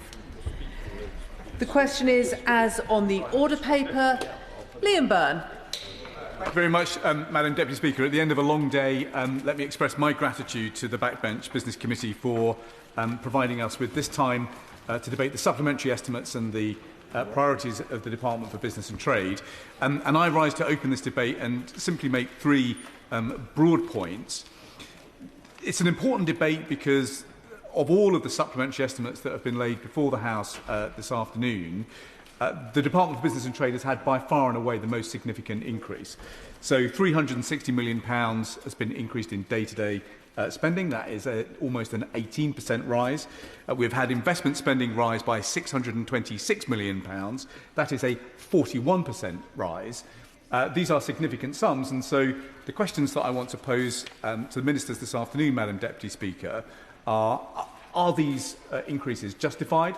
Second, is the department spending its money on the right priorities, given what we have heard from the business community? And third, I want to underline this question about why there is not more significant support for small business, which is suffering what we found as a committee to be pandemic-style pressures without a pandemic-style support package in place. So let me just start very quickly with the significant increases in the department's supplementary estimates. So £375 million has been provisioned extra to support British Steel. Now, that takes the total support that this House has agreed under the British Steel Special Measures Act to about £710 million. That is a significant sum. I think it has got broad cross-party support. Certainly the House did not divide when we were recalled for that unusual hearing on a Saturday to agree the Special Measures Act. But there is one significant question that I think we've got to ask this afternoon, which is where is the steel strategy to go with the extra money that the House is being asked to agree. When Tata Steel came before our committee, Madam Deputy Speaker, just a couple of weeks ago, they were very, very clear with us that there are now just 8 weeks to save the steel industry in this country. And so having passed that Special Measures Act, having been asked to agree this extra money, the House has now got to ask the Minister today, where is the steel strategy? Because as we know, there is a wave of subsidised Chinese steel about to land on our shores. The United States has put up significant defences. The European Union has put up significant defences. We had significant defences, but they're about to come down in June. And industry is sending a message loud and clear to government that unless they act, unless new defences are put in place, unless a steel strategy is put in place, then we are looking at the end of the steel industry in this country, with thousands of jobs that will go, with a sovereign capability will go, and that is simply something that we cannot afford as a country. So I would be very grateful if the Minister can explain how, if the House is to agree the spending, we're actually going to make sure that that money is not wasted, because there will be further policy measures in place to ensure that we do not lose our steel industry over the weeks ahead. That then just takes me to the Post Office, where the Post Office provisions for the Horizon scandal and the payouts has now risen to about 1.2 billion. And our committee has consistently criticised governments of all stripes for not paying out the money to those victims much faster. The committee has now agreed a further report on measures which we think ministers should take in order to ensure that justice is genuinely delivered to all of the victims of this scandal. That report will be published in a few days' time. But the House is being asked to agree this increase in the provision to 1.2 billion, and yet the question we have got to ask of ministers is, well, where is the provision that Fujitsu is supposed to be making? After all, it was the Fujitsu system that was at least half the cause of this scandal. We now think that the total cost of the Horizon scandal, when you add in the legal costs, will be something like £2 billion. And yet when we asked the head of Fujitsu what provision he had made for contributing to that bill, the answer was zero.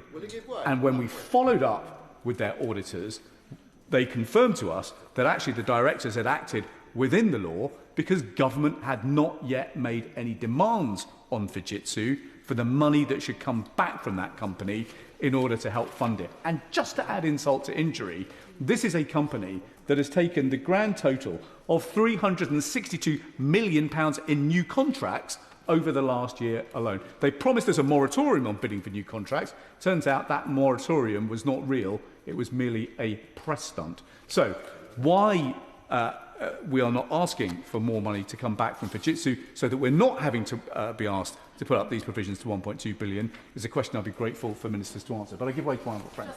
I'm grateful for the Chair for giving way, and I've enjoyed my interesting few months on the committee so far. But does he agree with me that it is perplexing that we haven't had really any understanding as to why there isn't more pressure being put on Fujitsu to actually come up with some sort of figure? I know they keep saying they're waiting for the outcome of the inquiry, but they've made a commitment, and we would expect some kind of provision to be made to reflect that. Honourable friend is absolutely right. It was in front of our committee that the chief executive of Fujitsu came before us to say that Fujitsu did indeed have a moral obligation to make a contribution. And that is why we were so surprised when we asked for him to return earlier this year, when he said that actually no provision had yet been made. For a company that is making so many hundreds of millions of pounds out of British taxpayers, it is simply egregious that they have not been that they have not offered to pay, but it is wrong too that ministers have not demanded that they pay up and pay up quickly. So that I've touched on a couple of the significant increases in the estimates. There are just two more points, Madam Deputy Speaker, that I want to make in the time that we have available this afternoon. The second broad point is this question of whether the money that the DBT is asking for us to approve is in line with business priorities. Now, as a committee, we spend a lot of time listening to the business community, and indeed we set our priorities by travelling the country, talking to businesses up and down the country about what they think we should be focused on. Over the course of our last national road trip, we visited 7 cities, but that is on top of not just the roundtables that we did on that tour, but 1,000 witnesses that came before us as a committee last year, 2/3, 3/4 in private, a quarter in public, and the 168 bits of evidence that we received as we set our priorities for the future. We heard very clearly that what business is looking for is far more certainty about the investment environment for the years ahead. They want a better return on investment, and for that they need energy costs to come down, they need business rates to come down, and they need the skills system to be far more flexible and available. Critically, they need much better access to finance so that we can be mobilising capital on a different scale. We need trade deals actually to become a gateway to increasing exports. And finally, they're asking for a lot more coherence in regulation. Right now, people are being smothered in red tape, often because one department is not talking to another. Now, as we look at those priorities and look at the estimates in front of us, we can see that actually certainty has improved. The spring statement was a step forward. The Chancellor has increased her headroom significantly. That definitely takes risk out of the investment environment. But there was nothing in these supplementary estimates about driving down energy costs. There's nothing in these estimates about driving down business rates. There's nothing in these estimates about making the skills system not just better financed, but better available, in particular to small business. Where there was progress was an extra £200 million for the British Business Bank and £50 million extra for the Growth Guarantee Scheme. That is significant, but it is probably not quite enough. Indeed, the evidence that we've received suggests that the market for loan guarantees is probably about £2 billion bigger than the government has provided for. If we want small business and big business to have access to scale-up finance in particular, then we need to be making sure that the British Business Bank has got a much bigger loan guarantee scheme available. Finally, there was nothing in these estimates to roll back the very deep cuts to export support. So at a time when we have basically finished signing the free trade agreements that are available to us as a country, it is surprising to us on the committee that export support staff are being cut so aggressively. If we want to make the most of these new opportunities, if we want to make the most of these new free trade deals, then we would have thought that increasing support in export support would be a government priority. The final point, Madam Deputy Speaker, that I wanted to make is about the particular emergency which is facing small business. Right now, as I said in my introductory remarks, small business tells us that they are facing pandemic levels of pressure without a pandemic level or a pandemic style support package. Now, labour costs have gone up, as we know. The national minimum wage has gone up. In my view, that is a good thing. The Employment Rights Act is coming through. That will improve rights. That is a good thing. But when we add on national insurance contributions too, we've got to accept that labour costs are going to rise. That means that labour has got to become more productive. That means the skills system has got to become better available to small businesses. But when we add into that rising energy costs, perhaps 50% bigger than they were before the COVID crisis, when we add on to that energy costs, which are just so much higher, when we add on the lack of regulation in TPIs, when we add on to that the increases in business rates, when we add on to that the cost of crime and the organised crime takeover of the high street, when we add on to that late payments, when we add on to that the lack of access to procurement, then you can see the crisis that small business now confronts. Now, those are the kind of measures, those are the kinds of priorities where we would have liked to have seen more action in the supplementary estimates today. They are certainly going to be a focus for our scrutiny work over the course of the next year, Madam Deputy Speaker. Yeah. And with an immediate 4-minute time limit, Wendy Chamberlain. Thank you very much, Madam Deputy Speaker. I'm going to make some brief remarks, but I noted in the Department's estimates memorandum the specific reference to spending supported the objectives to make the UK the best place in the world to do business, the best place to do business from, and to deliver great services to businesses. And I'm going to go on to talk about a round table I held for hospitality businesses in my own constituency of North East Fife last week. The organisations who came did vary hugely in size, turnover and business model, because North East Fife is a place that generally people want to come to visit, and it caters for a number of visitors accordingly.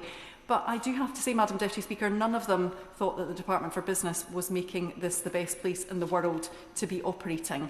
And I know that part of the reason for this debate today is because the Department has increased its budgets for the British Business Bank and the Growth Guarantee Scheme, which the Chair of the Committee mentioned in his opening remarks. Now, there are other sectors in North East Fife. We've seen losses in manufacturing, largely due to our departure from the EU.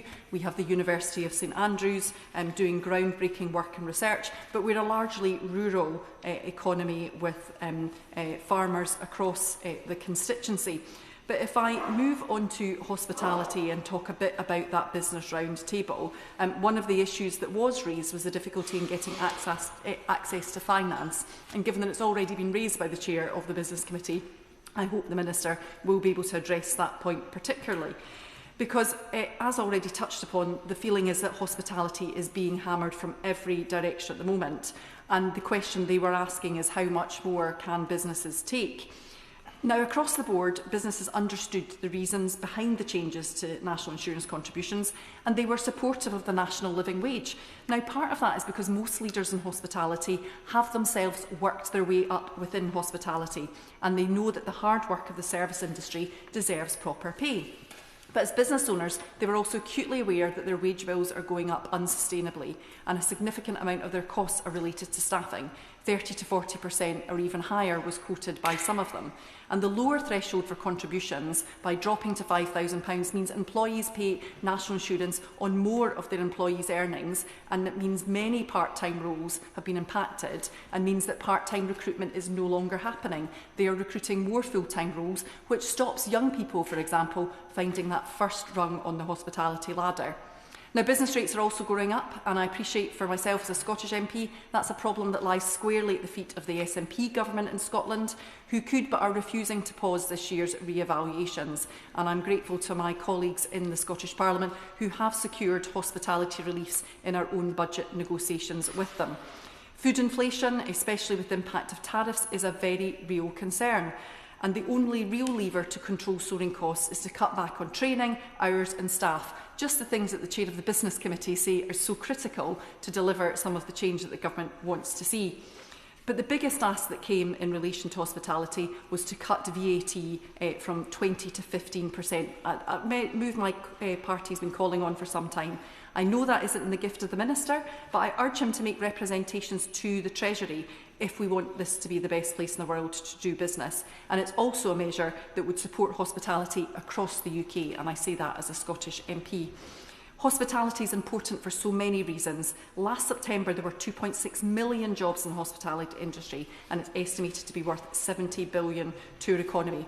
It's also part of our community. That came across very strongly in the round table. On the day that my son was born, our local pub was across the road from our house, and I went there to wet his head, because why should I miss out on all the fun?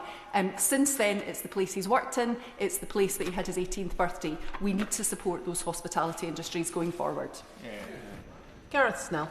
Thank you very much, Madam Deputy Speaker, and can I congratulate the right honourable gentleman from Birmingham, Hodge Hill and Solihull North for securing this debate. I wanted to touch, if I may, on three areas of DBT activity where I think the estimates and the funding that they receive could be put to best use. One, of course, is the industrial energy problems that we face in this country that I know the committee has looked at and the Minister is acutely aware has a direct impact in communities like Stoke-on-Trent because of the foundational manufacturing industries that we still have that are energy intensive.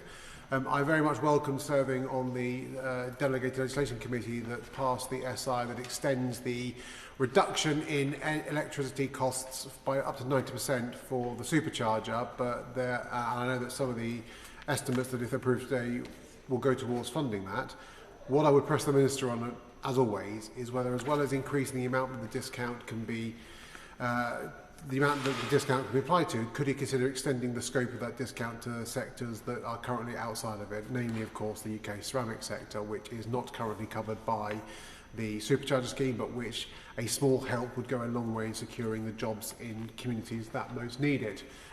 The other part that I want to talk to is the fact that we are still in Stoke-on-Trent a foundational area of ceramics that is gas intensive. Now, I know the government has previously discussed the fact that gas is an international commodity. The price of which is traded on the world market. With the events that are taking place in the Middle East, I think we all expect to see an increase in world gas prices. That is a huge, potentially damaging economic hit to sectors that are not eligible for any form of other relief.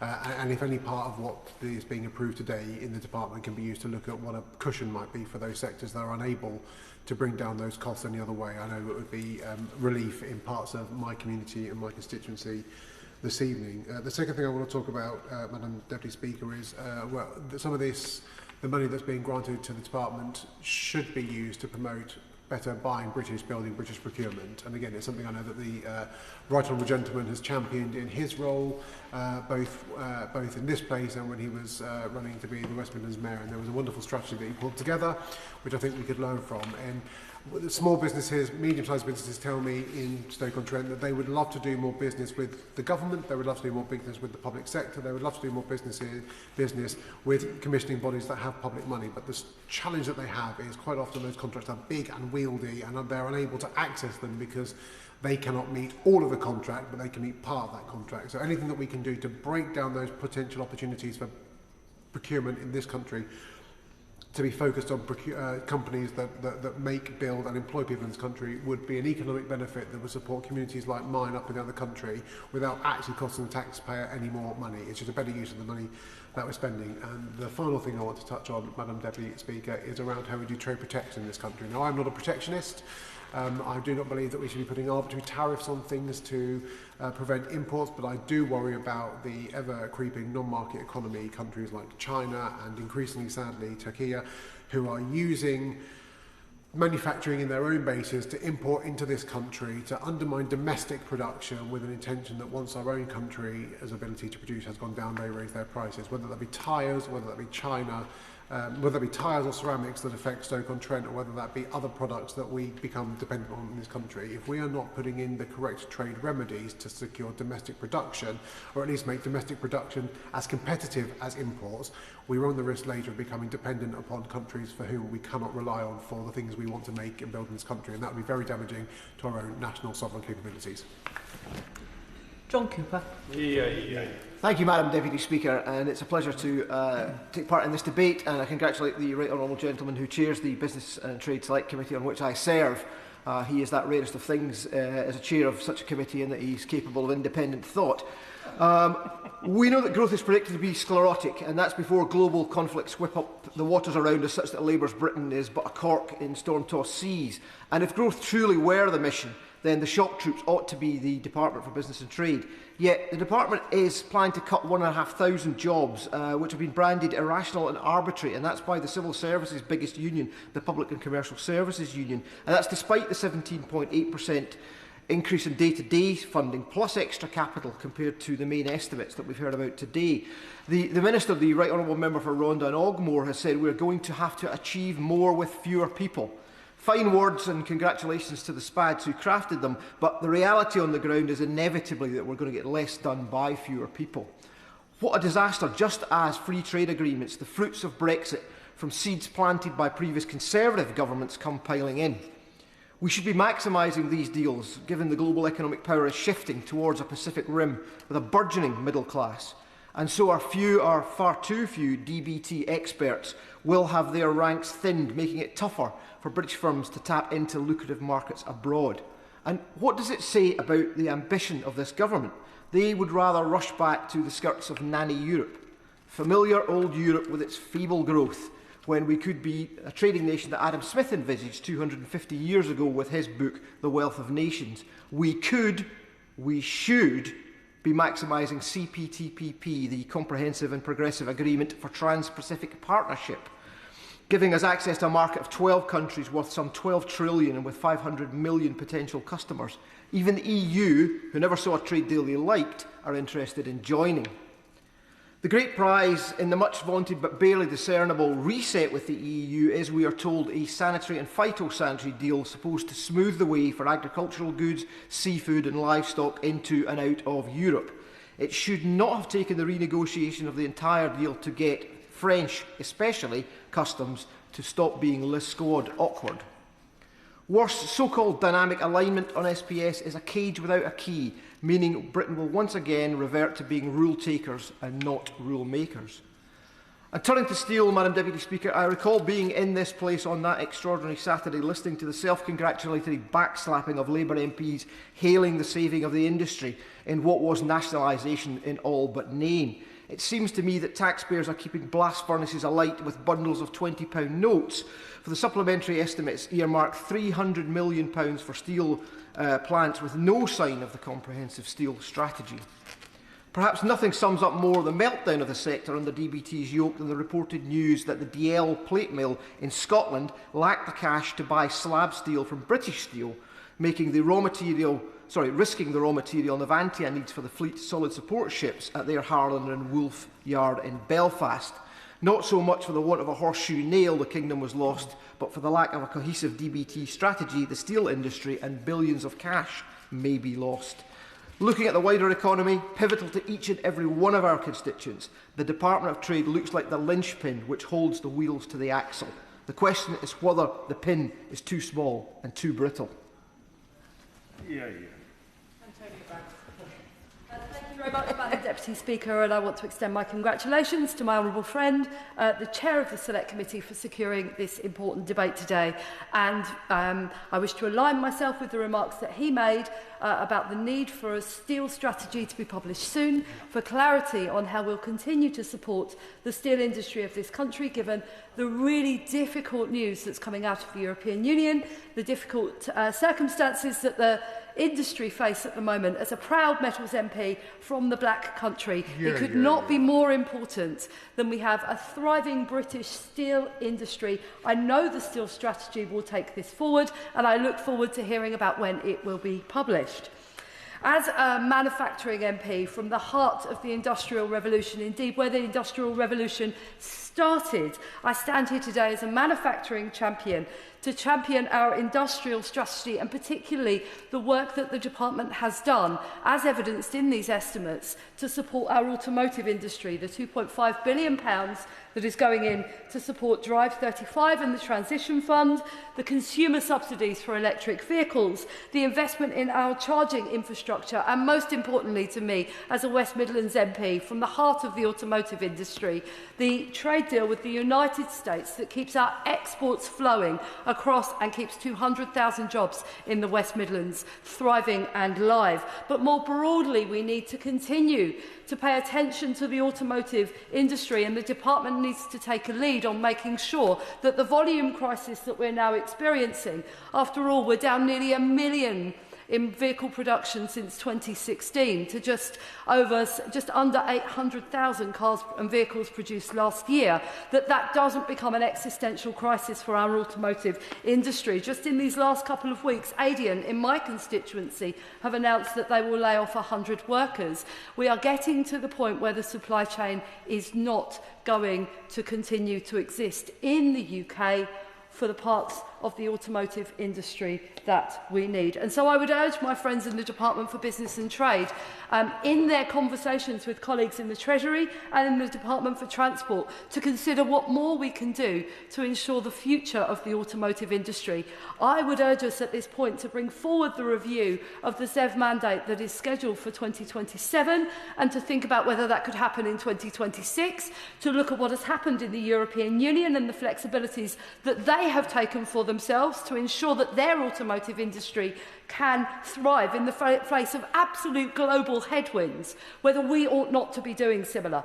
It may or may not be an issue for the Department of Business and Trade, but I know in negotiations the Industry Minister is a champion for this industry and will continue to make the case for vehicle and automotive manufacturing. On that point, in my final moments, I want particularly to align myself with the points being made by my honourable friend, the member for Stoke-on-Trent Central, about energy costs. It is wonderful to go out to my businesses and to put the consultation on the British Industrial Competitiveness Scheme in front of them, to show them the SITCOs and to show them that help is coming. These estimates must set out how it is funded, because we are not yet sure how it will be funded, but it must be funded. And if at all possible, it must come sooner. The crisis is now. I can't wait much longer. My businesses, manufacturing industry cannot wait much longer for the help with industrial energy costs that they so desperately need. That help is coming. Let us get it to those industries, to those manufacturing businesses, to make sure that manufacturing in this country continues to thrive, which I know is the expectation and the hope of this government.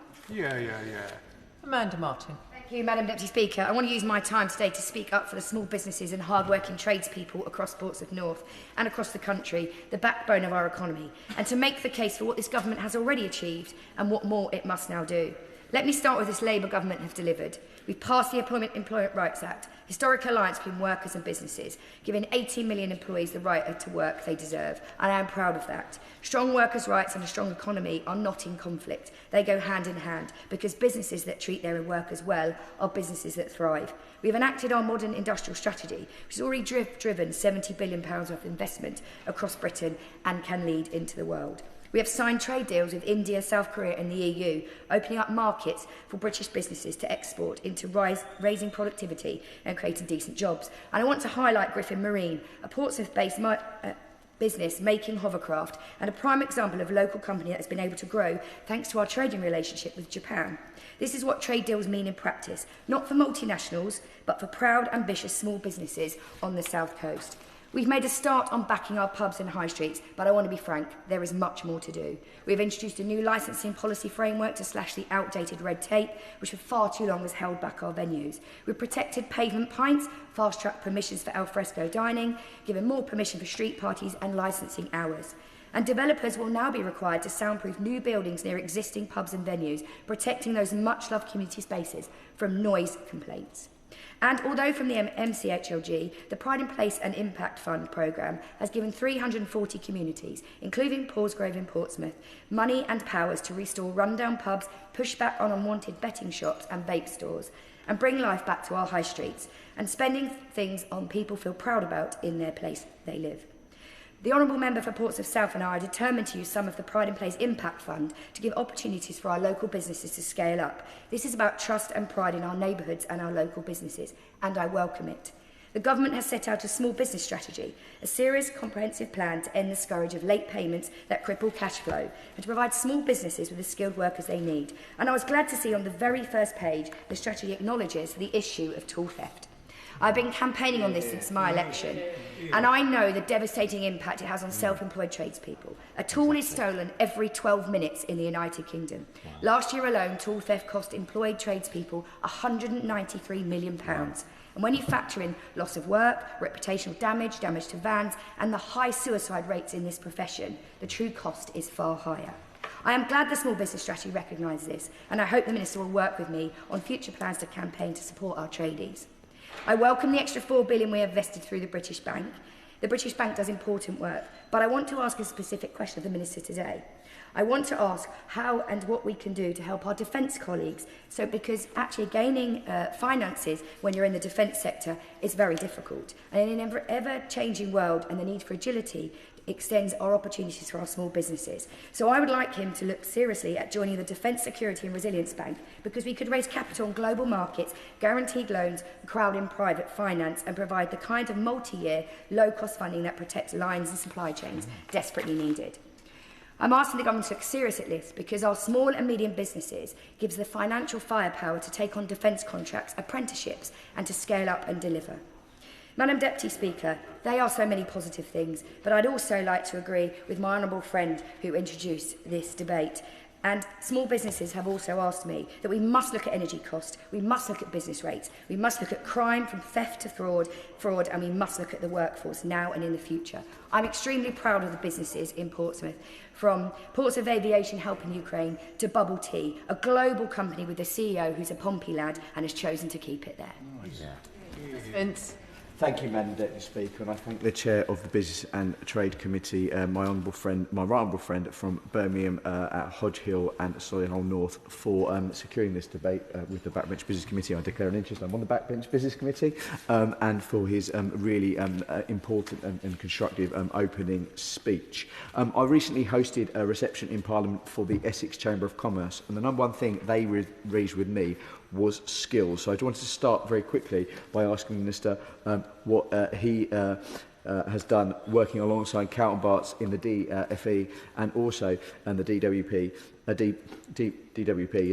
to ensure our young people have the skills that they need going into the workplace. Because what businesses in Harlow are screaming out for is those transferable skills for our young people. I recently met with Daniel Chandler, who is the CEO of a new organisation, the Young Professionals Guild. His mission is to support young people into the hospitality industry, and he spoke about the gap between what young people come out of school with and what those skills the industry are asking for, but has worked in collaboration with the fantastic Harlow College in their determination, their mission to get to decrease the number of young people not in education, and training and employment, which is something that they've been very successful with. I do welcome, as I say, the recent white paper on education. I think what was really important about that wasn't just the stuff on SEND, obviously that's the bit that's got the headlines, but also the need to have a well-balanced and broad curriculum. And I asked the Minister to ensure that this is a government that truly works cross-department to ensure that the industrial strategy works alongside that curriculum, because I think that's really important. And as I say, once again, I pay huge tribute to Harlow College. The other thing I wanted to mention that comes up when I speak to businesses in Harlow is the challenges of energy costs. I won't try and make another ill-fated reef joke, but he will be aware that I have a coral farm in Harlow, which is an example of a very niche business, but a very high energy intensive business.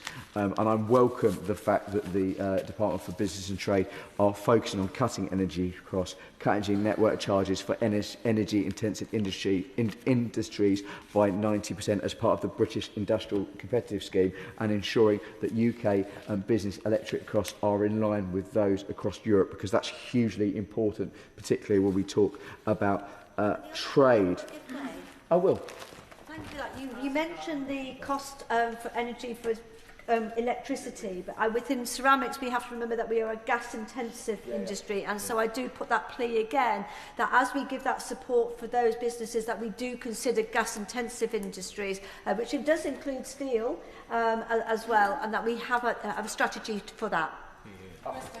I thank my friend for that intervention. She's absolutely right, and I'm sure that the Minister will reflect on that in his wind-up. So just finally to finish, Madam Deputy Speaker, I welcome much of what the Government is doing. Much of the things that have been discussed already. The modern industrial strategy, £70 billion worth of investment, those trade deals that we mentioned with India, South Korea and the EU, working to get energy costs down, as I previously mentioned, although I would emphasise there's much more to do.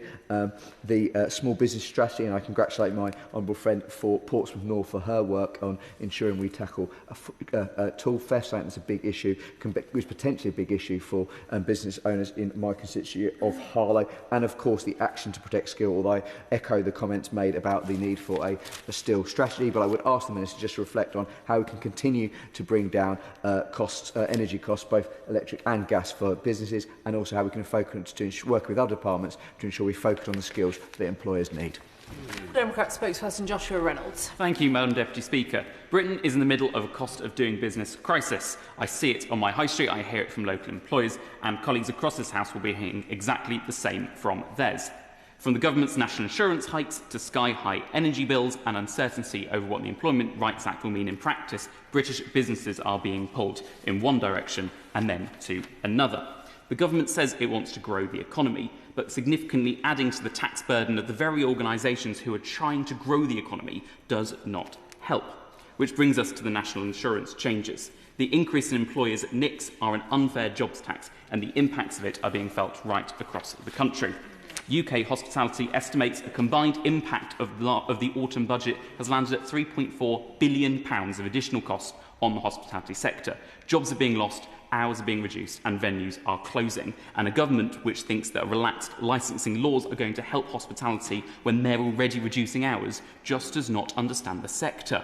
Liberal Democrats voted against the NI jobs tax changes at every opportunity because we could see this coming. The government now needs to face the consequences of its own choices and either scrap this jobs tax before damage becomes irreversible. In 2019, the Conservative government promised a fundamental review of business rates. They never delivered that. Now, this government promised to rebalance the system, yet we are still waiting for proper rebalancing to take place.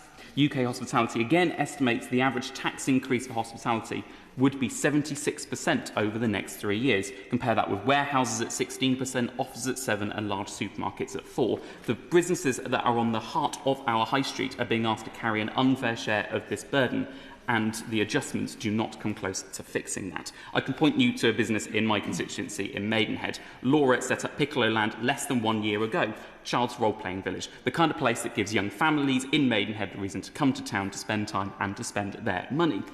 When she started that business, her business rates valuation was £71,000 for a 2,500 square foot unit, significantly more than her annual rent. She challenged that figure with the VOA and it was reduced to £42,000. But in April 26, that bill rises to £55,000.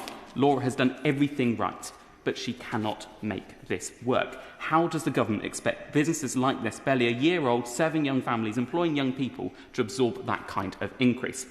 Maybe the Minister would be able to write to Laura to let her know which part of the government's growth plan she is meant to be benefiting from, because we just cannot find it. Pubs, live music venues, hotels, restaurants, cafes, visitor tourist attractions are all facing these same rising bills, collapsing margins, and the same impossible choice between cutting staff, putting up prices, or closing their doors. But to add insult to injury, the government's business rate U-turn is not going to fix the issue it's created. It's going to make the pain less bad. So the government needs to reduce VAT for hospitality, accommodation and attractions. This is not untested. Previous government did that during the pandemic and it worked.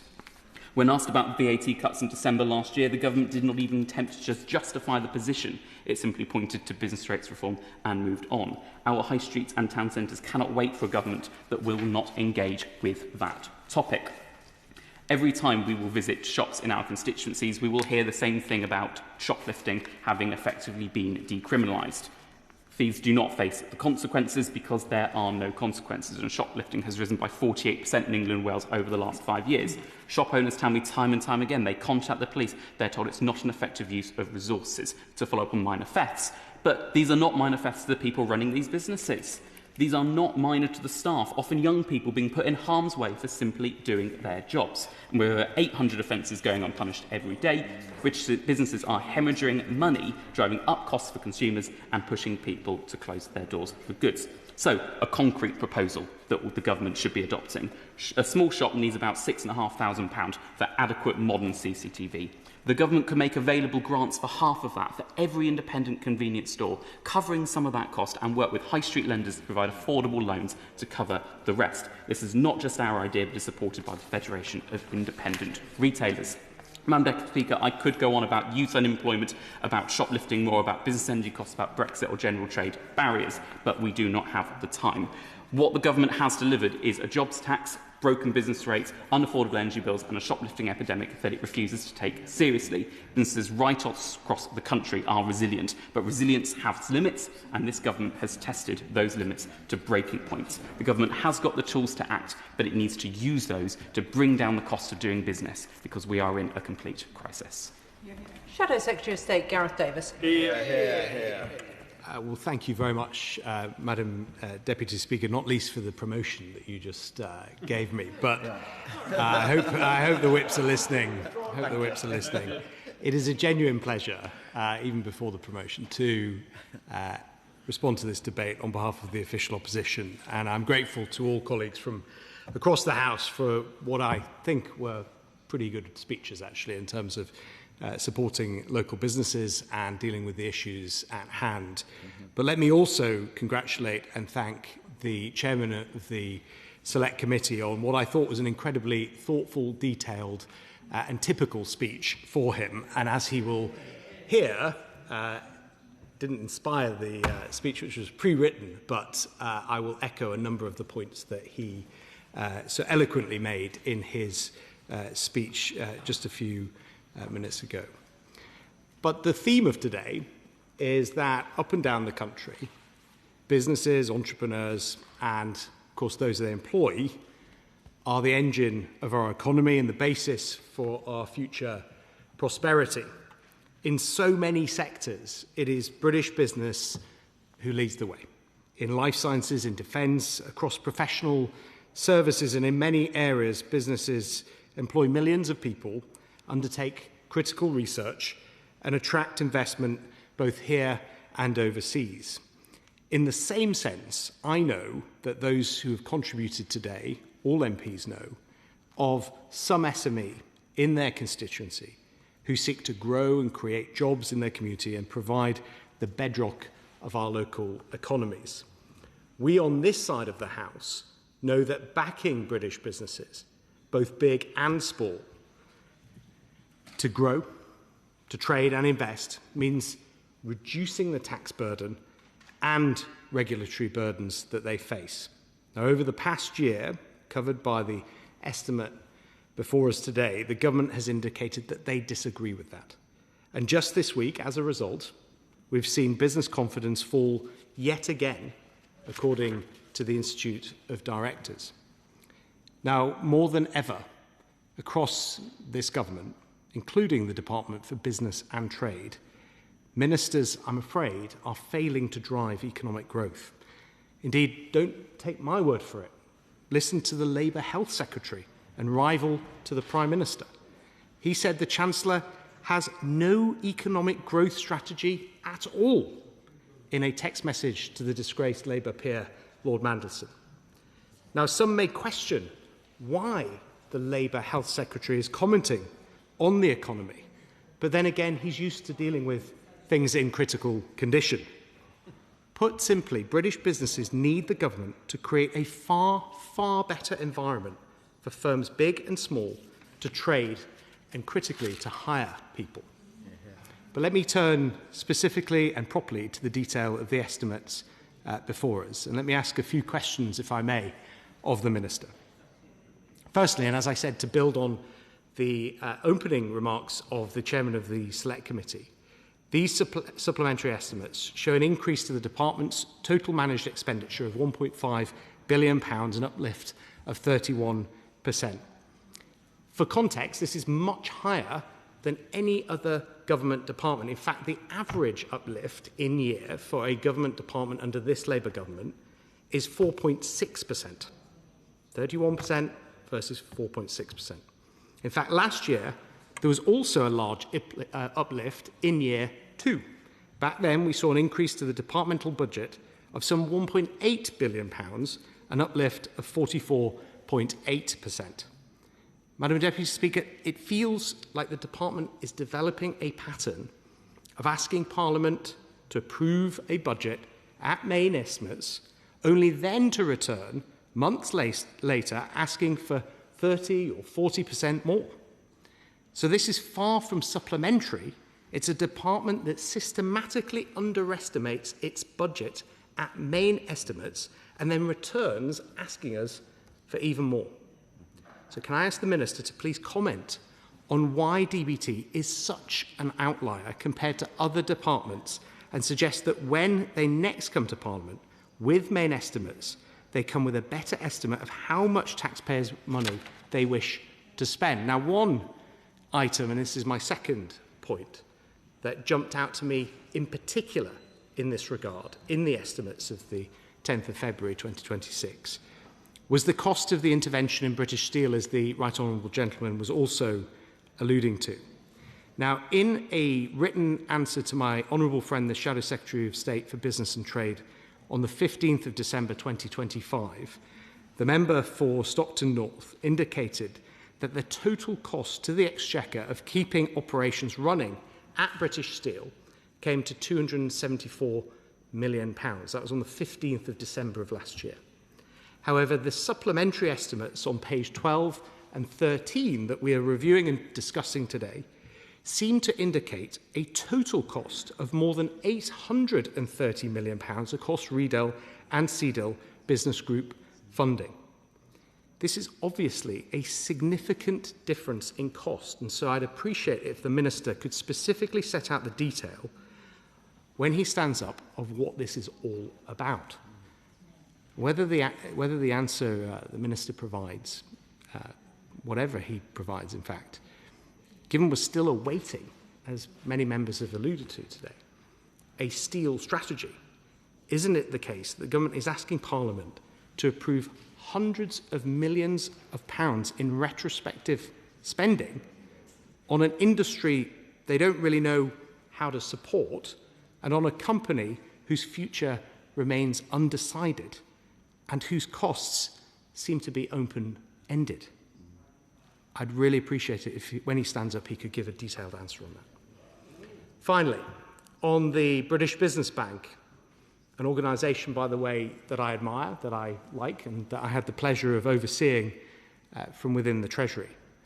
When I looked at the supplementary estimate, I noted that the additional capital that is being provided to DBT for the Growth Guarantee Scheme, which supports business lending, is to the tune of £50 million. Meanwhile, the British Business Bank financial capacity has increased to £25.6 billion, and it also has a new industrial strategy growth capital initiative. Now, the Growth Guarantee Scheme is a perfectly legitimate use of government funds. It creates government-backed business lending and does perform an important role in the economy. However, according to page 7 of the supplementary estimate, an additional £50 million, as I said, has been provided to DBT this year. And so it's natural that I want to ask a little bit more about this scheme. And so can he tell us, first of all, what are the default rates of the loans provided by this scheme? And how does he square that with the additional £50 million of capital? Secondly, critical to this is whether those loans and whether that amount of money is complementing private lending or is actually displacing it. And what analysis has the department done to provide us in this House with an adequate answer which will get us comfortable with approving the £50 million? But, Madam Deputy Speaker, from increased taxes to additional red tape, the government has soured business confidence, and through their higher unemployment and higher prices, it's working people who are clearly paying the price. No matter how many billions are spent by the department and then increased at supplementary estimates, that fact, sadly, will always remain. Thank you. Minister, Chris MacDonald. Thank you, Madam Deputy Speaker. And I'd like to thank everyone who's participated in the debate today, but very particularly my right honourable friend, the member for Hodge Hill and Solihull North, for opening the debate, also for his work as Chair of the Business and Trade Committee, and the members of the committee who've spoken in the debate today and have produced a number of reports in this Parliament that I've very much enjoyed reading and which clearly have been drawn on extensively as part of this debate. Members have made some incredibly important and pertinent speeches during the course of the debate, and in the time available I'll try and trot through at pace some of the answers, but please forgive me in advance if there's anyone I don't manage to get to, then I'd be happy to write afterwards to fill in any detail that might be missing. But perhaps first, if we start with the overarching strategy of the department and why it is that the department's come back with some estimates. So first of all, the department has reset our programme of spend around our growth mission and our industrial strategy. Our major investments in key sectors, combined with efforts to attract private capital, will ensure that taxpayers' money is used effectively. At the same time, we're ensuring that the right resources are going to delivering our small business plan, creating the right conditions for small businesses to grow. And I'll say more on that shortly, as I know many members were concerned about small businesses. I think I need to explain, as has been mentioned by a number of members, the rationale behind the in-year budget increase, and that's primarily for three activities. For British Steel, as has been pointed out, for the Post Office and for the British Business Bank. And I'll explain a bit more about that in further detail as we go on. Now, there has been a £1.351 billion increase in the annual managed expenditure budget, recognising that additional provisions are needed for postmaster compensation. This covers funding for the capture redress scheme. It also includes provisions for redress to family members of postmasters impacted by Horizon. There's a £626 million increase in capital department expenditure limits, largely for two reserve claims. The first is a £375 million of funding for department support for British Steel, and the second is £200 million for growth sector businesses via the British Business Bank, helping more firms to scale up and become homegrown success stories. The reserve claim will ensure that we don't unnecessarily restrict the bank, and I think in this way I can answer one of the questions from the opposition minister. He queried why it is that this department particularly comes back with estimates, and did last year as well. Fundamentally, that's partly built into the structure of the British Business Bank. So in order to provide the British Business Bank with the level of in-year flexibility that it needs to work with fund managers and draw down investment in businesses, it's important that the bank isn't restricted at the outset, that we don't overcompensate or undercompensate the bank. And so that is primarily one of the reasons why the department would be seen as an outlier amongst estimates. It's actually a sign of a very well-functioning department and a very well-functioning element of the British Business Bank. So now perhaps if I turn to some of the specific items, and giving the scale of the support for the steel industry, perhaps I should start there. It was raised by the chair of the committee and of course many other speakers as well. Our steel industry is of course strategically important as part of our British heavy industry, supporting the UK's industrial base, our construction sector, our national and economic security, as we've heard earlier in the Estimates Day debate today on the Ministry of Defence. Transforming the steel sector is essential for securing a competitive, modern and sustainable industrial base, ensuring that the United Kingdom can meet our long-term net zero commitments while maintaining critical domestic capability. Our commitment to the sector is evident in the intervention we made in April last year at Scunthorpe to ensure uninterrupted steel production and avoid the permanent and disorderly closure of the UK's last operating blast furnaces at Queen Anne and Queen Bess at Scunthorpe.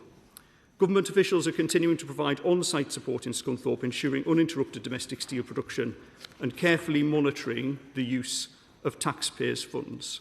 Now, a number of members mentioned the steel strategy, including my honourable friend, the member for Tifton and Wednesbury. Of course, we have a commitment to publish the strategy early in 2026. We'd hoped to publish the strategy before Christmas, but we thought it best to publish the strategy alongside the trade measures following changes in trade arrangements. We've worked very carefully with the industry, with UK Steel, with the trade unions, of course, and I hope that we'll be bringing these proposals, both on trade and on the steel strategy, in due course, in a very short period of time, to the House. I would like to take this opportunity to commend particularly the management, the trade unions and the workforce at Scunthorpe for their diligence over this period of time, I think in quite difficult circumstances, ensuring excellent health and safety performance and stabilising operations, and also to commend the commercial team at Scunthorpe for their high-speed rail audit circuit. I think we can all take great pleasure in steel exports from the UK to Turkey. And the Shadow Minister was concerned that the government doesn't have the know-how to support the industry. I can tell him that, having worked for 29 years in the industry myself, I'm taking very careful oversight of the production and operational activities of British Steel. A number of people queried the numbers. So to date, the government spent approximately £370 million providing support to British Steel, covering items such as raw materials, salaries and unpaid bills. I can understand the concern, but I note it is still less than half the amount of money that the previous government spent the last time that British Steel was in great difficulties. And then, of course, they simply flipped the business out to Greybull, a company that couldn't even run Riley's snooker halls without them going into administration. Whereas this government is developing a steel strategy and, of course, is planning for ensuring that we do maintain our iron-making capacity at Scunthorpe as well. More broadly, the Government is committed to providing up to £2.5 billion to support the UK steel industry, funding financing for steel companies via the National Wealth Fund, and direct support, including an additional £500 million grant to Tata Steel at Port Talbot and the official receiver sales process at Specialty Steels UK in Rotherham and Stocksbridge. Separately, the Government has committed an additional £420 million to new investment in Sheffield Forge Masters to further expand capacity as a direct result of the AUKUS submarine deal, bringing our total investment in Forge Masters to over £1.3 billion. So that was the first item, Madam Deputy Speaker. The second is the Post Office. And I'd like, I think at this point, Madam Deputy Speaker, to acknowledge the sub-postmasters who were impacted by the Horizon scandal, and again to thank my honourable friend, the Chair of the Committee and the members of the Committee for their support and challenges on the Horizon scandal issues. The Government very much welcomes the scrutiny. He mentioned that his committee will publish a new report in the coming days, and we stand ready to review and to respond to that. I can confirm we've now paid redress to over 11,000 postmasters and made redress payments of £1.2 billion. The member for Ellesmere, Port and Bamborough and the chair of the committee were concerned about Fujitsu, as am I. Fujitsu has accepted that it bears a moral responsibility for what's happened and a willingness to contribute financially. To be clear, Fujitsu will have to pay. In terms of determining the amount that Fujitsu would have to pay, it's important that the inquiry completes its work and publishes all volumes of its report so that we can establish the level of Fujitsu's compensation. On the area of small business support, a number of issues were raised around energy efficiency and energy costs. Again, my one friend, the member for Tipton and Wadensbury, mentioned the British Industrial Competitiveness Scheme. There are a number of other supports for energy efficiency in small businesses, but I have committed already at the dispatch box to look further at what can be done on energy for small businesses. And I would say to the member for Maidenhead, he said, what can we do for Laura? I would direct Laura towards our plan for small businesses, which has a number of items in there, including support legislation on late payments, business growth service, tailored support for high streets, etc., which hopefully she'll find helpful. Yes, I'll give way and then I'll sum up. Yeah. Very briefly, we are seeing fantastic and significant investment. Apologies. We are seeing significant investment and regeneration in our city centre in Derby, but it still bears the scars of 14 years of austerity and neglect. Can the Minister tell us a little bit more about how it's helping businesses to grow? I would say watch out for our plan for High Street, which will be published shortly. And then for the member for Stoke-on-Central and the member for Stoke-on-Trent South, they mentioned the gas intensity of the ceramics businesses. I'm aware of that, and I'm looking very carefully at that. So hopefully, Madam Deputy Speaker, I've managed to trot through some of the main issues, but I would like to leave some time for the chair of the committee to make some concluding remarks. Liam Byrne to wind up. Thank you very much, Madam Deputy Speaker. Well, I think this has been an excellent debate. Look, this is the most extraordinary country on earth. This is the home of the Industrial Revolution. This is the home of the Scientific Revolution. This is a country with an abundance of ideas, which is also a place that is blessed with trillions of pounds of long-term investment capital. If we in this House cannot put together a shared agenda for ensuring that our rate of growth is faster and living standards rise, then we do not deserve to be here. I thought we've heard an excellent debate this afternoon, and what I've really appreciated, Madam Deputy Speaker, is the way in which the voice of business, large and small, has been heard loud and clear this afternoon. I think the Minister will go away from today's debate with, I think, real clarity from this House that we expect the steel strategy on that table pronto. We expect much more aggressive action to drive down energy costs. We want to make sure that our manufacturing base is better supported. And crucially, we want to make sure that the small business people, the tradespeople that the member for Portsmouth North talked about, the kind of small businesses and the high street businesses that the member for Harlow talked about, these are the people that we are here to represent, and they deserve to have a policy that has got their back. Order, order. The question necessary to dispose of proceedings stands over under Standing Order number 54. I am now required to put the questions necessary to dispose of proceedings on the estimates set down for consideration this day. The first question is the motion on the supplementary estimate for 25-26 for the Foreign, Commonwealth and Development Office. As many are as of that opinion say aye. Aye. Of the contrary, no. I think the ayes have it. The ayes have it. We now come to the question on the supplementary estimate for 25-26 for the Ministry of Defence. As many as are of that opinion say aye. Aye. Of the contrary, no. I think the ayes have it. The ayes have it. We now come to the question on the supplementary estimate for 25-26 for the Department for Business and Trade. As many as are of that opinion say aye. Aye. Of the contrary, no. I think the ayes have it. The ayes have it. With the leave of the House, I will put the questions on motions 3 to 8 together. Minister, to move formally. I beg to move. The question is motions 3 to 8 as on the order paper. As many as of that opinion say aye. Aye. Of the contrary, no. I think the ayes have it. The ayes have it. Bill ordered to be brought in upon the motions relating to excesses 2024 to 2025, supplementary estimates 2025 to 26, and vote on account 2026 to 27. Who will prepare and bring in the bill?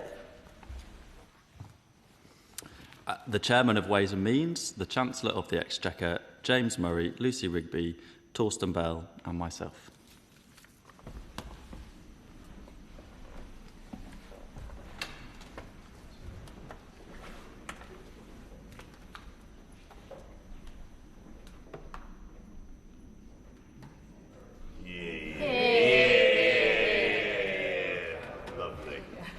Beautifully done. This man's walked before.